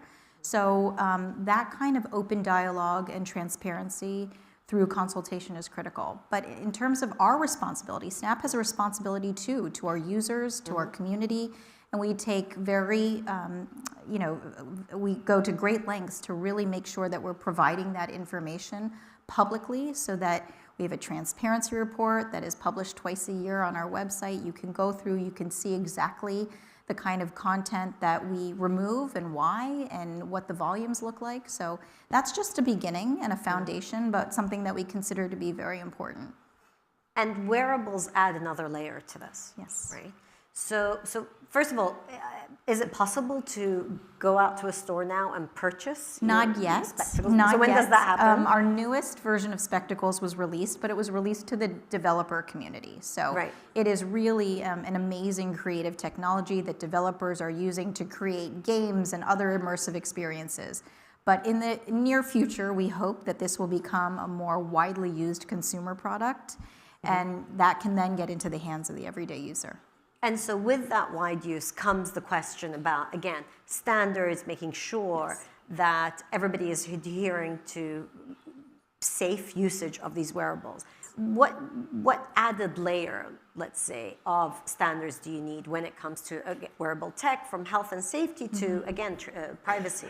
Yeah, well, this is an area where there's so many overlapping regulations and requirements, because once it becomes a wearable or glasses, it doesn't just become an online platform. So I think that this is really a developing area and one that we're very much interested in being a part of developing. But you know, first and foremost, the safety aspect of it is paramount and is something that we are very focused on. But I would love to be part of those conversations with some of our peers about how we can do more to establish and ensure that the experiences of wearable devices, augmented reality, artificial intelligence have your basic criteria that meet, you know, consumer use. And do you see that being led by tech companies? Do you see that having to be led by the public sector? I think it's both. I think regulation traditionally takes a little while to develop and to actually be implemented. Our motto at Snapchat is to never wait for regulation. I think once we see an emerging issue or innovation, we really want to get ahead of it. So it's a little bit of running in parallel until we're ready to actually put something on paper. Now, of course, with the advancements we're seeing with AI, there's increasing talk about augmentation, augmented workforce, augmented education. Where do you see the next steps for augmented reality? What's the next big thing that we need to be all paying attention to? Well, first, I mean, I think, you know, augmented reality can really just be so transformative. Instead of experiencing just, I mean, think about it. I mean, if you are in this space and you want to look something up, you're going to probably pull out your laptop or pull out your phone. That might mean that you would have to stop having a conversation with a friend. Augmented reality, through spectacles, you could be doing everything at once. You could be cooking while also being on a call, while also opening a browser to look up what that recipe looks like. It's just going to be incredibly transformational in how you experience and you live your life. So I think we're just at the beginning of really seeing how this augmented reality will change the way we do everyday things.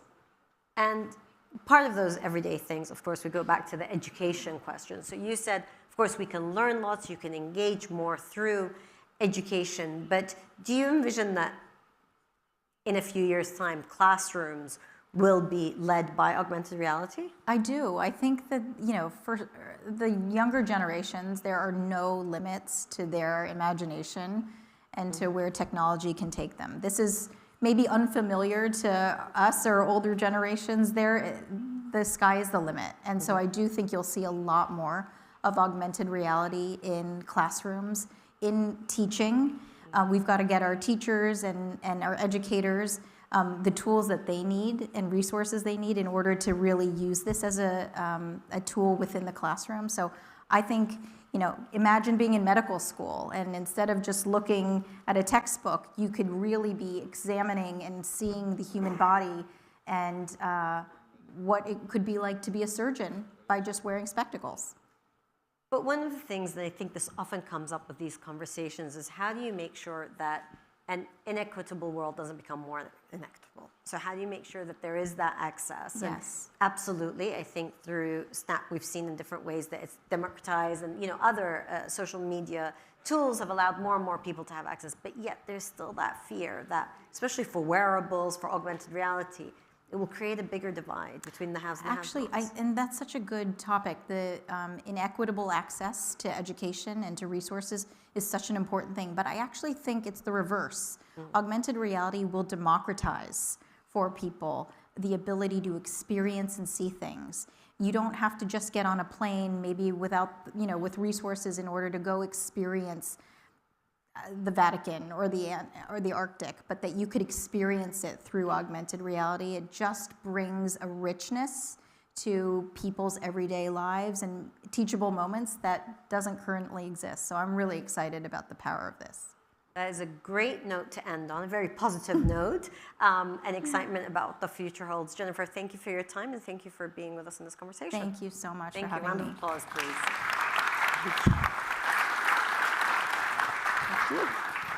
Thank you. Right, I am delighted to introduce our next speaker. Thank you so much for being with us. I'm delighted to introduce our next speaker, and this will be a conversation that looks about creating leaders of tomorrow. So the education tools, the leadership styles that need to be nurtured in young people and in different ways. I'm delighted that we are joined. It's a bit of a coming in. Oh, yes, wonderful. We are joined. I always need to make sure our speaker is through the door. Wonderful. We are delighted to be joined by Her Excellency Gretchen Whitmer, Governor of Michigan. Please join me on stage. Gretchen, so nice to see you. Thank you for being here, please. So, welcome to the World Government Summit. Thank you. Great to see you. We have 20 minutes to talk about creating leaders of tomorrow. Does it start from society or schools? But really, it's a bigger question. And thinking about leadership styles, I want to start first acknowledging that we live in a very turbulent time. You've come from the United States, just going through transformational change. Might have our different views. Everybody in the room might have different views, but it's transformational. It's huge change. And it's the speed of change. And that, of course, is mixed up with technological change, with climate change, with even financial changes that are happening globally. So through all of that, what's your advice to leaders in public office of how to lead at a time of change, especially for younger leaders?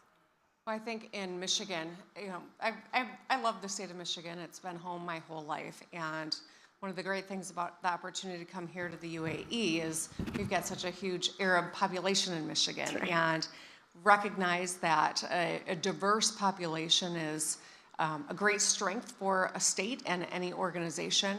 An educated population is as important as well. And so as we think about education in Michigan, we're trying to transition to become a state of lifelong learners. We've got some of the most phenomenal institutions of higher education are in the state of Michigan. We've got a wonderful history of a strong public education. But one of the great things about our history is it was a place that people could come from around the world and get a job in an industry that put you into the middle class immediately. And now it requires, even in the mobility sector, requires nimble, lifelong learners because everything is changing so fast. And so focusing on the fundamentals in a time that can feel chaotic, that certainly is transition on the best days, I think is really important. And those fundamentals of creating paths into skills, whether it's certificates or it's degrees, every one of us needs skills and that lifelong learning mentality.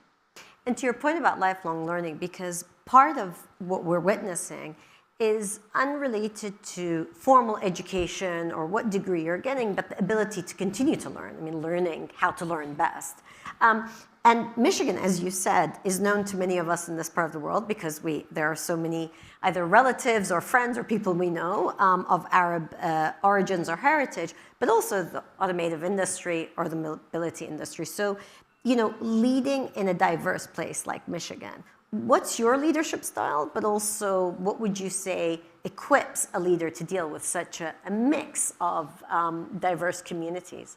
I often tell my kids and my constituents, my colleagues, listening, I think, is a superpower that, unfortunately, too few people have been able to hone over the years. Showing up in a community and asking the question, what's important to you? What's standing in your way of living the life that you want to lead, and how can I help? And every community is different. It's true within a state like Michigan, where in all 83 counties, you can find a very different reality on the ground. So it's showing up and it's asking those questions, and then collaborating to find a solution that makes sense for a particular community, whether it is a community that is different because of geography or socioeconomic opportunity, or the variety of ways that make communities different.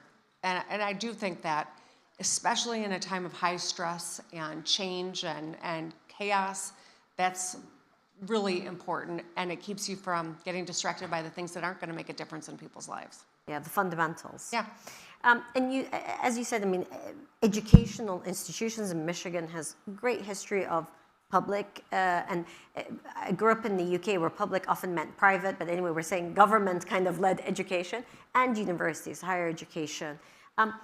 But it's also going through incredible change because of technological change. So how do you envision Michigan keeping its edge and keeping its distinctiveness? Well, supporting our institutions of higher education that have stood out for a long time, the University of Michigan, Michigan State. We've got the highest concentration of engineers in the United States are in the state of Michigan.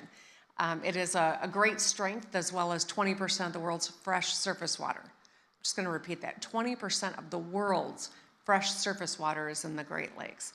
We've got a lot of natural assets, a lot of important capital that we have built up over generations.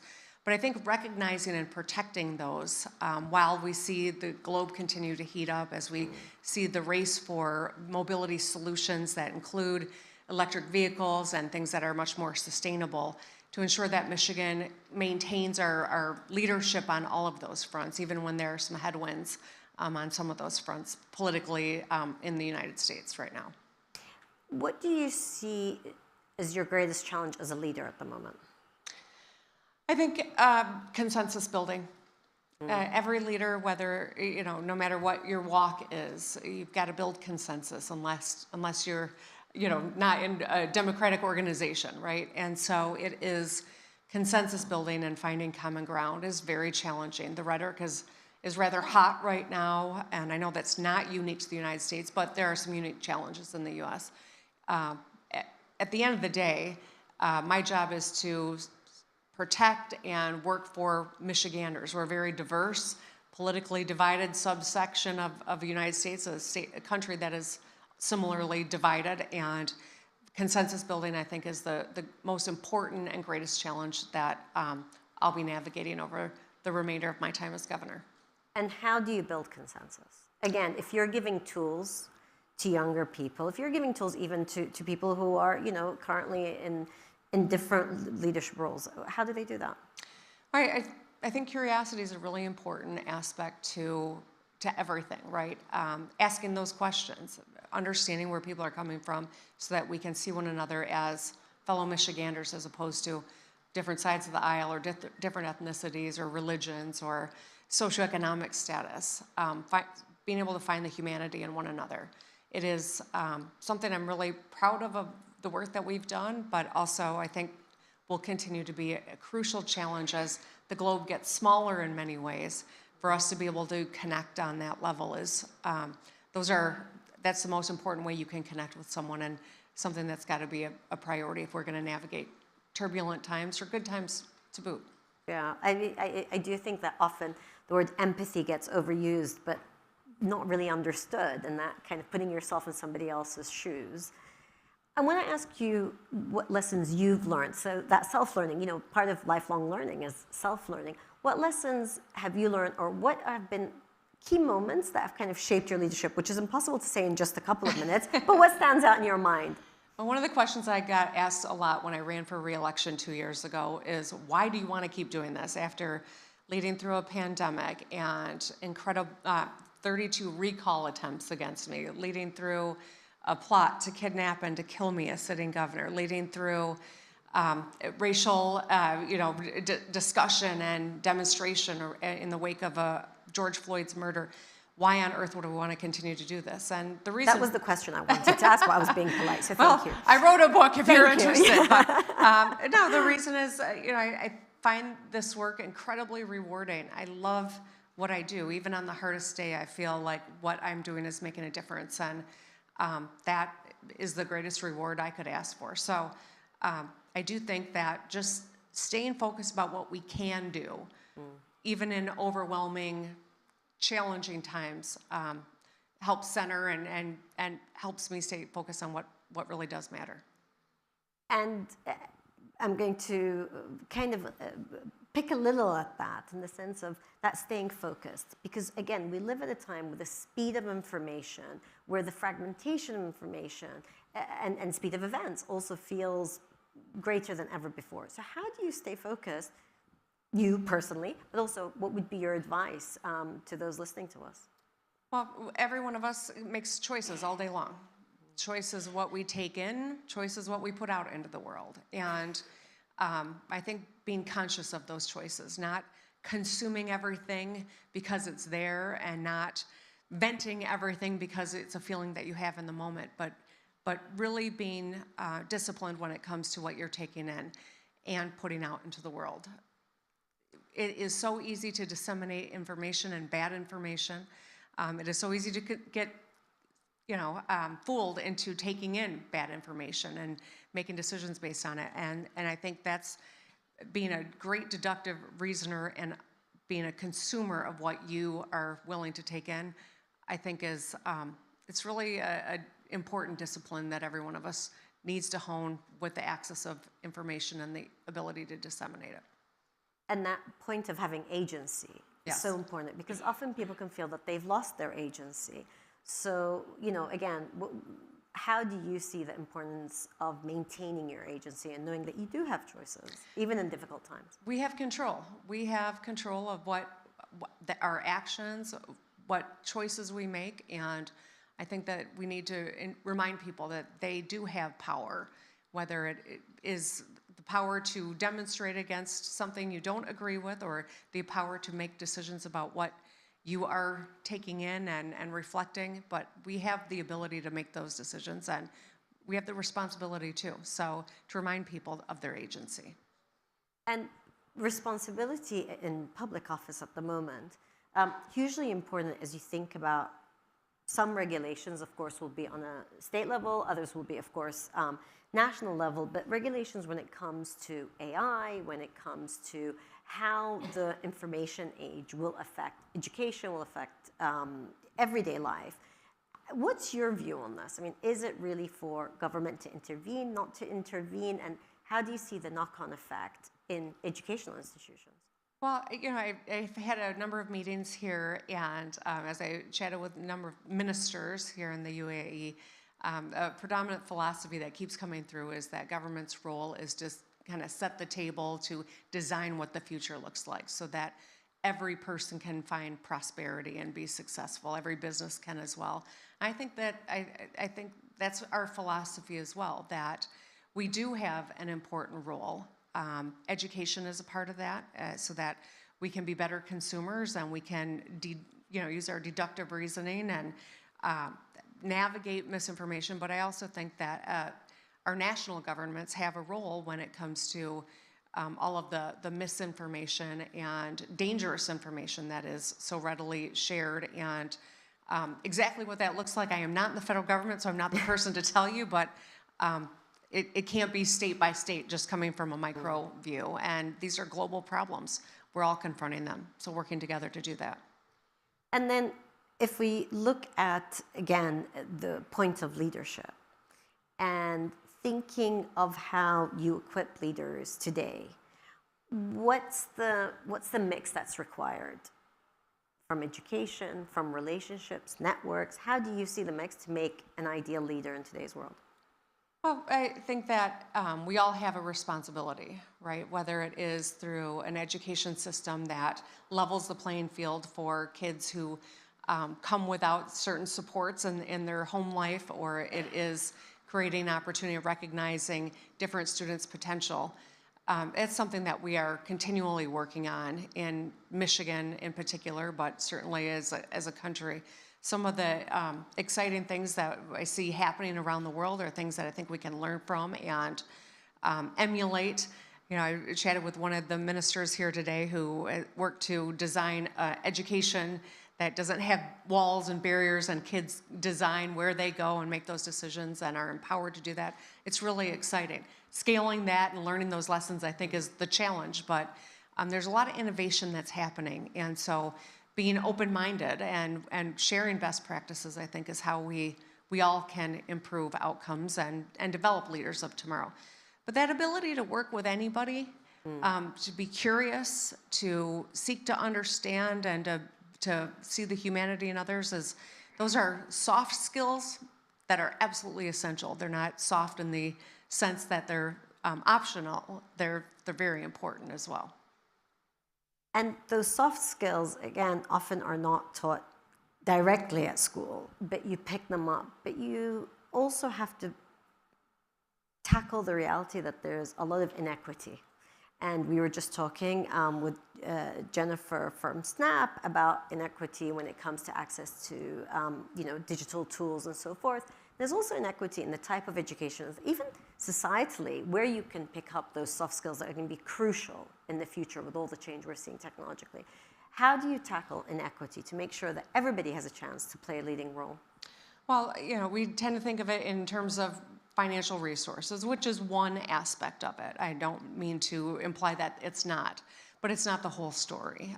There are other supports that need to be erected to help level the playing field and create that opportunity. We think about the challenges of mental health as we talk about social media and the access to information. The challenges that are associated that have an impact on mental health is also another that is an equity issue, because we know that in certain communities or in certain households, accessing the kind of support and care that is needed is completely impossible. And so I think thinking of the whole person is really an important part of addressing the inequities. I'm going to pivot slightly from our main track on education and leadership, because in your initial remarks, you spoke about the ties between Michigan and the Middle East, and we touched upon it, but I want to go back to it a little bit. How do you see those ties being fostered? What do you hope? What would be an ideal scenario of those ties being fostered? Well, I'm here with a delegation of about 20 people from the state of Michigan, and many Arab leaders in Michigan who are here frequently and in other parts of the region, trying to make sure that as we are tackling mobility or defense or AI and deep tech, that we are collaborating and growing the joint mutually beneficial, I think, presence of many companies that are both here and in the state of Michigan. I'll be tonight talking with a chamber of businesses that have a foot in both places, the UAE and in the state of Michigan, and I think learning what more can we do, and I think that's something we're eager to continue to do. So that's an invitation. But what's the challenge to that? What do you see as the key challenges that you need to overcome to ensure that? Certainly, old notions of what Detroit and the state of Michigan are. There is so much cutting-edge, exciting tech that is happening in the city of Detroit, that is happening in the state of Michigan, and I think that if you haven't been there recently, you might harbor this old notion that it's an old manufacturing town. We do manufacturing, but it's cutting edge and it's growing, and our incomes are up, our population's growing. There's so much exciting industry that is happening in Michigan, and a low cost of living that I think we've got kind of a 1-2 punch when it comes to opportunity, and that's why this relationship and being here is important for us to tell our story, but also to collaborate so that the UAE gets stronger, as does the state of Michigan. And a point that you also raised is surface water, because very few people actually don't know how incredibly rich Michigan is when it comes to that. But of course, we're also tackling a global problem of climate change. So how do you see, we hosted COP28 here nearly 2 years ago, a year and a half ago. It was incredible, and I think it fixed a lot of people's minds on that. Where do you see the collaboration when it comes to climate change? And also, if we take it back to leadership, how important it is that we maintain leadership on climate action? Well, it's really important, and we know that leaders will come and go, but our work in this space has got to continue no matter what any individual election in any individual country, what the outcome is. This work is really important. Our economy depends on it. Our people depend on it, and we know that as stewards of this crucial resource, how important our roles are and why we need to show leadership even when we sometimes feel that there have been setbacks when it comes to climate policy. I'm very optimistic. I'm sober. It's not going to be easy, and this is crucial work. Sustainability and the transition that's happening in mobility in particular has such an outsized impact on Michigan.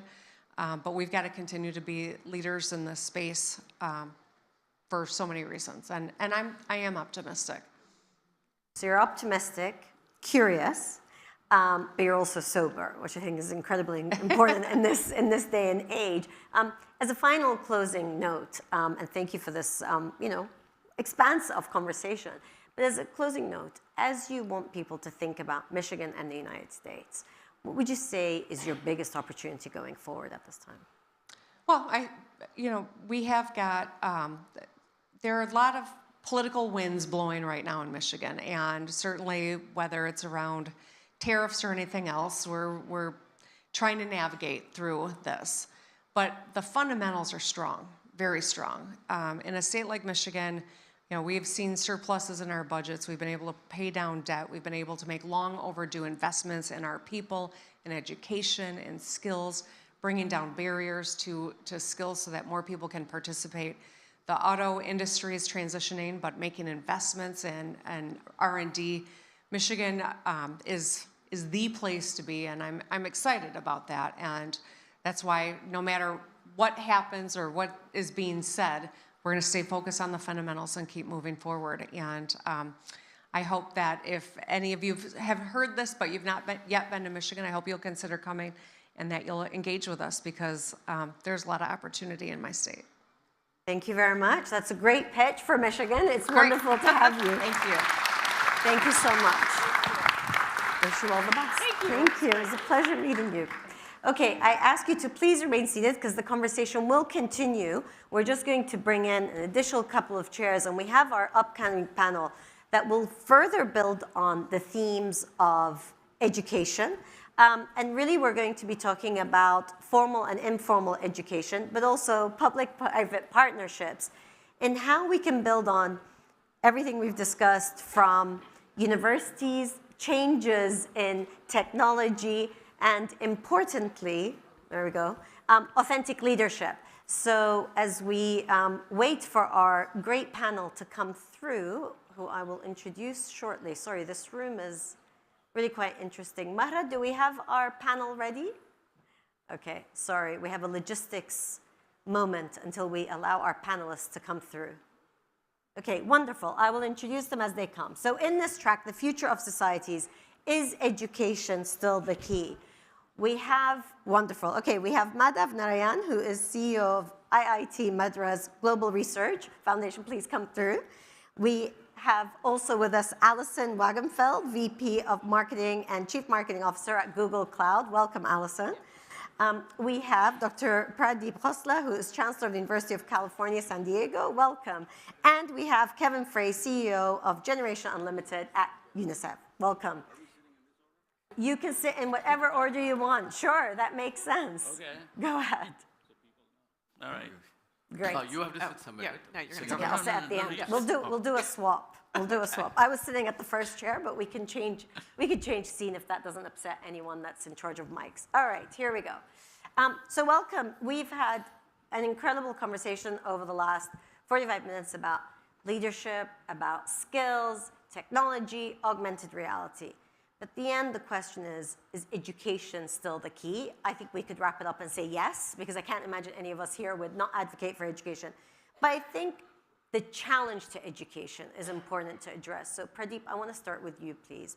What do you see as the biggest challenge to education? Thank you. So I think the biggest challenge is using the word education, because it's very nuanced. It starts with the K level, can go all the way to lifelong learning. So I think the real issue, K through 12, nobody would argue. It is the key, because technology, I believe, is going to drive the economy. Technology is going to create wealth for the next 30, 40, 50 years that I can see. So clearly, people need to be educated in more ways than one.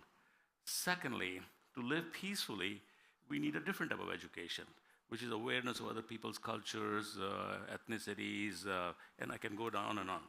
So I think all of these things are important. So the question is, in the US, the role of higher education. So people like me say higher education, being college education, research is really important, but there's a class of people who would disagree with that.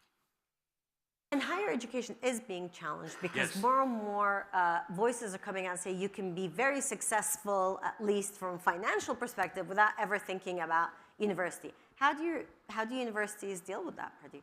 So the universities like mine or all higher education in the US has problem dealing with it, but I think we need to understand that even in the US, only 35% of the US population has an undergraduate degree.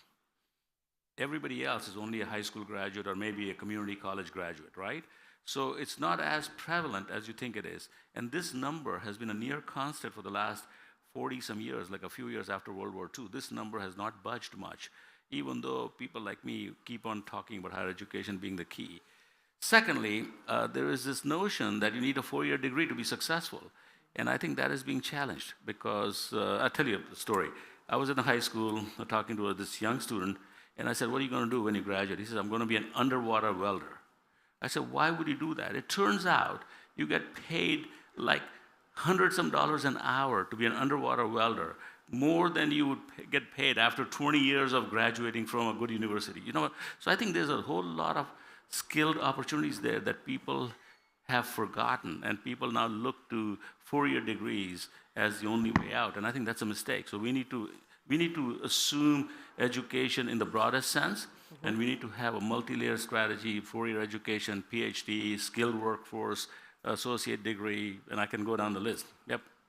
Madhav, how do you approach that, especially when it comes to issues of research?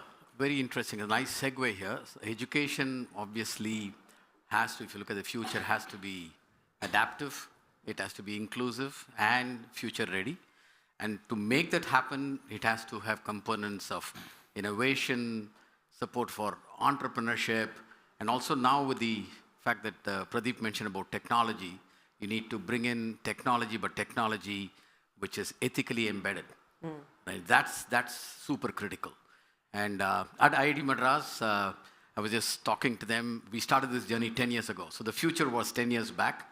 We realized that running the regular bachelor's, master's was not good enough. There was a massive demand. I mean, India is a huge country, and as I think Pradeep just mentioned, so the demands are very different. You can't have everybody wanting to do the bachelor's or go on to a master's, but there are people who wanted to do short-term certification programs, skilling programs. So that is something we went into. And then we also brought in hybrid education, which is offline, online. Online took off exponentially. So we have a center for outreach and digital education. We also have, in partnership with Google, I was just mentioning to Alison that we are doing a program which will be in multiple languages, expecting to reach about 1 million learners over the next couple of years across the globe, right? And so I think, and inclusive is not restricted to a country is what we realized. So we have this Center of Outreach and Digital Education called CODE. We have now 10,000 international learners. We started this a couple of years back. The journey has been fantastic. Then quickly touching upon K-12, we realized that actually we are finding increasingly students who are in high school are super interested in learning more about the emerging technologies and also want to understand foundational engineering so that they know what to choose when they come out of the schools. So we are running a School Connect program. So we teach students, right now we have started with grade 10, but we're hopefully looking at probably a couple of grades earlier. We'll be teaching them cybersecurity, data science, AI, just for them a short-term program of 6 to 8 weeks. And those partnerships, and Alison, I'll come to you on this issue of technology, partnering with Google, of course, Google Cloud, hugely important in enabling a lot of these technologies. But also the concerns that technology is a huge disruptor. And so for those institutions that are not quite strong or have the relationships or the financial resources, they get left behind. So how do you see AI or technology in a wider sense than AI as being an enabler, but also what do you do about the disruption element? So at Google, we're very focused on partnering with teachers, partnering with institutions, and we want to make digital transformation available truly to everyone. So for students, we provide tools such as Google Workspace, which is like Docs, Sheets, Drive, and teachers use this as well. We work with universities to be able to provide research grants in other areas. But we also think of education more as a continuum. And actually, that's particularly important with AI right now. For example, we have a program called Grow with Google, where people can get certifications later in life. We can't assume that all of your education has to happen from K through 12 or even in college or grad school, especially with AI. So now it's important to do new types of certifications and training. Skills boost is what we call it, so that the AI technology that we have out there is truly available to everyone. And even for my own team, one of the core goals is around AI fluency. Because many people now, if we all know, if you know kids in college, they're quite fluent with AI because they've been using it, but we need to make sure that the continuing education is core as well. Mm-hmm. And that continuing education, of course, is in the workforce, amongst the workforce, reskilling. We've all heard the statistics about how many jobs are going to be disrupted. But for younger children who are thinking about, them or their parents thinking about education, Kevin, I want to turn to you because, of course, as CEO of Generation Unlimited, part of that is thinking about all this education dynamic, but also with UNICEF, thinking about that younger generation. How do you see the partnerships between the public and the private sector in enabling solutions for all these challenges that we're mentioning? So the partnerships are absolutely critical because the skills that are relevant in the future are the skills that industry needs. They're the demand side of the equation. The skilling, the TVET, the education systems are the supply side. If we can't connect the demand with the supply, if we're not training young people and children in the skills they're going to need for the future, then we're not going to be providing them with meaningful livelihoods going forward. Quickly on AI, because as we think about children, we put out a big report at the General Assembly late last year.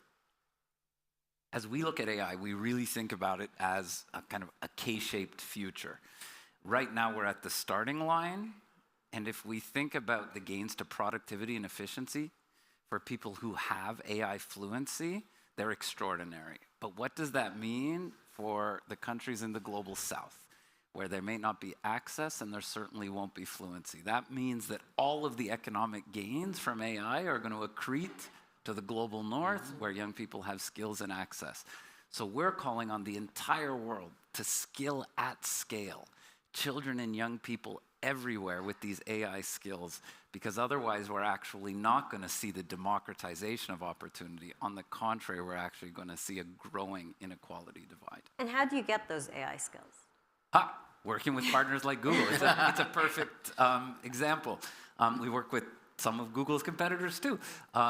But we actually just did a grant with Google.org. We signed it in December. And so what we're doing is empowering young women as AI entrepreneurs in rural communities around India, Bangladesh, and Nigeria. So we skill them up, then we give them the entrepreneurial mindsets that you talked about, and a little bit of seed funding to start businesses in the AI space. But we have to look to the experts for content. Industry is orders of magnitude ahead of where the education is, so we go to industry, ask them to give us the training material, and we ask to get that training material for free with things like Grow with Google, and we get it. And in different languages, where the way we work with translation, because it's critical that everything isn't just English-based, or we have to make sure that we spend a lot of time with Gemini, our new AI tools, ensuring that the translation is really strong. Dev, how do you see kind of that preparation stage? Because everybody has to upskill, but there's also concern about where do you begin? Where do you begin if you're not already involved? So for us, we begin from day one, as soon as a student comes in, and we have multiple projects that are active. So we are looking at AI to replace or enhance instruction. So there's an AI model trained to be the teacher, to be the teacher's assistant, as in set up exam questions, analyze the exam questions. There's an AI model trained to be the student's TA, again, helping the student answer questions. There's an AI model that's trained for people like me. I have questions about policies of UC San Diego. I query this model, it's called Triton GPT, and it tells me what the relevant policies are that I need to follow on that issue. So we have customized that whole large-scale World Wide Web database to just UC San Diego needs, and it's working really well. Madhav, I mean, how do you see that AI adoption? We've heard very tangible examples of having, be it ChatGPT or having the tone of voice of somebody who's a teaching assistant. How do you see that adoption of AI? And also, is there a challenge to those who may not have the resources to equip? Interestingly, at the Institute, it's embraced from day one. Pretty much what all he covered, everything is pretty much part of the Institute. So we have the AI tutor, the AI mentor. So we have all of that. So it's embraced. We have a Center of Excellence for Data Science and AI. So at an institute level, it's something that has not been a big issue. It's from day one. And it is increasingly, if you look at India, I think it is producing a huge bunch of data scientists for the world today. So AI is what everybody talks about. But what we found was at an institute level, obviously getting into IIT Madras, it's got that the most competitive exam that you can think of. It's not easy, so creme de la creme of students come in. But there are obviously, as I mentioned, for inclusive growth, there are students across the country who want to learn. So we have come out with these short-term certification programs, which cuts across using AI ethically, applying AI. So these are programs that we've been able to carve out. And that's where, going back, the industry partnerships become super critical. So we have embraced industry partnerships, both at a national level and at a global level, and that's what has helped us to really become relevant. And what we're trying to do now, because we have an audience here, we're trying to take all of this global. So we have a full-fledged ecosystem cutting across research innovation that we want to take global. Okay, on that note, and I do apologize, but we're out of time. I could have taken this conversation with this panel for another 2 hours, but sadly, this is a very fire starter conversation. Collaboration, industry partners, so the public-private partnership, but also thinking about lifelong learning and equipping it throughout the entire ecosystem. Thank you very much to our incredible panel, and do grab them and speak to them because they have a lot more to say. Thank you. Thank you.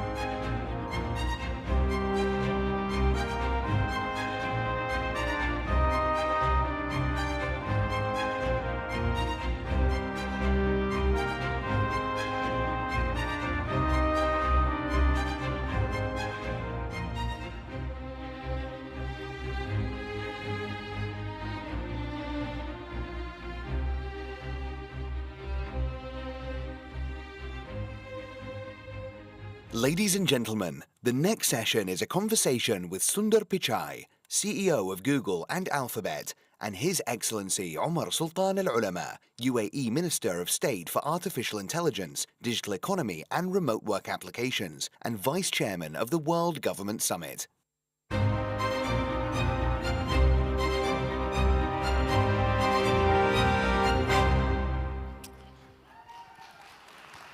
Sundar, I hope you're well. Can you see me? I can, Your Excellency. Good to see you again. It's Great to be here. good to see you. Thanks for having me. Thank you so much for joining us. We would have loved to have you in person, but technology enables us to have this conversation wherever in the world you are. I'm in France right now, and so I'm glad to be able to do this. I just heard about your AI investment in a big data center here in France. Congratulations, and it's great to see. Thank you very much. I'd like to maybe steer this conversation in a few directions, if you'll allow me. And we have 30 minutes. So just to set the context, we're going to start first by talking about the great technologies that Google has been at the forefront of. And then we're going to talk about the company, the culture, and the lessons for governments. And if you don't mind, we're going to end with some personal questions about you. Great. Looking forward to it. So, for a long period of time, every single moment someone talks about the technology breakthrough, they would say, we had an AlphaGo moment with this breakthrough or with this technology. Today, what's top of mind for everyone is DeepSeek and the breakthrough that it created. And I'm sure that you get this a lot, but I'd love to get your thoughts on what the breakthrough was, what the lessons learned were, and what we need to pay attention to as governments with regards to this announcement that the company in China has made.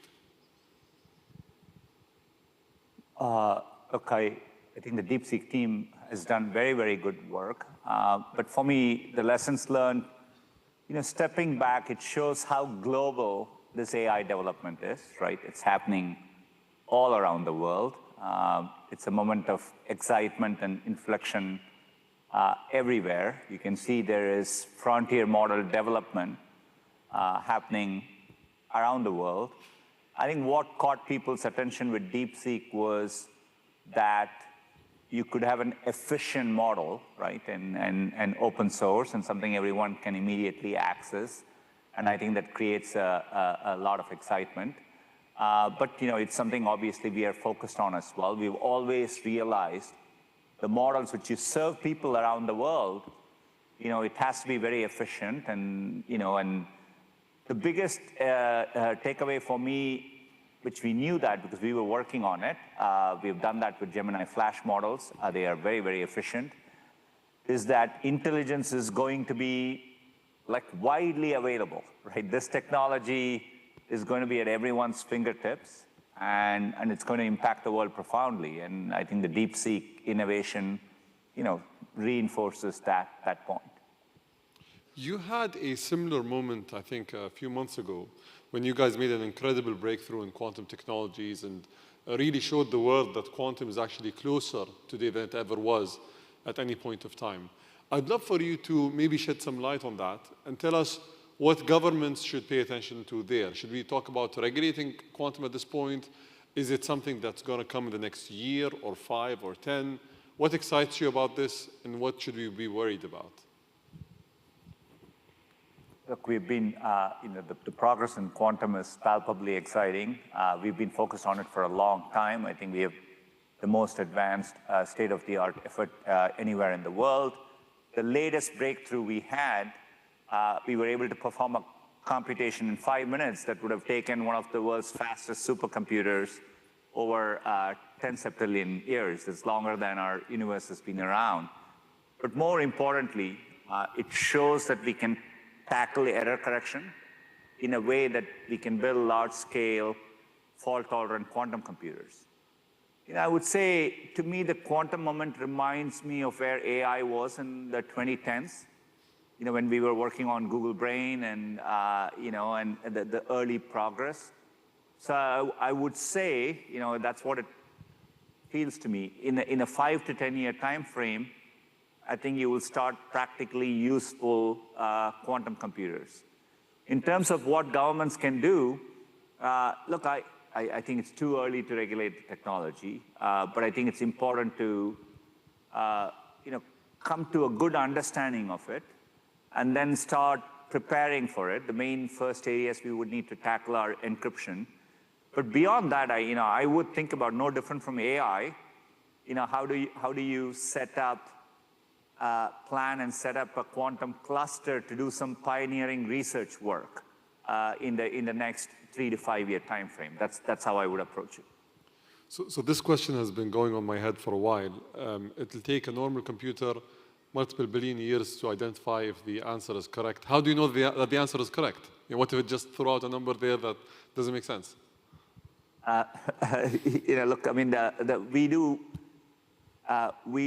the techniques we use there's a way to verify that answer is correct, which is different from how long it takes to compute an answer. And so those are the techniques we use to triangulate there. So let me maybe pivot a little bit about another venture that you guys are into. You are into AI heavily. Today, most people actually don't recognize this, but around 8.5 billion searches are done a day. And correct me if I'm wrong about this, but that's more than the population of Earth. And you have around 49% of the internet traffic every single month coming to Google. So there's a lot of advantages that you have in the AI domain, and Google will continue to be a leader because the world comes to Google to answer their questions. There have been talks about people moving to ChatGPT or moving to other, whether it's Grok or other platforms for search. Do you see that affecting Google in any way, or is it so far that growth is exceeding any sort of decline from these platforms? Look, broadly, stepping back, I think we are in the business of providing information to people. People's information needs are, exploding, if you will, right? So I think, so it feels very far from a zero-sum construct to me. Having said that, we are continuing to see strong growth in search. We have recently evolved search pretty profoundly with AI overviews. And we have found that people are engaging with it more. It's leading to a growth in search usage across all demographics and so on. So it feels like a positive moment. But more importantly, I think taking the long-term view, I think AI is going to help expand the opportunity space, not just for us, but for others working there too, right? With the kind of agentic capabilities that it'll have, you can not only ask questions, you can get things done. And so I think it can help you be much more productive across a range of domains. And that's the opportunity space ahead. And, given how big the landscape is, I definitely expect us to be a leading player, but it's natural to me that there'll be others doing well in this space as well. That's what it is. Just like the internet, it's going to be a massive space. We weren't the only company to do well in the internet. There have been other companies, right? And, and the AI would be no different. So zooming out, when you actually look at Google, what we realize, and this is something that, I looked at quite closely, it looks like you have an AI layer that cuts across all of your different products, whether it's the Google Pixel right now with the incredible camera capabilities of, allowing you to do things that other phones don't allow you, or maybe people are catching up on that, whether it's deploying self-driving cars and adding AI as the core component of it. So it's clear to me, and I think it's been clear to the world, that you're an AI-first company. Let's talk about self-driving cars for a second. I know that Waymo probably is the most advanced company in self-driving cars probably in the world today. Why aren't we seeing more applications of Waymo across different countries? What can we do to ensure that we usher this future in closer rather than push it further out in the future? Look, I've been super excited about Waymo for a while, and I think we are really hitting our stride in the past 12 months or so. We've obviously been very, very safety focused. So the way we approach it is we want to build a very safe and reliable Waymo driver. And once we do that, we can really scale up from there. We've definitely shown the progress there. Thanks to the work with AI we have done over the years, we now have over 33 million rider miles driven. And Waymo has had 78% fewer injury-causing crashes compared to human drivers, right? And so Now the progress is clearly there. Last year, Waymo, I think we served over 4 million passenger trips, and we are now averaging over 150,000 rides, paid rides per week in the US across San Francisco, Phoenix, and LA. So I think the first time any AV company has reached this kind of scale. And we are now expanding. We have a goal of doing this in 10 new cities in 2025. We'll be doing our first international testing in Japan. And so we do want to work with other innovative countries like you all, and that's the roadmap now we are putting in place. But we are at an exciting juncture, and I think the technology is working. And as you rightly pointed out, we have to scale it up by partnering with regulators in countries around the world. So we're ready to partner. Let's put the UAE on that list and on that roadmap.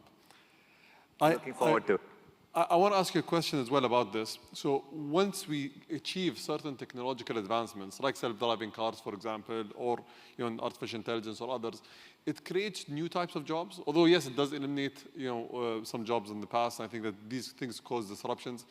I've been thinking in the past couple of weeks, what kind of jobs are going to be created within the experience of someone getting into a self-driving car to arriving to their destination? Would we actually, and I saw this example in Japan. In Japan, you can actually rent a friend. So you can actually rent someone's time for them to come and talk to you. Will we actually start creating these jobs that will make the commute more appealing for us? Do you think that new platforms are going to emerge from these kind of services? Do you have any ideas of what's going to happen?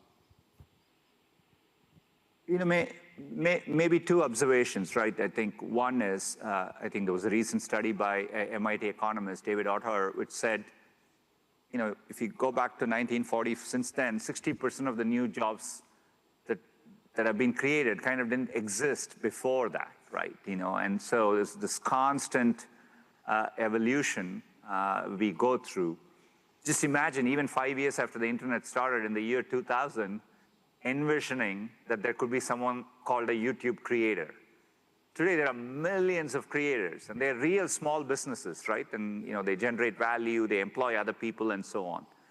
So we have to keep that potential in mind. To me, there is no doubt in an AI-driven world, just like the internet did, there'll be many, many new opportunities created.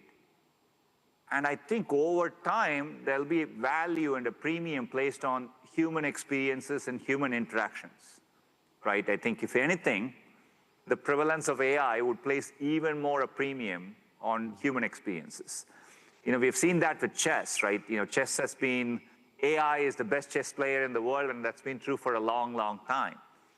Chess is more popular than ever before, right? And more people are playing chess now, right? And so I think it's worth keeping that in mind. And so while the technology is going to be very prevalent, it's going to improve productivity, it will cause disruption, but it'll also create many, many new types of opportunities. When I look at our latest video creation models, video generation models, VO2, just like the internet, it's going to enable many, many more people to create content than ever before, right? And so I think we are expanding the type of opportunities available to people. Amazing. Let's pivot a little bit to the company. Everyone in the world today, if you ask them about innovation, if you ask them about companies that are able to enact change in a way that allows them to maneuver around any change that happens in the world, Google comes top of mind. And most people think that Google is able to innovate because they offer beanbags and free coffee to their employees. I'm sure it's a lot more than that. The first thing I want to ask you about is what makes the culture at Google so special? Is there a formula? Is there a thing that you do to inspire people? How does it work? Look, I think it's a combination of things. I think our founders, had, really set a very ambitious framework for the company, right? We used to say we need to have a healthy disregard for the impossible.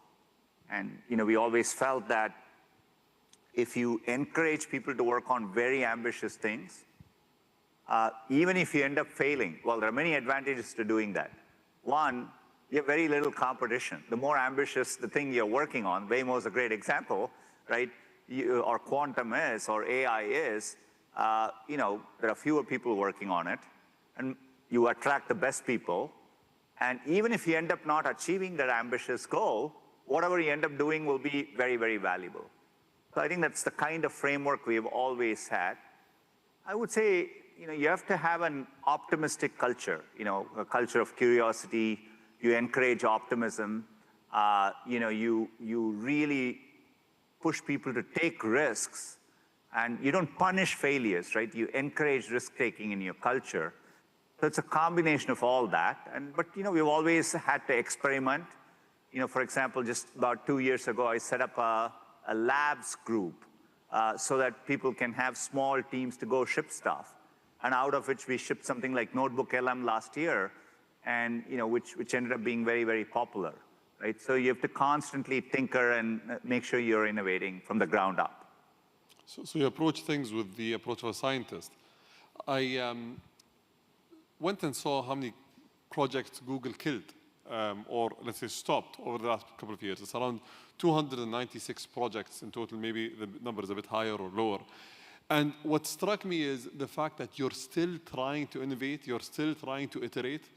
And yes, you might have breakthroughs like Android, for example, or like Chrome, or like Waymo. Most companies, when they go through so many iterations of killing projects, they tend to stop innovating altogether.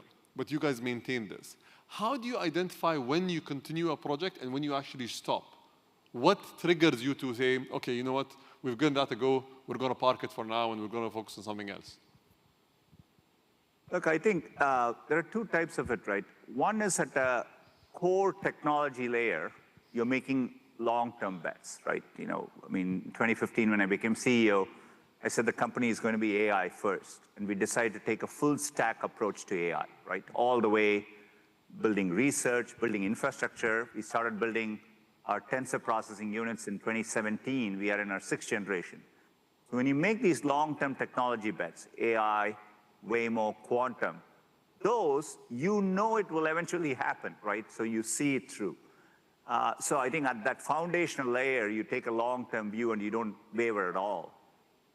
At the application layer, you are right. When you take efforts to build products, you're going to have some successes, and some things won't work out.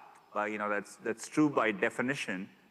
I think you know there's judgment there as to when you keep pushing through, and at what point do you see it's not getting traction, your approach is wrong, and you have to course correct. And you know there's definitely judgment there. We don't always get it right, but I think it's important to go through that weeding process too. You know, that's what keeps the company fresh, and you're constantly pushing to do new things. It's, we were having a conversation yesterday with a global CEO as well, and it's the gambler's dilemma. You know, when do you cut your losses, and when do you keep investing, and you know, when do you hit it big? I want to maybe ask you a final question about the culture in Google. Do you tell people to use AI? Do you have any training programs for them to use generative AI? Is it something that you push for, or is it something that you're waiting just to see how it's going to affect the employees and the culture in Google? Oh, look, this is internally at Google, you know, this concept of dog fooding. You eat your own dog food is what we call it. You know, we really want people to adopt our technologies and be at the cutting edge. There are two examples I would say. One is we are really trying to help engineers code using AI, right? And already we have made deep progress on having AI tools give people suggestions that can complete as they're writing lines of code. In fact, 25% of all code being written now has those suggestions, you know, from AI, which are accepted by engineers. But now we have smaller projects which is pushing it to the next level. Like, you know, how can they give the AI agents tasks and that can go and actually do much deeper work for them. The second is we are taking many, many functions and business processes across Google and trying to think how we can make them more productive using AI in a deep way. How can we do customer service in an end-to-end way that is better, right? And so, but to answer your question, yes, we are deeply encouraging people to use AI, right? And we measure it, we track it. And when we find solutions that work, we bring it to our cloud partners as solutions for them to try in their companies, right? And that's how we create that iterative cycle. There was an initiative that was launched in the UAE. So the Crown Prince of Dubai, once he saw the impact of generative AI, said that we want to do a citywide, and now maybe a countrywide program to teach 1 million people how to prompt properly on these tools and become much more effective. And there is a genuine belief here that this tool can be wielded to change the world, and we need to get people ready to be able to prompt better, to be able to extract value better, and to do more. So I'm glad that, whether it's in coding or in other domains, we're able to do more with people. I'd like to pivot now maybe to more questions about your journey, personal questions if you don't mind. And I was actually inspired to hear your story, how a boy that was born in India and had the ambition to change the world ended up running one of the most valuable companies in the world, and maybe the most recognized company today that everyone knows around the world. Why do you think you made it? What was the secret that got Sundar to start in a village in India and end leading one of the world's largest companies? I mean, I'd have to reflect on it. Look, I think for me, I was fortunate in some way, I had to wait a long time to get access to technology. So growing up, every moment was very, very vivid for me, right? Waiting for a telephone for 5 years, etc. And so, I saw firsthand how it changed my life and the lives of people around me. So I think I had this passion to kind of get access to technology and to make sure I was working on things that would bring technology to as many people as possible. So maybe in some ways I had a personal mission, right? And I was fortunate to find a company like Google. When I read Google's mission statement, in which it said, it wanted to make information universally accessible. That's what really excited me to come to Google. So I think part of it is being, you need to get excited by a mission. That's what pushes you to do your best work.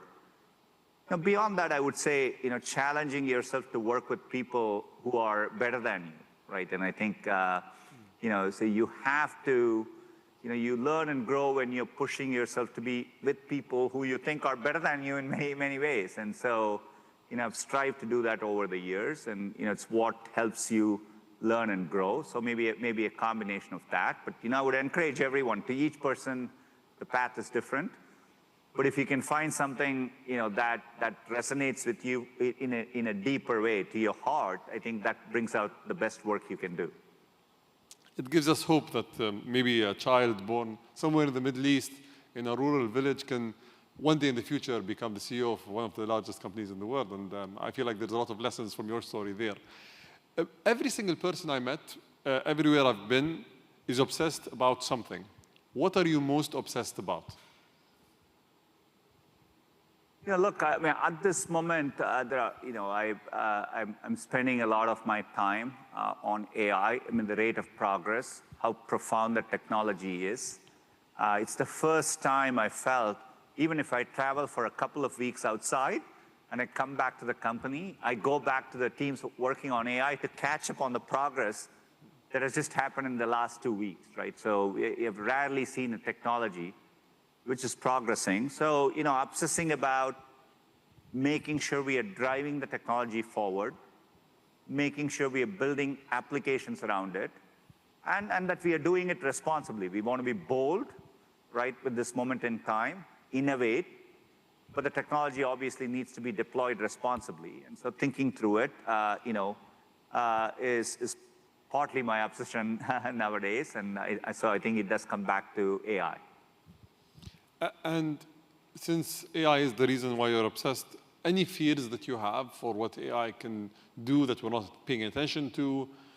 My view always is Google can do a lot more, but I believe that you guys are restricting yourselves from just deploying everything because you want to be responsible players in this domain. But what do you fear most when it comes to AI? What's something that, as government officials, we need to pay attention to? Look, above everything, I would say, as governments, you want to focus on the AI opportunity, right? And I think UAE has been, I want to give credit. It always surprised me that you became the national AI minister back in 2017, I think, and I think that is pretty far-sighted. And I do think for governments, that's going to be there's going to be no technology which would impact your economy as much as AI. So stepping back, making sure you're investing in your country's infrastructure, like UAE has done, making sure you're skilling your population. You gave the example of teaching people how to prompt in Dubai, right? And so skilling is going to be important. Unlocking data, in the public sector, right? And using that data to come up with solutions using AI. These are all tangible ways in which I think government should think about AI. On the risk side, which you asked me, and I think all of us need to be responsible with this technology. The opportunity space is huge, but obviously it's a very powerful technology. It can be a self-improving technology. And so making sure you're developing competency to evaluate risk, assess risks, and take the appropriate steps over time, is going to be something we all need to invest in. And there have to be global standards around it, right? So for example, as the technology can create real deep fakes, what are regulations to prevent that, right? What are standards all of us need to deploy in our technology so that you can detect that something was AI generated, right? And so those are all going to be important provisions. So I think both end up being equally important through this moment. What can we do about deepfakes? Because I think you face this more than anyone. You are a famous person that has a lot of video content online. Is there anything we can do about that? Look, I think we are definitely developing technology, and we are open sourcing it. We call it SynthID, and so we are watermarking image generation, and we are also open sourcing the tools to detect it. We need to work with other companies to create a standard around it. But over time, I think broadly we want to encourage AI innovation, but there'll be areas where regulation makes sense. Like today in the financial world, you have laws against fraud, right? So you're going to need equivalents of that, in an AI world, and something like deepfakes would need to be tackled that way. Let's assume that you, and I try to ask this question to everyone that I meet. Let's assume that you woke up tomorrow in my body and you were the Minister of AI. What decisions would you take that are currently not being thought of? Like, what is one thing that you're going to focus on that you think will have the biggest value for a company like the UAE or any country in the world? Beyond, I would re-emphasize, the 4 areas I would focus on is supporting infrastructure, right? I think most people are underestimating the infrastructure transition. I think UAE has been at the forefront because it's not just compute data centers, it's energy transition, which obviously, you've been at the forefront on. Skilling obviously is another important area. I think the amount of work that needs to be done to help your population get ready and transition, I think it is something there needs to be a lot of effort put into it. I would definitely, I think that much tougher challenge has been encouraging governments to unlock data, right? And how can governments better utilize and share data to improve public services, like healthcare, education, transportation, disaster response. So I think being at the forefront of that, I think is a real opportunity. So that is something I would think about. And then finally, how do you have balanced regulation, which is pro-innovation, but for high-risk applications, how do you think about responsible regulation? All of that needs to be in the toolkit. Is what I would emphasize on. But above all, I would say being excited at this moment, embracing innovation, because it is something that's coming at us in a fast way, is going to be very, very important. Sundar, thank you very much for your time. That was great. And thank you for taking all the questions. I wish you the best of luck in France, and hopefully we'll see you here next year. Likewise, Your Excellency. It's a pleasure, and I look forward to visiting the region soon. Thank you.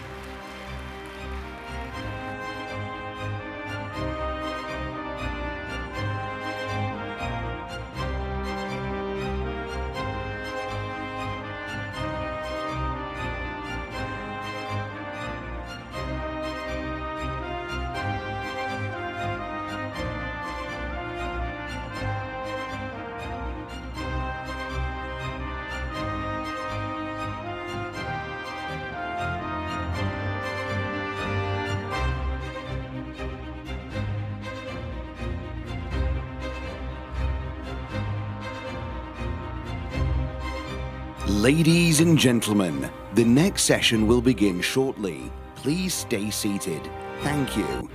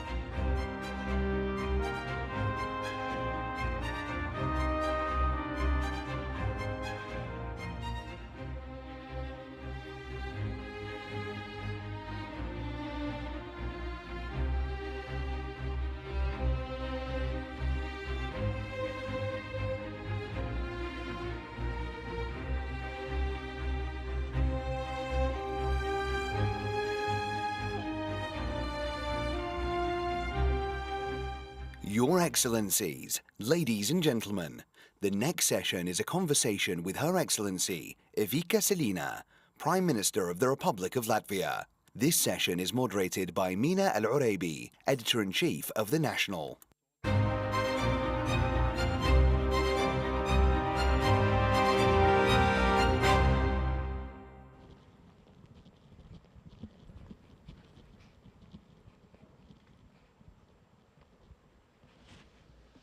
Assalamu alaikum. Good afternoon.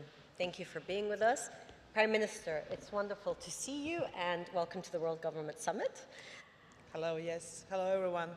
So there are many topics that we could discuss, but we're going to focus on leadership in this conversation. And of course, you have been Prime Minister since September 2023. You've also been Minister of Welfare, previously Interior, and a lawyer by training. So a lot of experiences on leadership, but importantly also, of course, governance. And I wanted to ask you, how, at a time of incredible change, can you ensure efficient and effective governance? First of all, let me say, I believe if you want to lead and you decide to be a politician, you need to believe in positive change. The change is possible. Otherwise, you will not have the inner force and the goal where you want to go. Second thing is long-term vision, long-term leadership, and believing in long-term sustainability.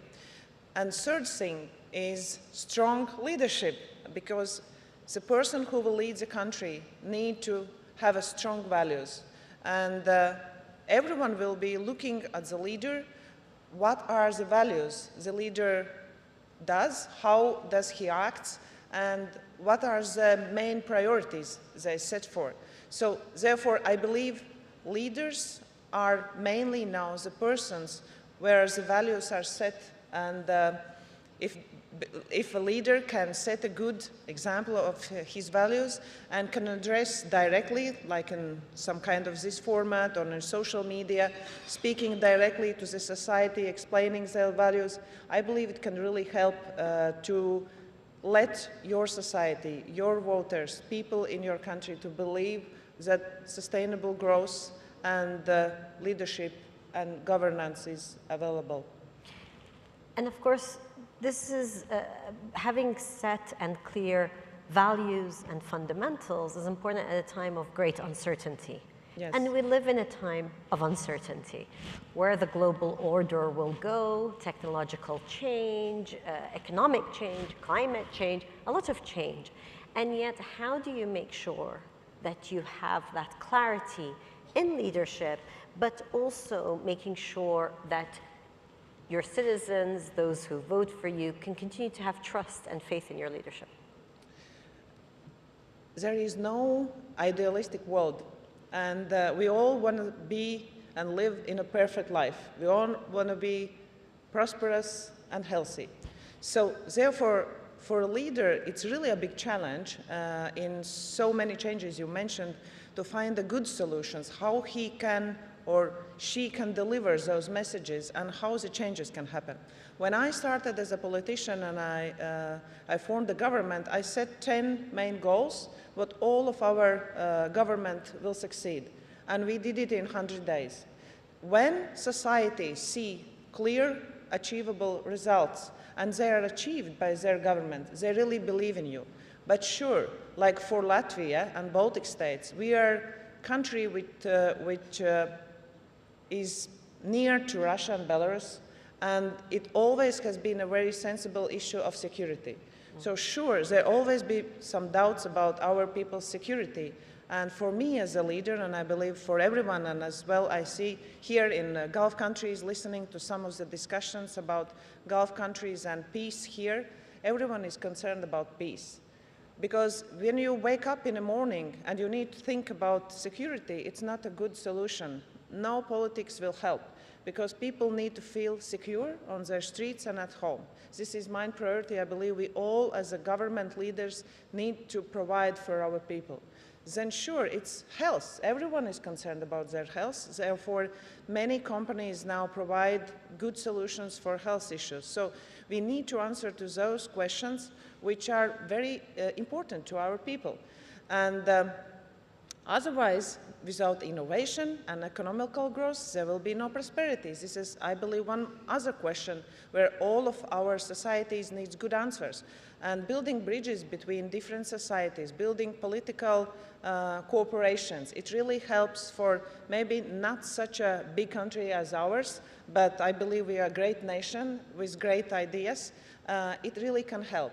And for such a countries as ours, we need to be good diplomats and to build good international relations. We are EU country.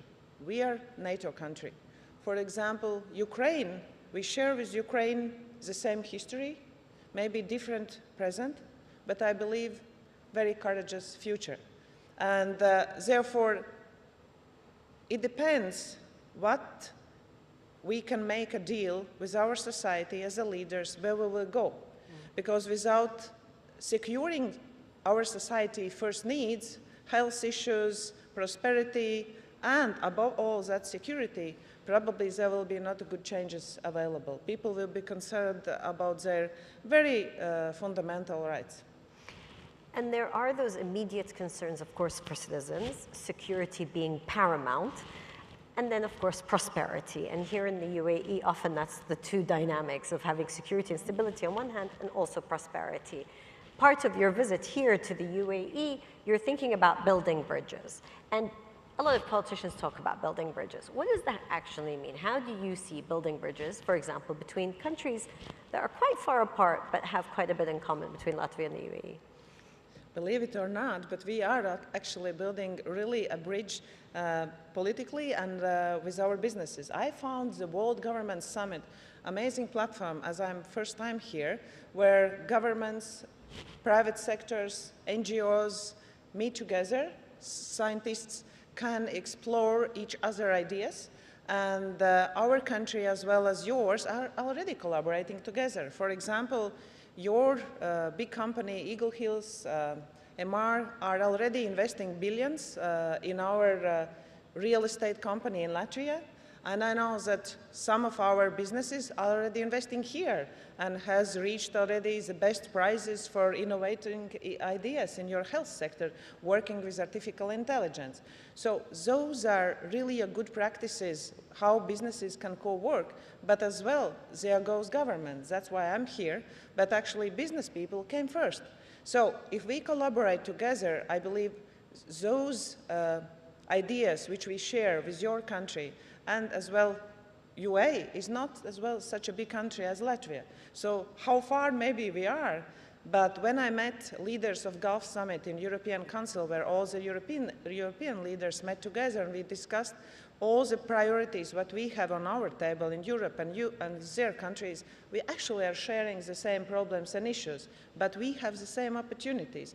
What depends, how we will use those opportunities, what priorities we will choose in a certain moment of life.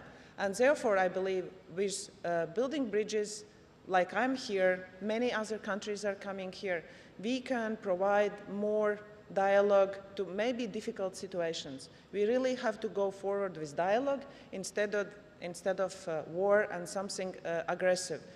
Baltic states gained their independence from Soviet Union when we stand together, 3 nations, through all the countries, by holding hands and singing songs. And that's how we get independence from Soviet rules. We want peace, but we are very strong inside. We are a really strong nation, but because we really don't want wars, we know the price of freedom. You've spoken powerfully about the need for peace in your region, in your part of the world, and we too, in our part of the world, always hope for peace. I want to ask you about your bid for the UN Security Council elected seat. What is your priority to join the council, but also how can you see peace in your neighborhood?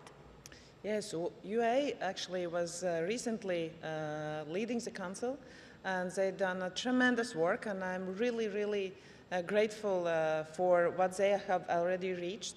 And we will follow up with women, peace and security in our agenda, especially making our priority on violence against women, because I believe every positive change can start within the family. If there is a violence within family members, then no healthy adult men or women can grow. So therefore, we really need to work on to those priorities, because we want our society to be healthful. Why we want them to be healthful? Because we want good business people, we want good employees and employers. Therefore, this will be one of the main topics, and sure, we will be the ones who will speak about peace. We really hope that there will be peace in Ukraine, in our region, in Europe, as we believe there will be peace in your region here, because it's not okay that in 2025 we are solving conflicts with arms. Now, I want to ask you about your citizen-centric approach. This is something that you, clearly from what you're saying, thinking about the home as a nucleus for healthy adults and citizens and people who can thrive in the economy, but also lessons that you've learned by thinking about a citizen-centric approach. What lessons have you taken from your time as Minister of Welfare, Minister of Interior, of putting the citizen at the heart of decision-making? I saw in the beginning of this conference, in the opening remarks, maybe we should think that GDP is not the main goal we need to reach. And there was an estimate, maybe quality of life and well-being of our people is the main target. We will have to look in long-term planning. And I believe this is my approach for quite a time. GDP is really a good example, but imagine how many countries with really high GDP doesn't have this good quality of life. I will not name them, but health, mental issues, air, climate change. So therefore, this is one really particular thing where we have to look maybe not from outside, but how people feel from their inside and how they feel about themselves and their country. And about gender balance as well, and equality between ages. If there will be different leadership with women participating, different ages of people participating, younger age, older generation, then probably there will be much better decisions looking from 360 around like circle position. But this is something I have learned that society really needs answers which sometimes are not so far to be looked for, but they are very close, but they're the most difficult ones. You spoke now about the importance of understanding what to measure. GDP is important, but you need to measure quality of life. You also spoke, of course, when you first became Prime Minister, having very clear targets and communicating how those targets are met. So how do you choose what to measure? Because what you measure often is an indicator of where you will go. Probably I don't have a recipe to offer, but sure, it's a very challenging way. To be a leader and to be a politician and to be a women politician, it's even twice more difficult, because you will be measured and you will be challenged. But I just can say to leaders and to young female and to young men, don't be afraid, because we need to show by our example that changes are possible, and we work for our future, we work for our present as well. Therefore, positive changes is something we can experience. And really, my suggestion would be just follow up your dreams, don't be afraid, speak directly, use social media. It really works with younger generation, and even grandmas are looking now on social media, looking for recipes and listening to politicians. So this is really, sometimes it's very challenging. Social media gives very different opinions, but from other side, it gives a different opportunity for us to speak directly, to address the electorate, and to hear from our society very directly as well what really needs are be resolved right now. And education is probably one of them, health will be next, always. So there is those cultural changes, probably in different countries something else, but without education, without healthcare, without security, there will be no future. The fundamentals for a brighter future. Thank you very much for sharing your insights. Please, a round of applause to show appreciation for the Prime Minister of Latvia. Thank you so much for your insights. Thank you.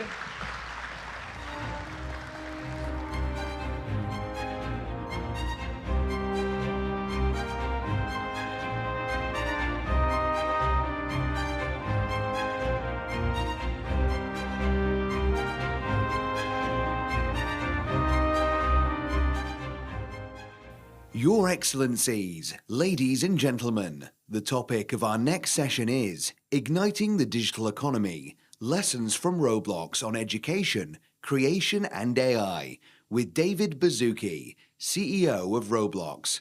This session is moderated by Anna Stewart from CNN.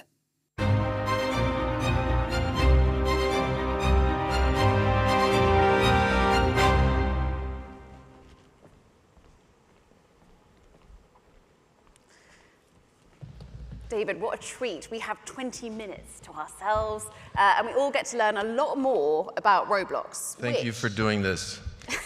And thank you for UAE for your hospitality. It's been amazing.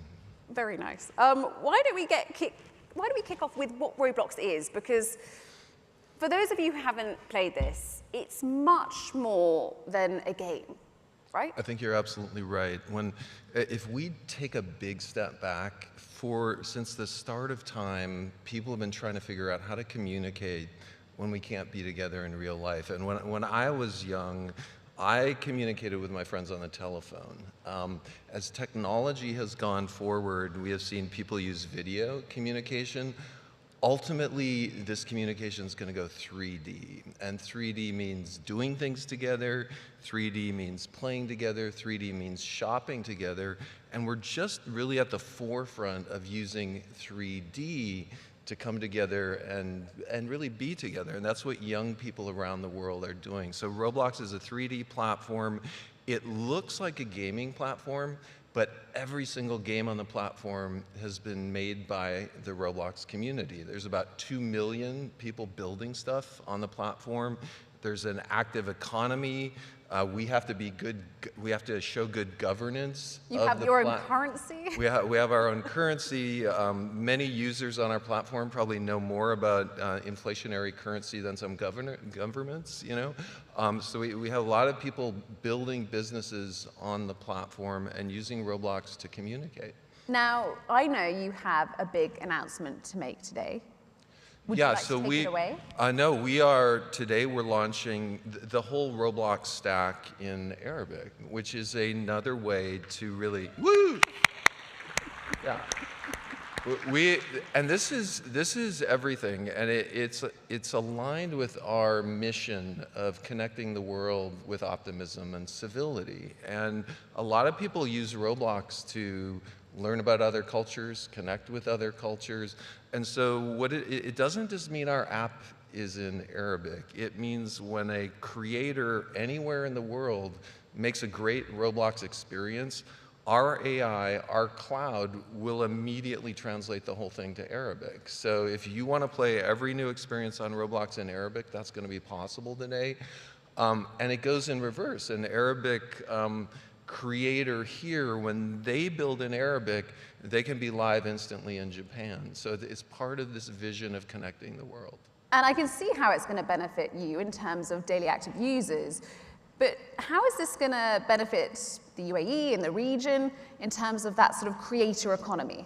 Yeah, we're really optimistic that platforms like Roblox more and more support not just people communicating and connecting, but people making a living on these platforms. And there's some amazing work going on in the Gulf around digital economy and people starting to create on platforms like Roblox. So there's a creator right here in this country who's participating in an experience that's been played over 1 billion times. Someone who's writing code on our platform.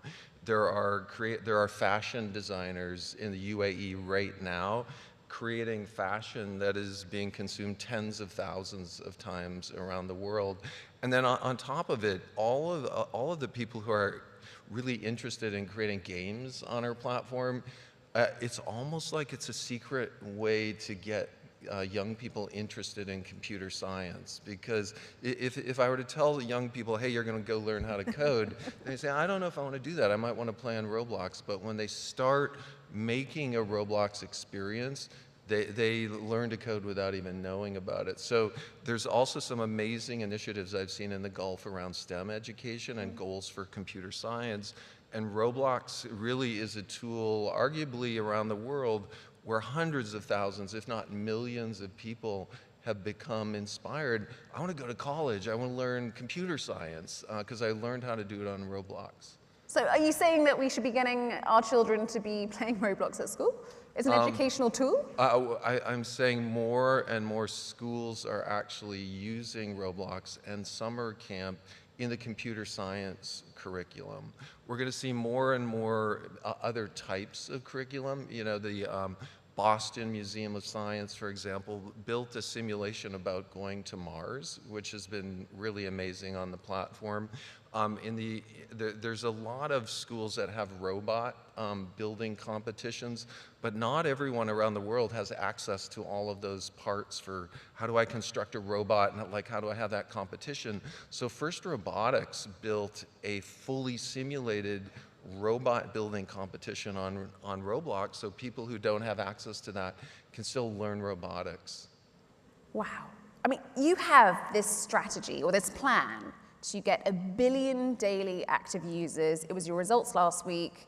You reported earnings, and I think it was 85.2 million daily active users. So investors clearly wanted more. Your share price took quite a dive last week. Are you going to get there? Yeah, so I do want to highlight we had the most amazing Q4 quarter ever. Our revenue grew 32% year on year. And if you look at the American stock market, I won't comment on the volatility, but we have an intermediate goal, which is quite ambitious, of having 10% of all gaming on Roblox. And that means wider ranges of things. It means sports games. We just saw NFL Universe show up on Roblox in the last month or two in the top 25. So we're starting to see sports, we're starting to see role-playing games, we're starting to see branded games. So we really want to create a platform for creators around the world to both come together, but also to earn a living. 10% of all gaming? That's pretty crazy. What percent are you on now? 2.4%. How long is it going to take? We internally are pretty ambitious about getting there. No, really? You know, we've shared that we're growing at over 20% year on year. Like, we think we're going to get there.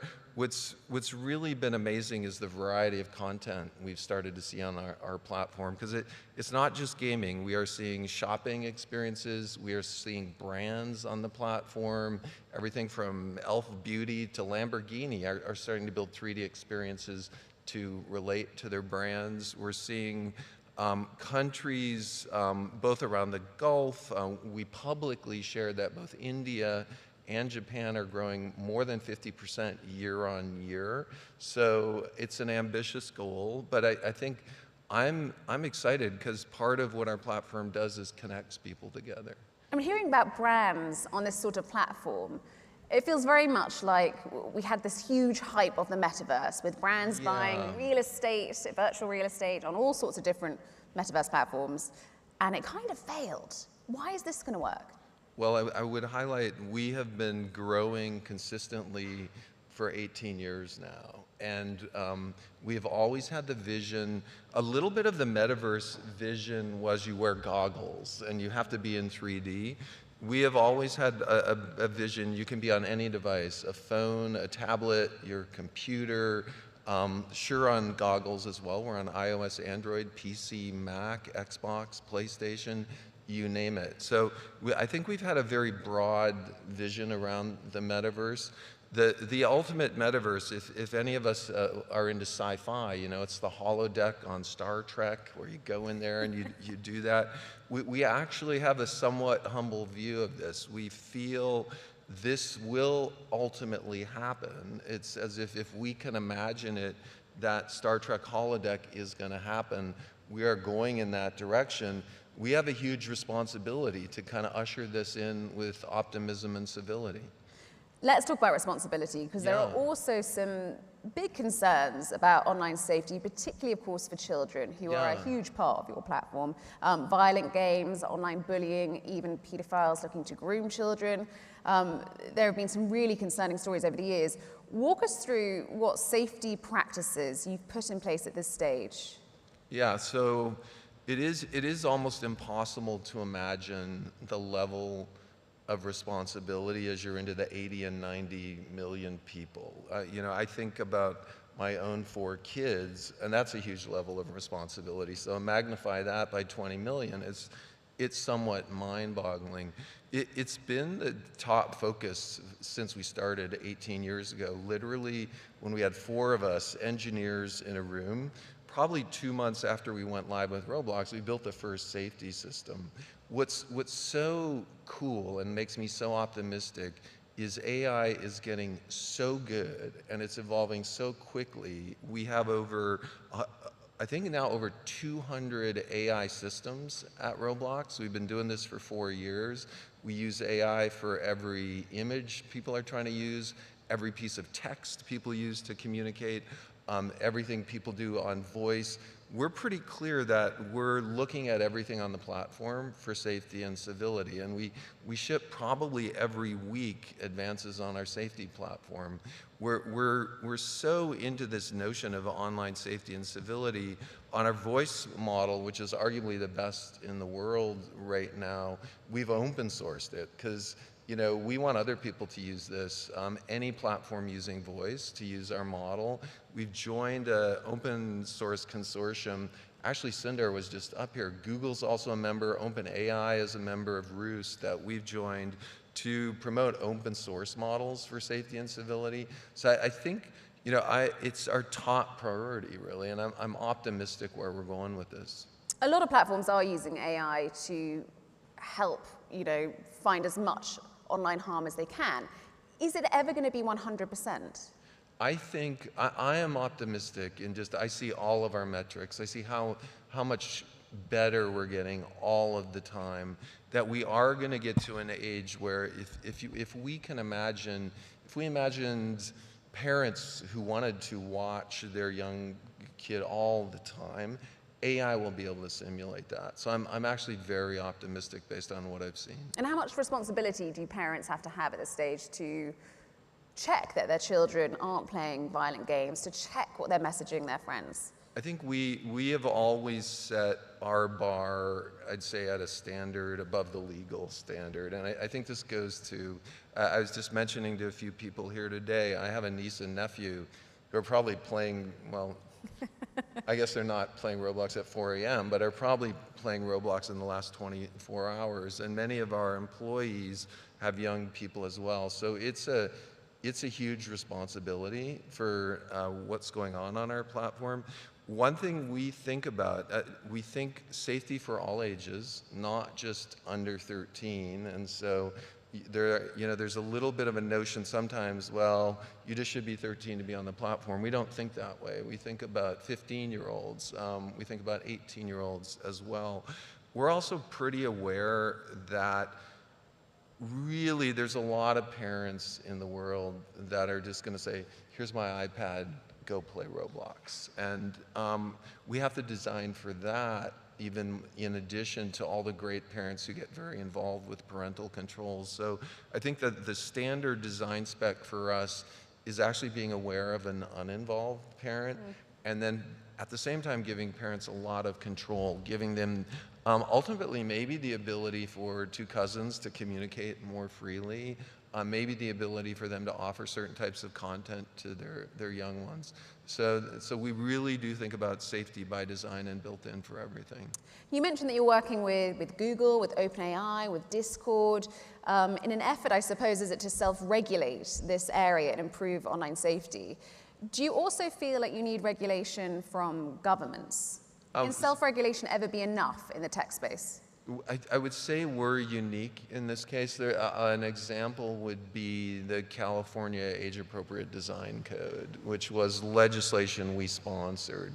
This was a piece of legislation that was somewhat controversial. We had literally built all of that already. And so the legislation comes by, it actually, I think, came out of the UK.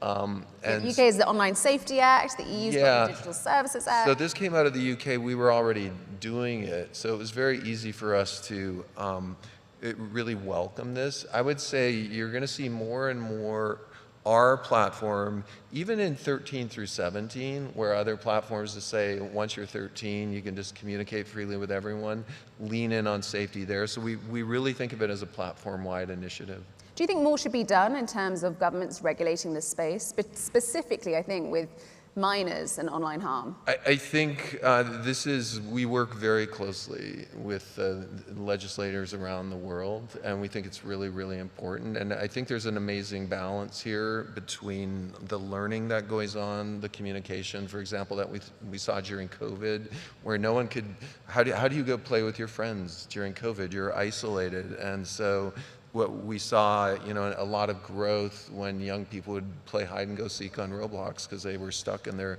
own house. I think, so we work with legislators all around the world, and we think what's the right balance between the benefits of combating loneliness, keeping people connected with, of course, keeping people as safe as we can. When you think about what Roblox was when you first started it, when it was a room of engineers, and what it is now, what is it going to be in 20 years' time? It's, we're at a place now where it's way beyond what we imagined. This isn't what you imagined? We're way beyond. Well, it's interesting, right? When we started the company, we had an enormous vision of this whole new category, and we were, what I said right when we started, going from the phone system to the video system to the 3D system, we were thinking that way. We just had never imagined we would get to where we are. In 20 years, I'm expecting there'll be an amazing amount of learning on the platform. People will be interacting with virtual historical characters and learning from that. AI is going to get, we're this year going to offer generative AI within every Roblox experience, and that's something that we've never seen in the gaming space. I'll give an example. We were talking about Dress to Impress, which is it's like a super viral experience where you and I, we pick out clothes, we go on a fashion show. I feel like we should play it. We should, right? And see who can pick out and build their outfit the better and have a fashion show. And this went viral around the world and with older people, 21, 24-year-old things. But what we're doing in Dress to Impress is we're just picking clothes. We're not designing clothes. Designing clothing, it's pretty hard for most people to imagine being a clothing designer. You know, that's something I do on Project Runway with scissors and a sewing machine.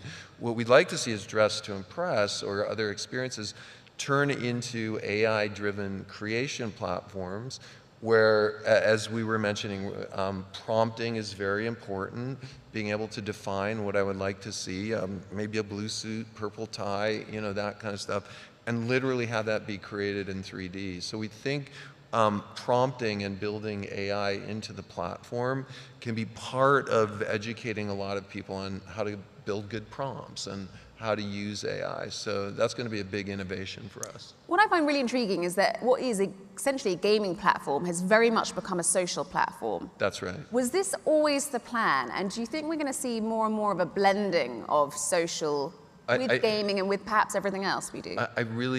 We do feel immersive 3D, being together, being able to be whoever we choose to be in different environments is bigger than gaming. It's ultimately shopping, we were talking about as well. It's the notion that someday, for some people, it's pretty fun to go to the mall and, you know, look at stuff with your friend and try things on. That's a really fun social activity that you might not get if you're shopping on an online destination. So that's social, that's not necessarily gaming. More and more going to concerts, I think is going to be really big. In our virtual office, we've experimented with people who are remote, not just being on video, but being together in 3D. There's some really big benefits of being together in 3D. This is a very hard environment to simulate in Zoom. If every single one of us was a Zoom panel, but if we were in a 3D simulation, we could reach over and talk to the person next to us. So yeah, we think it's bigger than gaming. I mean, when we look at social, there is a rumor, of course, that you and some other investors are interested in buying TikTok in the US. Oh yeah, that's funny, right? Everyone's interested in buying TikTok, right? It's not actually for sale at this stage. Yeah, everyone is in a rumor of being that. What I would say is not as much commenting on that, is it's really interesting to think of a social platform that's hyper-transparent, where everyone can see how the algorithm works. People aren't worried about it boosting in certain directions, where it's very safe and civil. So I do have an interest in transparency when it goes to any social platform. And improving social platforms. Absolutely. Making them safer. Yep. Thank you so much. This is all we have time for. Thank you. It was a pleasure. I hope you all enjoy playing Roblox later. Thank you. Now a bit. Yeah.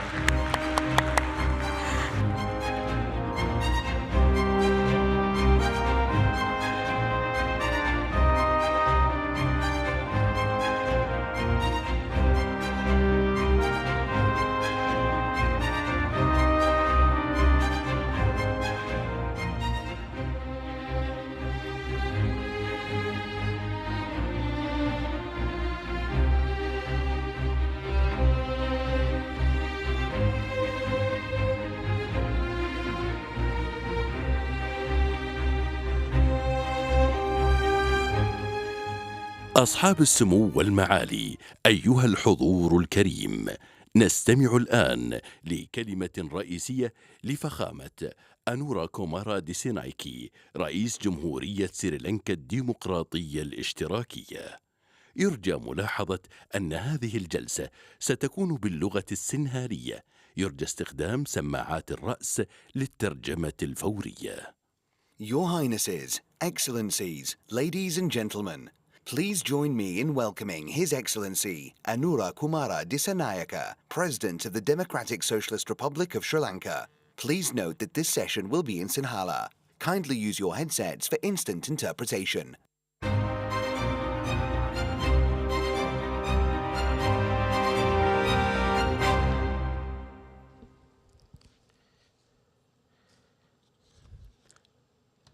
ගෞරවනීය රාජ්‍ය නායකයනි, විවිධ සංවිධාන නියෝජනය කරමින් මෙහි පැමිණ සිටින නියෝජිතවරුනි, සම්භාවනීය අමුත්තනි, මාධ්‍යවේදී හිතවතුනි,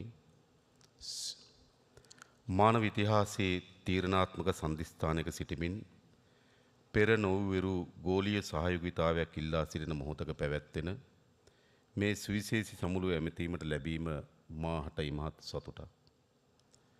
මගේ රට අපූර්ව ඉතිහාසයකිනුත් අනාගතය පිළිබඳ සුබ සිහින දකින වර්තමානයකිනුත් පුළුල් දේශපාලන සමාජ දැනුමකින් සන්නද්ධ පුරවැසියන්ගෙනුත් සමන්විත සුන්දර දිවයිනක්. ලෝකයේ ඕනෑම රටක සිදුවන සිදුවීම පිළිබඳව සහ කම්පනයක් මගේ රටේ ජනතාව තුළ තිබෙනවා. ඔවුන් සම්ප්‍රදායන්ට ආදරය කරනවා සේම වෙනස් විය යුතු තැන ඉතා සබුද්ධිකව වෙනස් වීමට තරම් පුළුල් සමාජ දැනුමකින් පිරිපුන්.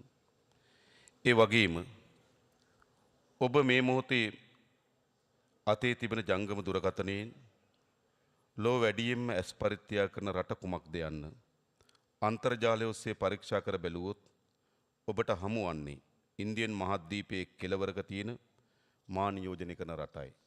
ඒ ශ්‍රී ලංකාවයි. එවැනිම පරාර්ථකාමී උණුසුම් හදවත් තිබෙන පුරවැසියන් ජීවත් වෙන රටක් නියෝජනය කරමින් ඔබව ආමන්ත්‍රණය කිරීමට ලැබීම පිළිබඳව මගේ රටේ පුරවැසියන්ගේ නාමයෙන් මම ආඩම්බර වෙනවා. මානව වර්ගය සම්බන්ධ වැදගත් අංශවල අනාගත උපාය මාර්ග සහ සැලසුම් සංවර්ධනය කිරීම කෙරෙහි අවධානය යොමු කරමින් පැවැත්වෙන මේ සමුළුව අනාගත ලෝකයේ යහපැවැත්ම උදෙසා ඉවහල් වෙතයි මා තරයේ විශ්වාස කරනවා. වර්තමානයේදී අපේ රටවල් මට්ටමිනුත් කලාපීය මට්ටමිනුත් ලෝක මට්ටමිනුත් මුහුණ දෙන ගැටලු අති විශාලයි. ඒ වගේම සංකීර්ණයි. මේ ප්‍රශ්න මායිම් නොකරන සමහරු තමන්ගේ ආත්මාර්ථකාමී චාරිකාවේ යාත්‍රා කරනවා. එහෙත් අද දවසේ හුදකලා ප්‍රශ්න හෙට දවසේ මුළු ලෝකෙම දොරටු වලට තට්ටු කරන ප්‍රශ්න බවට පත්වන බව තමන්ගේ හුදකලා චාරිකාව අවසන් කරනවා. එනිසා දේශ සීමා ඉක්මවා යන අභියෝග වලට මුහුණ දීම සඳහා අපි ගෝලීය පුරවැසියන් ලෙස එකට එක් විය යුතු බව මම යලිත් ඔබගේ අවධානය යොමු කරනවා. මෙම අභියෝග වලට මුහුණ දීම සඳහා සාමූහික ගෝලීය ක්‍රියාමාර්ගයක් අවශ්‍යතාවය තිබෙනවා. පාලනයේ වගවීම සහ කාර්යක්ෂමතාව වැඩි දියුණු කිරීම අනාගත ලෝකෙ වෙනුවෙන් අත්‍යවශ්‍ය වෙනවා. ඒ පුරවැසියන් තනිව සාමූහික ප්‍රයත්න දක්වා රැගෙනීමට හුරු කළ යුතු දෙයක්. රාජ්‍ය ආයතන ව්‍යුහය සහ නිලධාරී තන්ත්‍රය තම ක්‍රියාවලියන් ගැන වගවීම සහ වගකීමේ අවශ්‍යතාවය අනාගත ලෝකෙට තීරණාත්මක බලපානවා. සමාජ සාධාරණත්වය හා නීති ආධිපත්‍ය ප්‍රමිතිගත රාජ්‍යයකට මෙන්ම කෘතස්ස ලෝකෙට බෙහෙවින්ම වැදගත් වෙනවා. ගිවිසුම් සහ නීති විධිමත් ආකාරයට ක්‍රියාත්මක කිරීමත් අඩු ආදායම් ලාභීන්ට අස්ථායී ප්‍රජාවන්ට ක්‍රමවත් සහයෝගය සැලසීමත් නිලධාරීන්ගේ වගවීම තහවුරු කිරීම සඳහා නිදහස් මහද්‍යා සමාජ ක්‍රියාකාරීන්ට ඊට ප්‍රස්ථා සැලසීමත් මෙහිදී ඉතාමත් වැදගත් වෙනවා. 1948 මානව හිමිකම් න්‍යාය පත්‍රයේ නොතිබූ ඩිජිටල් ප්‍රවේශ අයිතිවාසිකම්, පාරිසරික අයිතිවාසිකම්, නව අයිතිවාසිකම් සහ වෙනස් වන දේශපාලන පද්ධති මතුවීම තුළ මානව හිමිකම් පිළිබඳ යාවත් කාලීන විශ්ව ප්‍රකාශනයක අවශ්‍යතාවය වත්නම් සමාජය ඉල්ලා සිටිනවා. ඒ පිළිබඳ සංවේදී වීම සහ මැදිහත් වීමේ අවශ්‍යතාවය මේ මොහොතේ මා සිහිපත් කරනවා. තිරසාර වටිනාකම් මත පදනම් වූ ලෝක ප්‍රජාවක් ගොඩනැගීමේදී ලෝකයේ විවිධ සංස්කෘතික සම්ප්‍රදායන් කෙරෙහි ගෞරවය පවත්වා ගැනීම වැදගත්. එසේම දුප්පත් රටවලින් 60%කට ආසන්න ප්‍රමාණයක් ණය අර්බුදයක හෝ ණය අර්බුදයේ ඉහළ අවදානමක සිටින තත්ත්වයක් තුළ අනාගතයේ සහ ගෝලීය ආර්ථිකය පිළිබඳ වුන් බරපතල සුසුමක් කෙලනවා. ගෝලීය මූල්‍ය කරන කොන්දේසි දැඩිවීම අනාගතයේදී ගෙවීමට නියමිත විශාල ණය ගෙවීමේ සහ ශ්වේරීය ණය අර්බුදයකට මුහුණ දීමට උන්ට සිදු වී තිබෙනවා. නූතන ලෝකයට සාධාරණ ලෙස ගලපාගත හැකි මූල්‍ය සංශෝධනයන්ට පරිවර්තන වීම මේ මොහොතේ ඉතාමත් වැදගත් කරුණක්. මේ අතරම දේශගුණික විපර්යාස, ජෛව විවිධත්වයේ අහිමිවීම සහ දැඩි දූෂණ වැනි පාලනකින් තොරව කාර්මික වර්ධනයේ දරුණු ප්‍රතිවිපාක වෙත අප ගමන් කරමින් තිබෙනවා. ඒවා ආලෝක වර්ෂ ගණනාවක වේගයෙන් පෘථිවිය වෙත එන බිහිසුණු ග්‍රහයකට වඩා බියජනකයි. ඕනෑම සංවර්ධක රටවල් ඓතිහාසිකව කාබන් ඩයොක්සයිඩ් විමෝචනයෙන් 4/3කට දායක වී ඇතත් ඒවා දේශගුණික විපර්යාසවල බලපෑමට නිරාවරණය වන්නේ ඉතා අඩුවෙන්.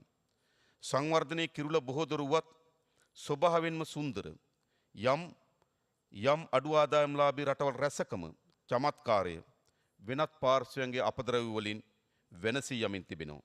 එවැනි රටවල් සහ දූපස්වතු සුන්දර වෙරළ තීරයන් ඒ විශේෂණයන්ගේ ගොදුරු බවට පත් වී තිබෙනවා. ජීවිතයේ යම් දිනක ඔබ අපේ රටේ සංචාරය කළහොත් රට වටා ඇති මුහුදු තීරය පිළිබඳ ඔබ විස්මයට පත් වෙනවා. අපේ රටේ වෙරළ තීරය මෙන්ම සුන්දර ලෙස ආරක්ෂා කර ගැනීම වෙනුවෙන් රටක් ලෙස අපි සුවිශාල ආයාසයක නිරත වෙමින් තිබෙනවා. ඩිජිටල් විප්ලවය දැනටමත් මිනිසුන් ජීවත් වන ආකාරය, වැඩ කරන ආකාරය සහ sannivedana කරන ආකාරය වෙනස් කර තිබෙනවා. බිලියන සංඛ්‍යාත ජනතාවට සතුටින් සෞඛ්‍ය සම්පන්නව සහ වඩාත් ඵලදායී ජීවිත ගත කිරීමට උපකාර කිරීමේ හැකියාව ඇති එම තාක්ෂණයෙන් ලෝපුරා පුරවැසියන්ට සහ රජයන්ට නව අභියෝග නිර්මාණය කරන බවත් අප අමතක කළ යුතු නැහැ. ඊටම සරලව පරිගණක වෛරසයක් ගැන සිතන්න. තුවක්කු බැරලයකින් සිදුවන වෙඩි තැබීමක් හෝ ගුවන් යානයකින් හෙළන බෝම්බයකින් හෝ ඉකුත් සමයේ සිදු වූ න්‍යෂ්ටික පහරවලට වඩා බරපතල තරජනයක් වර්තමානයේ සයිබර් පහර හරහා සිදුවිය හැකි අනතුරට අපි මුහුණ දී තිබෙනවා. ආයුධ සහිත සාම්ප්‍රදායික යුද්ධවලදී සිවිල් වැසියන් ඉලක්ක කිරීම වැනි දේවල්ට එරෙහිව ජාත්‍යන්තර නීති සංග්‍රහ තිබෙනවා. සයිබර් යුද්ධ සම්බන්ධයෙන් එවැනි නීතියක් අවශ්‍ය වන්නක් නොවේද? එනිසා ශක්තිමත් සයිබර් ආරක්ෂණ ක්‍රියාවලියකට ලෝකයේ යොමු යුතුව තිබෙනවා. මේ අතර ඉදිරි දශක දෙක තුල ජනගහන වර්ධනය, නාගරිකකරණය, සුද්‍රජීවී ප්‍රතිවිරෝධය හේතුවෙන් සෞඛ්‍ය අභියෝග කීපයක් දැන්ටමත් පැවතීම සහ පුළුල් වීමට ඉඩ තිබෙනවා. මිනිසුන් වශයෙන් අපි නොවැළක්විය හැකි ලෙස අප අතර අන්තර් සබඳතා පවත්වනවා. වසරකට වඩා වැඩි කාලයක් වෛරසයක් විසින් අති බහුතරයක් මානවීන්ගේ මුහුණු ආවරණ මගින් වසා දමන්නට කටයුතු සිදු කළා. ඒ ලෝකයේ බලවත්ම රාජ්‍යයේ සිට දුප්පත්ම රාජ්‍ය දක්වා එකසේ බරපතල පීඩනයක් ඇති කළා. එසේම 2024 දී බෝ වෙන රෝග කීපයක වැඩිවීමක් හෝ නැවත පැමිණීමක් දක්නට තිබුණා. බෝ නොවන රෝග අතර පිළිකා රෝගය ජීවිතවලට අසාමාන්‍ය ලෙස බලපෑමක් සිදු කර තිබෙනවා. මේ මොහොතේ ජීවිතය සහ මරණය අතර සැරිසරන මිලියන ගණනක පිළිකා රෝගීන් සිටිනවා. හෘද රෝග දේශ සීමා නොතකා ජීවිතවලට කඩාවදින අතර ඒ බිහිසුණු ව්‍යසනයක් වී තිබෙනවා. 2030 වර්ෂය වන විටදී ලෝපුරා මානසික රෝග සඳහා වන ආර්ථික පිරිවැය ඩොලර් ට්‍රිලියන 16 ඉක්මිය හැකි බව සෞඛ්‍ය විශේෂඥයින් පුරෝකථනය කරනවා. දේශගුණික අර්බුදයේ හේතුවෙන් 2050 විට තවත් මරණ මිලියන 14.5ක් විය හැකි බවට පුරෝකථනය කොට තිබෙනවා. ඩිජිටල් සෞඛ්‍ය සහ නව තාක්ෂණය, නවීන සෞඛ්‍ය උපකරණ, පාරිසරික සෞඛ්‍ය හා තිරසරභාවයේ ආර්ථික අවදානම් සහිත රටවල් සඳහා සෞඛ්‍ය මූල්‍යම සහයෝගය පිළිබඳව මූලික අවධානයක් යොමු කිරීම ඉතා වැදගත් වෙනවා. ගෞරවනීය අමුත්තනි, ඔබ ඇතැම් විට මැද පෙරදිග නියෝජනය කරන වෙන්න පුළුවන්. එසේම අප්‍රිකාව, ආසියාව, යුරෝපය හෝ බටහිර රාජ්‍යයන් නියෝජනය කරන වෙන්න පුළුවන්. එහෙත් අප සියලු දෙනා මුහුණ දෙන ප්‍රශ්න වගේම අපේ හදවත් වලින් නැගෙන ලබ්ඩබ් නාදය ආයාචනා කරන්නේ එකට එක් වී ලෝකයේ ගොඩනගමු යන්නයි. අපි සහෝදරයන් ලෙස එකට ජීවත් වීමට ඉගෙන ගත යුතුයි කියා මාටින් ලූතර් කින් වරක පවසා තිබෙනවා. අපි අපේ රටේ ජනතාව අරමුණක් සඳහා එක් කළා. ඒ ලස්සන ජීවිතයක් සහ පොහොසත් රටක් හදන්න එකතු වෙමු කියා. ඉතිහාසගත ලෙස වුණේ අනුමත කළා. මේ ඓතිහාසික සමුළුවේදී මා ඔබට ආයාචනා කරනවා. අපි එකට එකතු වී ලස්සන ජීවිතයක් සහ ලස්සන ලෝකයක් නිර්මාණය කරමු. බොහොම ස්තුතියි සියලු දෙනාටම.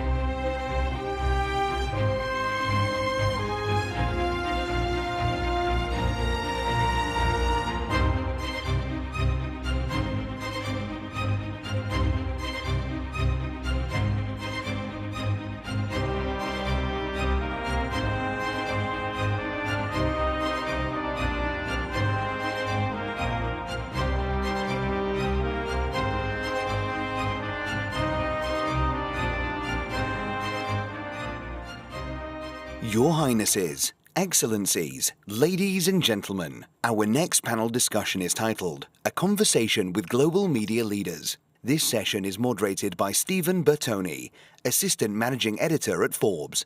Please join me in welcoming our distinguished panel. All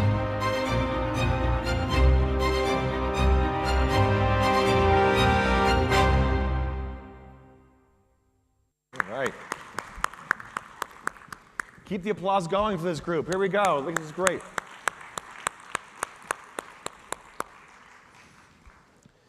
Hello, everyone. Welcome.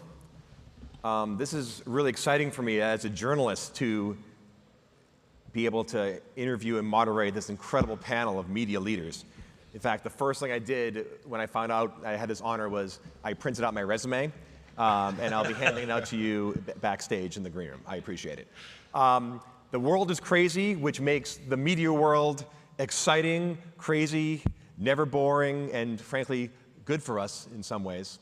What is exciting right now? What is everyone focusing on in this media world? Well, Jess, go ahead, Omar. Well, there's never been a time of change quite like this.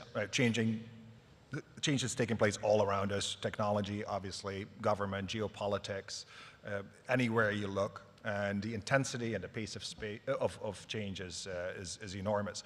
And so that forces us all to focus on the core of what we do. And that is finding reliable information and helping people make sense of this very rapidly changing world. And then we have to do it while we're all changing ourselves as well. Yes. I was going to say, I think that business of an unbelievably dense and unexpected news flow. I mean, just this year, since the beginning of January, terrorist events, wildfires, the Mideast, arrival of Trump, it just, that happening at the same time that behind the scenes, Elon? A little bit of Elon, goes a long way. And behind that, a kind of a sense of once in a generational need to change the org. So there's a kind of front office, back office thing going on with rushing backwards and forwards, which is quite interesting. Yeah, it's kind of the old, it's like trying to fix your airplane engine while you're in the sky. That's right. That's right.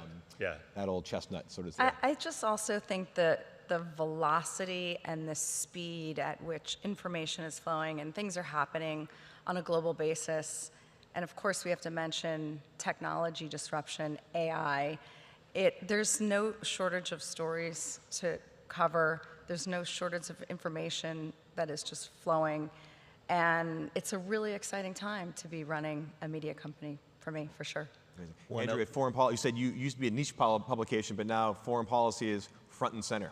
Yeah, we're a niche publication, but our niche is geopolitics, which is a fantastic niche to be in right now. And one of the things that these guys asked me were how my staff is doing through this tremendous flood the zone moment, and it is unbelievable. But they love every moment of it, and it is this change drives interest in content that really explains what's happening in the world, and that's what we specialize in. Yeah. And just to talk about what is changing in the business, I said this earlier in a roundtable we held. AI means news is becoming more of a commodity, and we are not focused on that as much as we are in analyzing the news. That's where the premium is, and because there's so much confusion and so much change, that's really feeding into our strength. We had our best subscriptions month ever last month in January. Wow. With so much going on, both on the news cycle, both technology-wise, what are you telling your teams to focus on? Like, there's so much chaos, there's so many things to chase. What are like the core missions that everyone is, what are you handing down to your teams? Well, for a start, the most important thing, we often talk about trust as being an issue. Yes.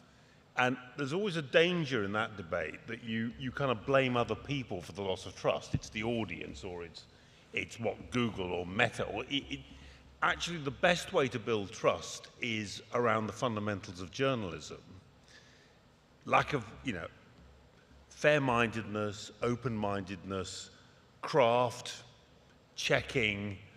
I would say also, more than in the past, showing people your sources, explaining to people what your journalistic practice is.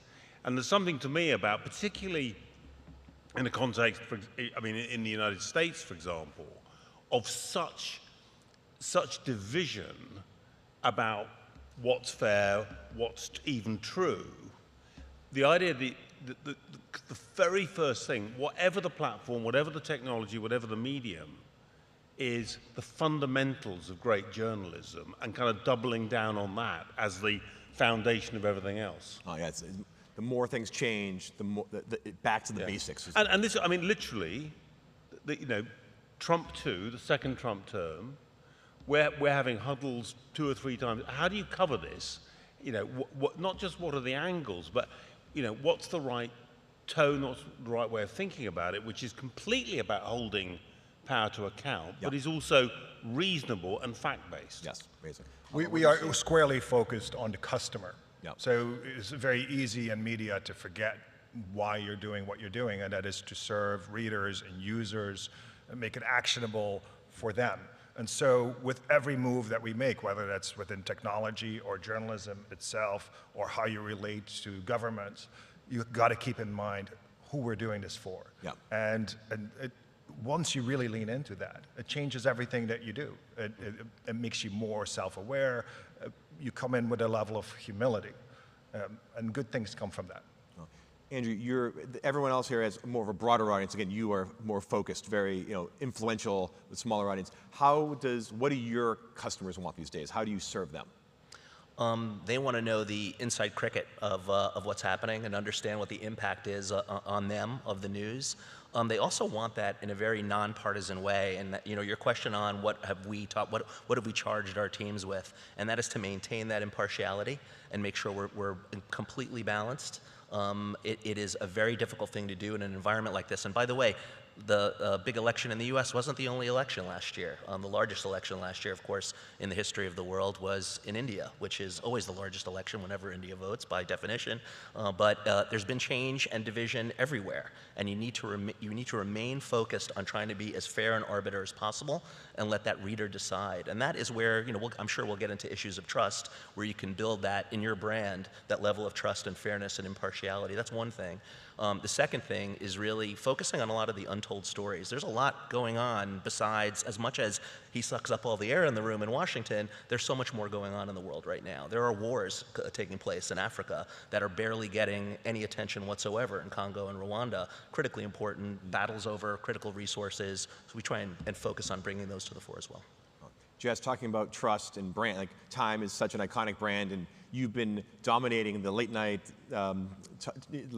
comedians in America, having a great time with the Trump, Time, Elon Musk. Tell me about that, because you've been making waves and you've been spending a lot of time with the White House, or at least covering it. So yeah, when you think about Time, a 100-year-old brand that was started by young men in their 20s for men, busy men that didn't have a lot of time. Here we are 100 years ago, I'm the CEO of Time, and we're still owning and driving the conversation.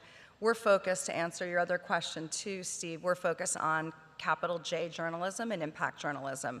Time was the #1 global media company in the world that had more on-the-record time with President Trump. #1. We had exclusive access to him. We were in Mar-a-Lago for over 5 hours, photo shoot, interview. He was named Person of the Year. He rang the New York Stock Exchange bell. 78, he had never rung the bell. I couldn't believe that. I asked them to talk to all the historians to make sure that that was actually the case. The last president to ring the New York Stock Exchange bell was in the 1980s. It was Ronald Reagan. So this was a really big moment. Fast forward, I think what you're talking about, in the last 7 days, Time has owned the news cycle with our Elon cover. So illustration of Elon behind the Resolute desk, which is in the White House in the Oval Office. So no copy, visual interpretation of a very big story and a very big moment in what's happening in US history. And thanks to Mark and his team, our 2 journalists, our 2 reporters, Simon Schuster and Brian Bennett, were on Jake Tapper's show. Caitlin Collins, one of your best, and she's at Time 100 Next, is continuing to post it. We're on Seth Meyers, Jimmy Kimmel. We're just featured on ABC, NBC, all of the premier network shows, just talking about this cover and what it means in driving the conversation right now. And also a joke, because when Trump was asked about the cover, he said, "Oh, is Time still in business?" Meanwhile, he was on the cover with you, ringing the bell a month ago. He remembered. I'm curious, did you expect that kind of reaction to that cover? You knew there would be a reaction, but it really hit hard. I was in Washington, D.C. without oversharing. There were a couple of ideas. I'm not a journalist. I'm a commercial side leader, always supporting monetizing independent journalism. And I was in Washington, D.C. on Friday, and the cover went live, and I knew it was going to be big. I didn't think it would carry even to an hour ago in the news cycle. But we are known for our photojournalism as well. We set the agenda, we drive the conversation. This isn't the first time.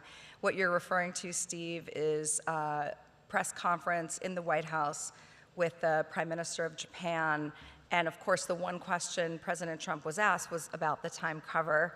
And Trump, being Trump, responded with, is Time still in business? Of course, he's appeared on 47 covers, and if you've been to Mar-a-Lago, which I have, and if you hadn't, and you will, hopefully, you'll walk in, and there is a shrine to President Trump of many of the covers, the ones that he liked the most, framed as you walk in. So he very much knows we are in business, and we are doing extremely well. And that's a great segment because you had a Time, a classic magazine cover, which aren't a thing anymore, but the cover went viral thanks to digital, thanks to social media, memes. And when I first started at Forbes, all we had to do was put out a magazine twice a month, and we got the eyeballs we wanted, we got our audience. At CNN, BBC, just turn the TV on. Journal showed up on your doorstep every day, same foreign policy. How do you find eyeballs these days? Well, there's so many different, they're so fragmented. CNN's got by some measures the biggest news website in the world. Yes. I mean, so we reach many, many more people digitally than we do on TV, either domestically in the US or CNN International. Those are still really important services. But of course, I mean, one first order issue for us is to be where our users and the users we would like to have in the future, where they are.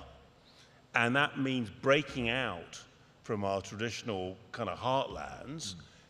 Loyal audiences, you want to keep on, serving them as well, but go out and find the audiences in the places, at the times, on the devices that suit them. And that in the end, it seems to me is the basic challenge, which is, if you believe that great journalism will find willing customers, willing users, and some of whom will pay for the privilege, the trick is about taking the essence of what you've always been and porting it into the future by finding them and then serving them. And you serve them best if you understand them, if you listen to them. This is your point. And you, by listening to them, and by observing their patterns of behavior, you find a way of making yourself indispensable in a way which is very like Once Upon a Time was true of the Journal, or once in 1980 was true when Ted Turner launched CNN. And the delivery system of a physical newspaper or a cable TV channel was perfect for those moments in history. We need to change the platforms. We're a digital business now, right? And so the focus is on optimizing that for the experience and making sure that we meet the customers where they are, becoming more visual and all of that. But the focus really is on hard-hitting news. So if you see why our subscriptions have been going up, it's really directly tethered to moments where we leaned into covering the new administration, covering energy with depth and expertise. And so at the root, the form can change, but the substance has got to be continuously strong, serious, and we've got to be deeply committed to that. That's where we are making our investments. Everyone is investing in technology. Of course, everyone is embracing AI and Gen AI, but underneath this is the journalism that has to drive the business. And we've just had our best year in history just had a phenomenal quarter. We've never had more subscribers than we have today. And we see that continuing. And in fact, the more uncertainty there is in the world, and that's the theme of this conference, the more readers will come to us because people need to navigate this era of uncertainty. We're entering a new era. And all of these organizations, in addition to having beautiful covers, we have to help people navigate, give them the facts so that they can make decisions on their own. Yeah. This, the election in America, but not just America, I was talking to someone in France, social media is having such an impact, and you guys have some of the most incredible storied brands in media, yet other people are getting news from creators, from podcasters, from alt media. How are you taking your amazing brands and adapting that to the social media world?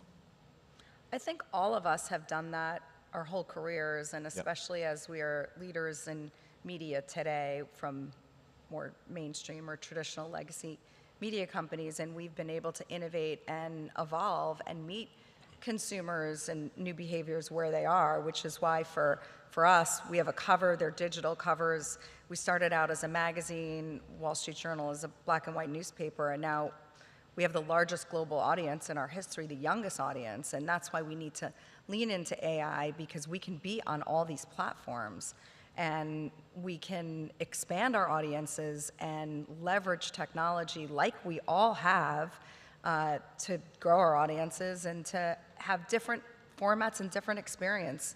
I'm a huge reader. I have a colleague who doesn't read and just listens to podcasts. So like we all have different choices to consume the right information, but you're right, there's a lot of new voices and we're all paying attention and there's room for everyone. Yeah, Mark, so with CNN, you're so visual, and also you have famous personalities. People love your anchors. Well, how does that translate into the new media world? I think for all of us, what have we got that's special? The legendary Time covers is special. Both Andrew and Almar have got journalism of specialist, real depth. Yeah. And so, but for us, this is a moment where there's a risk of media anonymizing, AI gathering, summarizing, anonymizing. A lot of commodity news. That's right. How do you kind of un-anonymize? How do you bring personality back? Well, I think, honestly, digital media tells us the answer. You have influencers, you have opinion makers, you have stars. I mean, this is the age of Taylor Swift. Yeah. This is not the age of anonymity. It's the age of the biggest stars that have ever been. And at CNN, we have them. We've not yet been good enough at kind of presenting them in a full multimedia, digital-first way. Mm. So the idea that Caitlin Collins, with Caitlin Collins mentioned earlier, one of our youngest, but also extraordinarily promising anchor, we've made a chief White House correspondent as well as being one of our main evening anchors. And one of the things we hope to do with Caitlin is bring people, not just at 9 o'clock when she does her show, but all through the day, along for the ride, the kind of roller coaster ride of inside Trump's White House, covering that story moment by moment. And we're building this. I want you to be there with her when she stands up and asks him the question. Mm-hmm. So you get a much more kind of experiential sense of how the news is happening. I just wanted to jump in if I could. So you have a lot of that talent, actually, Mark. Our editor-in-chief, Ravi Agrawal, is ex-CNN. And throughout my career at the Financial Times and elsewhere, Politico, elsewhere, I've worked with a lot of fantastic journalists who do well on broadcast and on TV. I've never worked with anyone like Ravi who can take that and make that personality whole. And as a result, we've gone in the other direction. We've given him an online show, FP Live, which he produces every week with newsmakers. And it really makes a difference when you build that brand, that personal brand. Yeah. I think that works best when you couple it with proprietary information, with unique journalism, with scoops. And couple that with a well-known journalist who is known for that expertise. Mm-hmm. And that's what we try to drive, not personalities for the sake of personality, but have that expertise underpin. And then couple that, Mark, maybe also to a business model for those journalists, because one thing that's been lacking is how can you participate in that success if you work for a large media organization? Mm-hmm. And so adopting a new model where experts like that can actually thrive. These are good points. The having a familiar face and someone you trust to bring you the news, or and to come up with original journalism, or and this is a kind of experiential news, to bring a sensibility. For example, Anderson Cooper covering the wildfires in Los Angeles at the beginning of this year. That's a profoundly shocking, emotional experience, and someone you trust. Anderson has talked a great deal about bereavement and grief himself. Someone who you know is going to be kind to the people they're interviewing live, they're interacting with, and is a partner with the viewer or the user, on an emotional partner on the journey. That's part of it. I mean, a lot of what we do, and particularly at the New York Times, Wall Street Journal, and Foreign Affairs, is a kind of highly intellectual, factually based rendition, either of original journalism or analysis. There is a part for emotion and the capturing of the human experiences at the center of all these stories. And having someone whose values you respect, and whose track record gives you confidence, there to lead you through it, that too is a point of engagement and human contact. And I think one of the basic points in the age of AI, kind of the human factor matters more, not less, in many ways. And that's also, I think, part of the secret of how to crack the code on this. Yeah, it's a funny time where you all said we're in the age of the superstar. No one's ever been more famous than our most famous these days. Yeah. Yet you have AI coming up. How are you, as organizations, thinking about AI as a tool? And also, how are you thinking about it as a potential threat for finance? Obviously, we make all of our money, a lot of us, off search, right? If search goes away, if everyone's getting the information from chatbots, like, how is the business model going to look? But first, let's talk about the tools. Yeah, before we talk about tools, though, and before we talk about new products, which both are going to be present with ubiquity, we have to talk about intellectual property. Yeah. Nothing can happen unless we protect the archives that we've built, the hundreds of millions of billions of dollars that we've invested in reporting the news and accumulating expertise and building databases and making sure that that doesn't just get absorbed for free and we don't give that away. Yeah. So Mark's old organization is the New York Times. New York Times is suing OpenAI. Yeah. We did a commercial agreement with OpenAI. We're suing another company, Perplexity. We're suing Perplexity too. So. It is the original lawsuit with Perplexity. Incredibly important that this gets addressed up front. Meanwhile, of course, we have to engage, and we're willingly engaging with new tools and efficiency, but that battle cannot be underestimated, because if we give all that away, there will not be reliable journalism. Yeah. So I feel very strongly about that and mentioned that in our last panel. I mean, this seems like a bit of a replay to me of social media, where we gave away a lot of our content. Now it's heavily, you asked that question before, heavily gated on social media.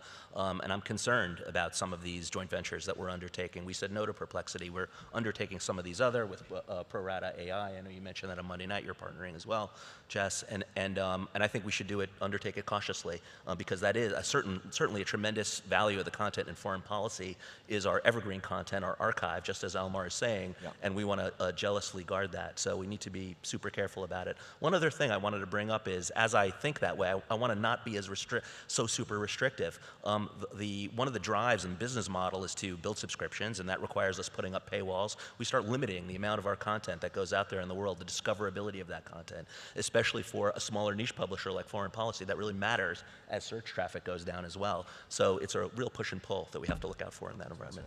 Yeah, I would just agree with everything in terms of intellectual property and how important that is. There are a lot of opportunities for us to leverage the technology and use AI for summarization, for translation, for creating audio. There's just, again, new formats and new ways to personalize our journalism, to make it more interactive, to make the experience better. My esteemed colleagues here talk about audiences, And as I said, I'm a voracious reader, and then I see something's going to take 26 minutes to read, and I might know half the story and don't need 26 minutes, but if I can get 3 minutes, or if I want my kid's friend who's in 5th grade to have a 5th grade version of that, like, the possibilities are endless. I do think the humanity, we didn't just do Trump, we interviewed and named Taylor Swift Person of the Year. She gave 1 interview in 5 years. 1. She still hasn't given an interview. A year since then. She also did a photo shoot, 8 outfits. Yep. And why? Because she trusts time, but she also had a personal relationship with Sam Lansky, our journalist, our reporter. So again, that access and covering those people, AI couldn't do that, and that we own that, and we own time. So. Hey, but AI could steal that. It could steal it. Exactly. Yes, that's a big problem. Just to say, of course, we need to watch, protect our IP, and guard against the dangers. I really think it's a moment to experiment and to simply play with the tools and work with our audiences to figure out what works. I mean, we mustn't just think of AI as a problem. Yeah. It's going to transform. It's going to transform the way people get media, and if we want to succeed, we're going to have to somehow be in the forefront of that, even as we fight the good fight on IP and regulation. Well, we're out of time, but before we go, I want to do a lightning round. Everyone go down the line and tell me in a sentence or two how you're using or want to experiment with AI in the next year or two. You're right next to me, so you get to go first. Translation. Doing things you can't otherwise do. In the Trump trial last year, we took a transcript, which we got at 5 o'clock in the evening, and by 8 or 9, we had a dramatized version of the testimony in court. That's just one example of ways of experimenting and doing things you can't do without AI. But there's so many different things we can do with it. Yeah, countless ways to apply this. Being an assistant to somebody's profession, going to scores of languages that we now are painstakingly trying to reach with human translators, summarization, efficiency gains, analytics products that look at complex markets like energy and carbon pricing. It's endless possibilities, and many of these products will have a premium value. We're testing audio right now. I hope everyone's played with Notebook LM. It'll build a podcast out of any piece of content that you feed into it. It's remarkable, and I think there's a lot that we can do with that. I'll just stop there. All of the above, and then we're trying not to litigate. We're trying to negotiate and figure out ways to continue to monetize trusted, important capital J journalism. Wow. Well, thank you all. It's fascinating stuff. And thank you all for your attention. Appreciate it.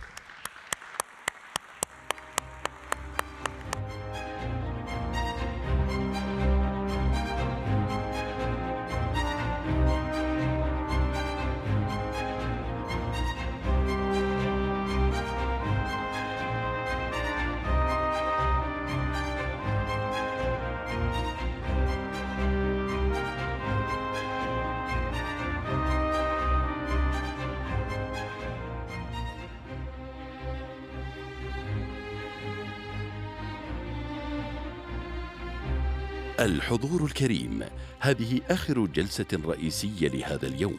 نشكركم على حضوركم القمة العالمية للحكومات 2025. سيتجدد لقاؤنا معكم غدا عند 9:00 صباحا. Distinguished guests, this was the last plenary session for today. We thank you for your attendance and look forward to welcoming you tomorrow at 9 a.m. for the third day of the World Government Summit 2025.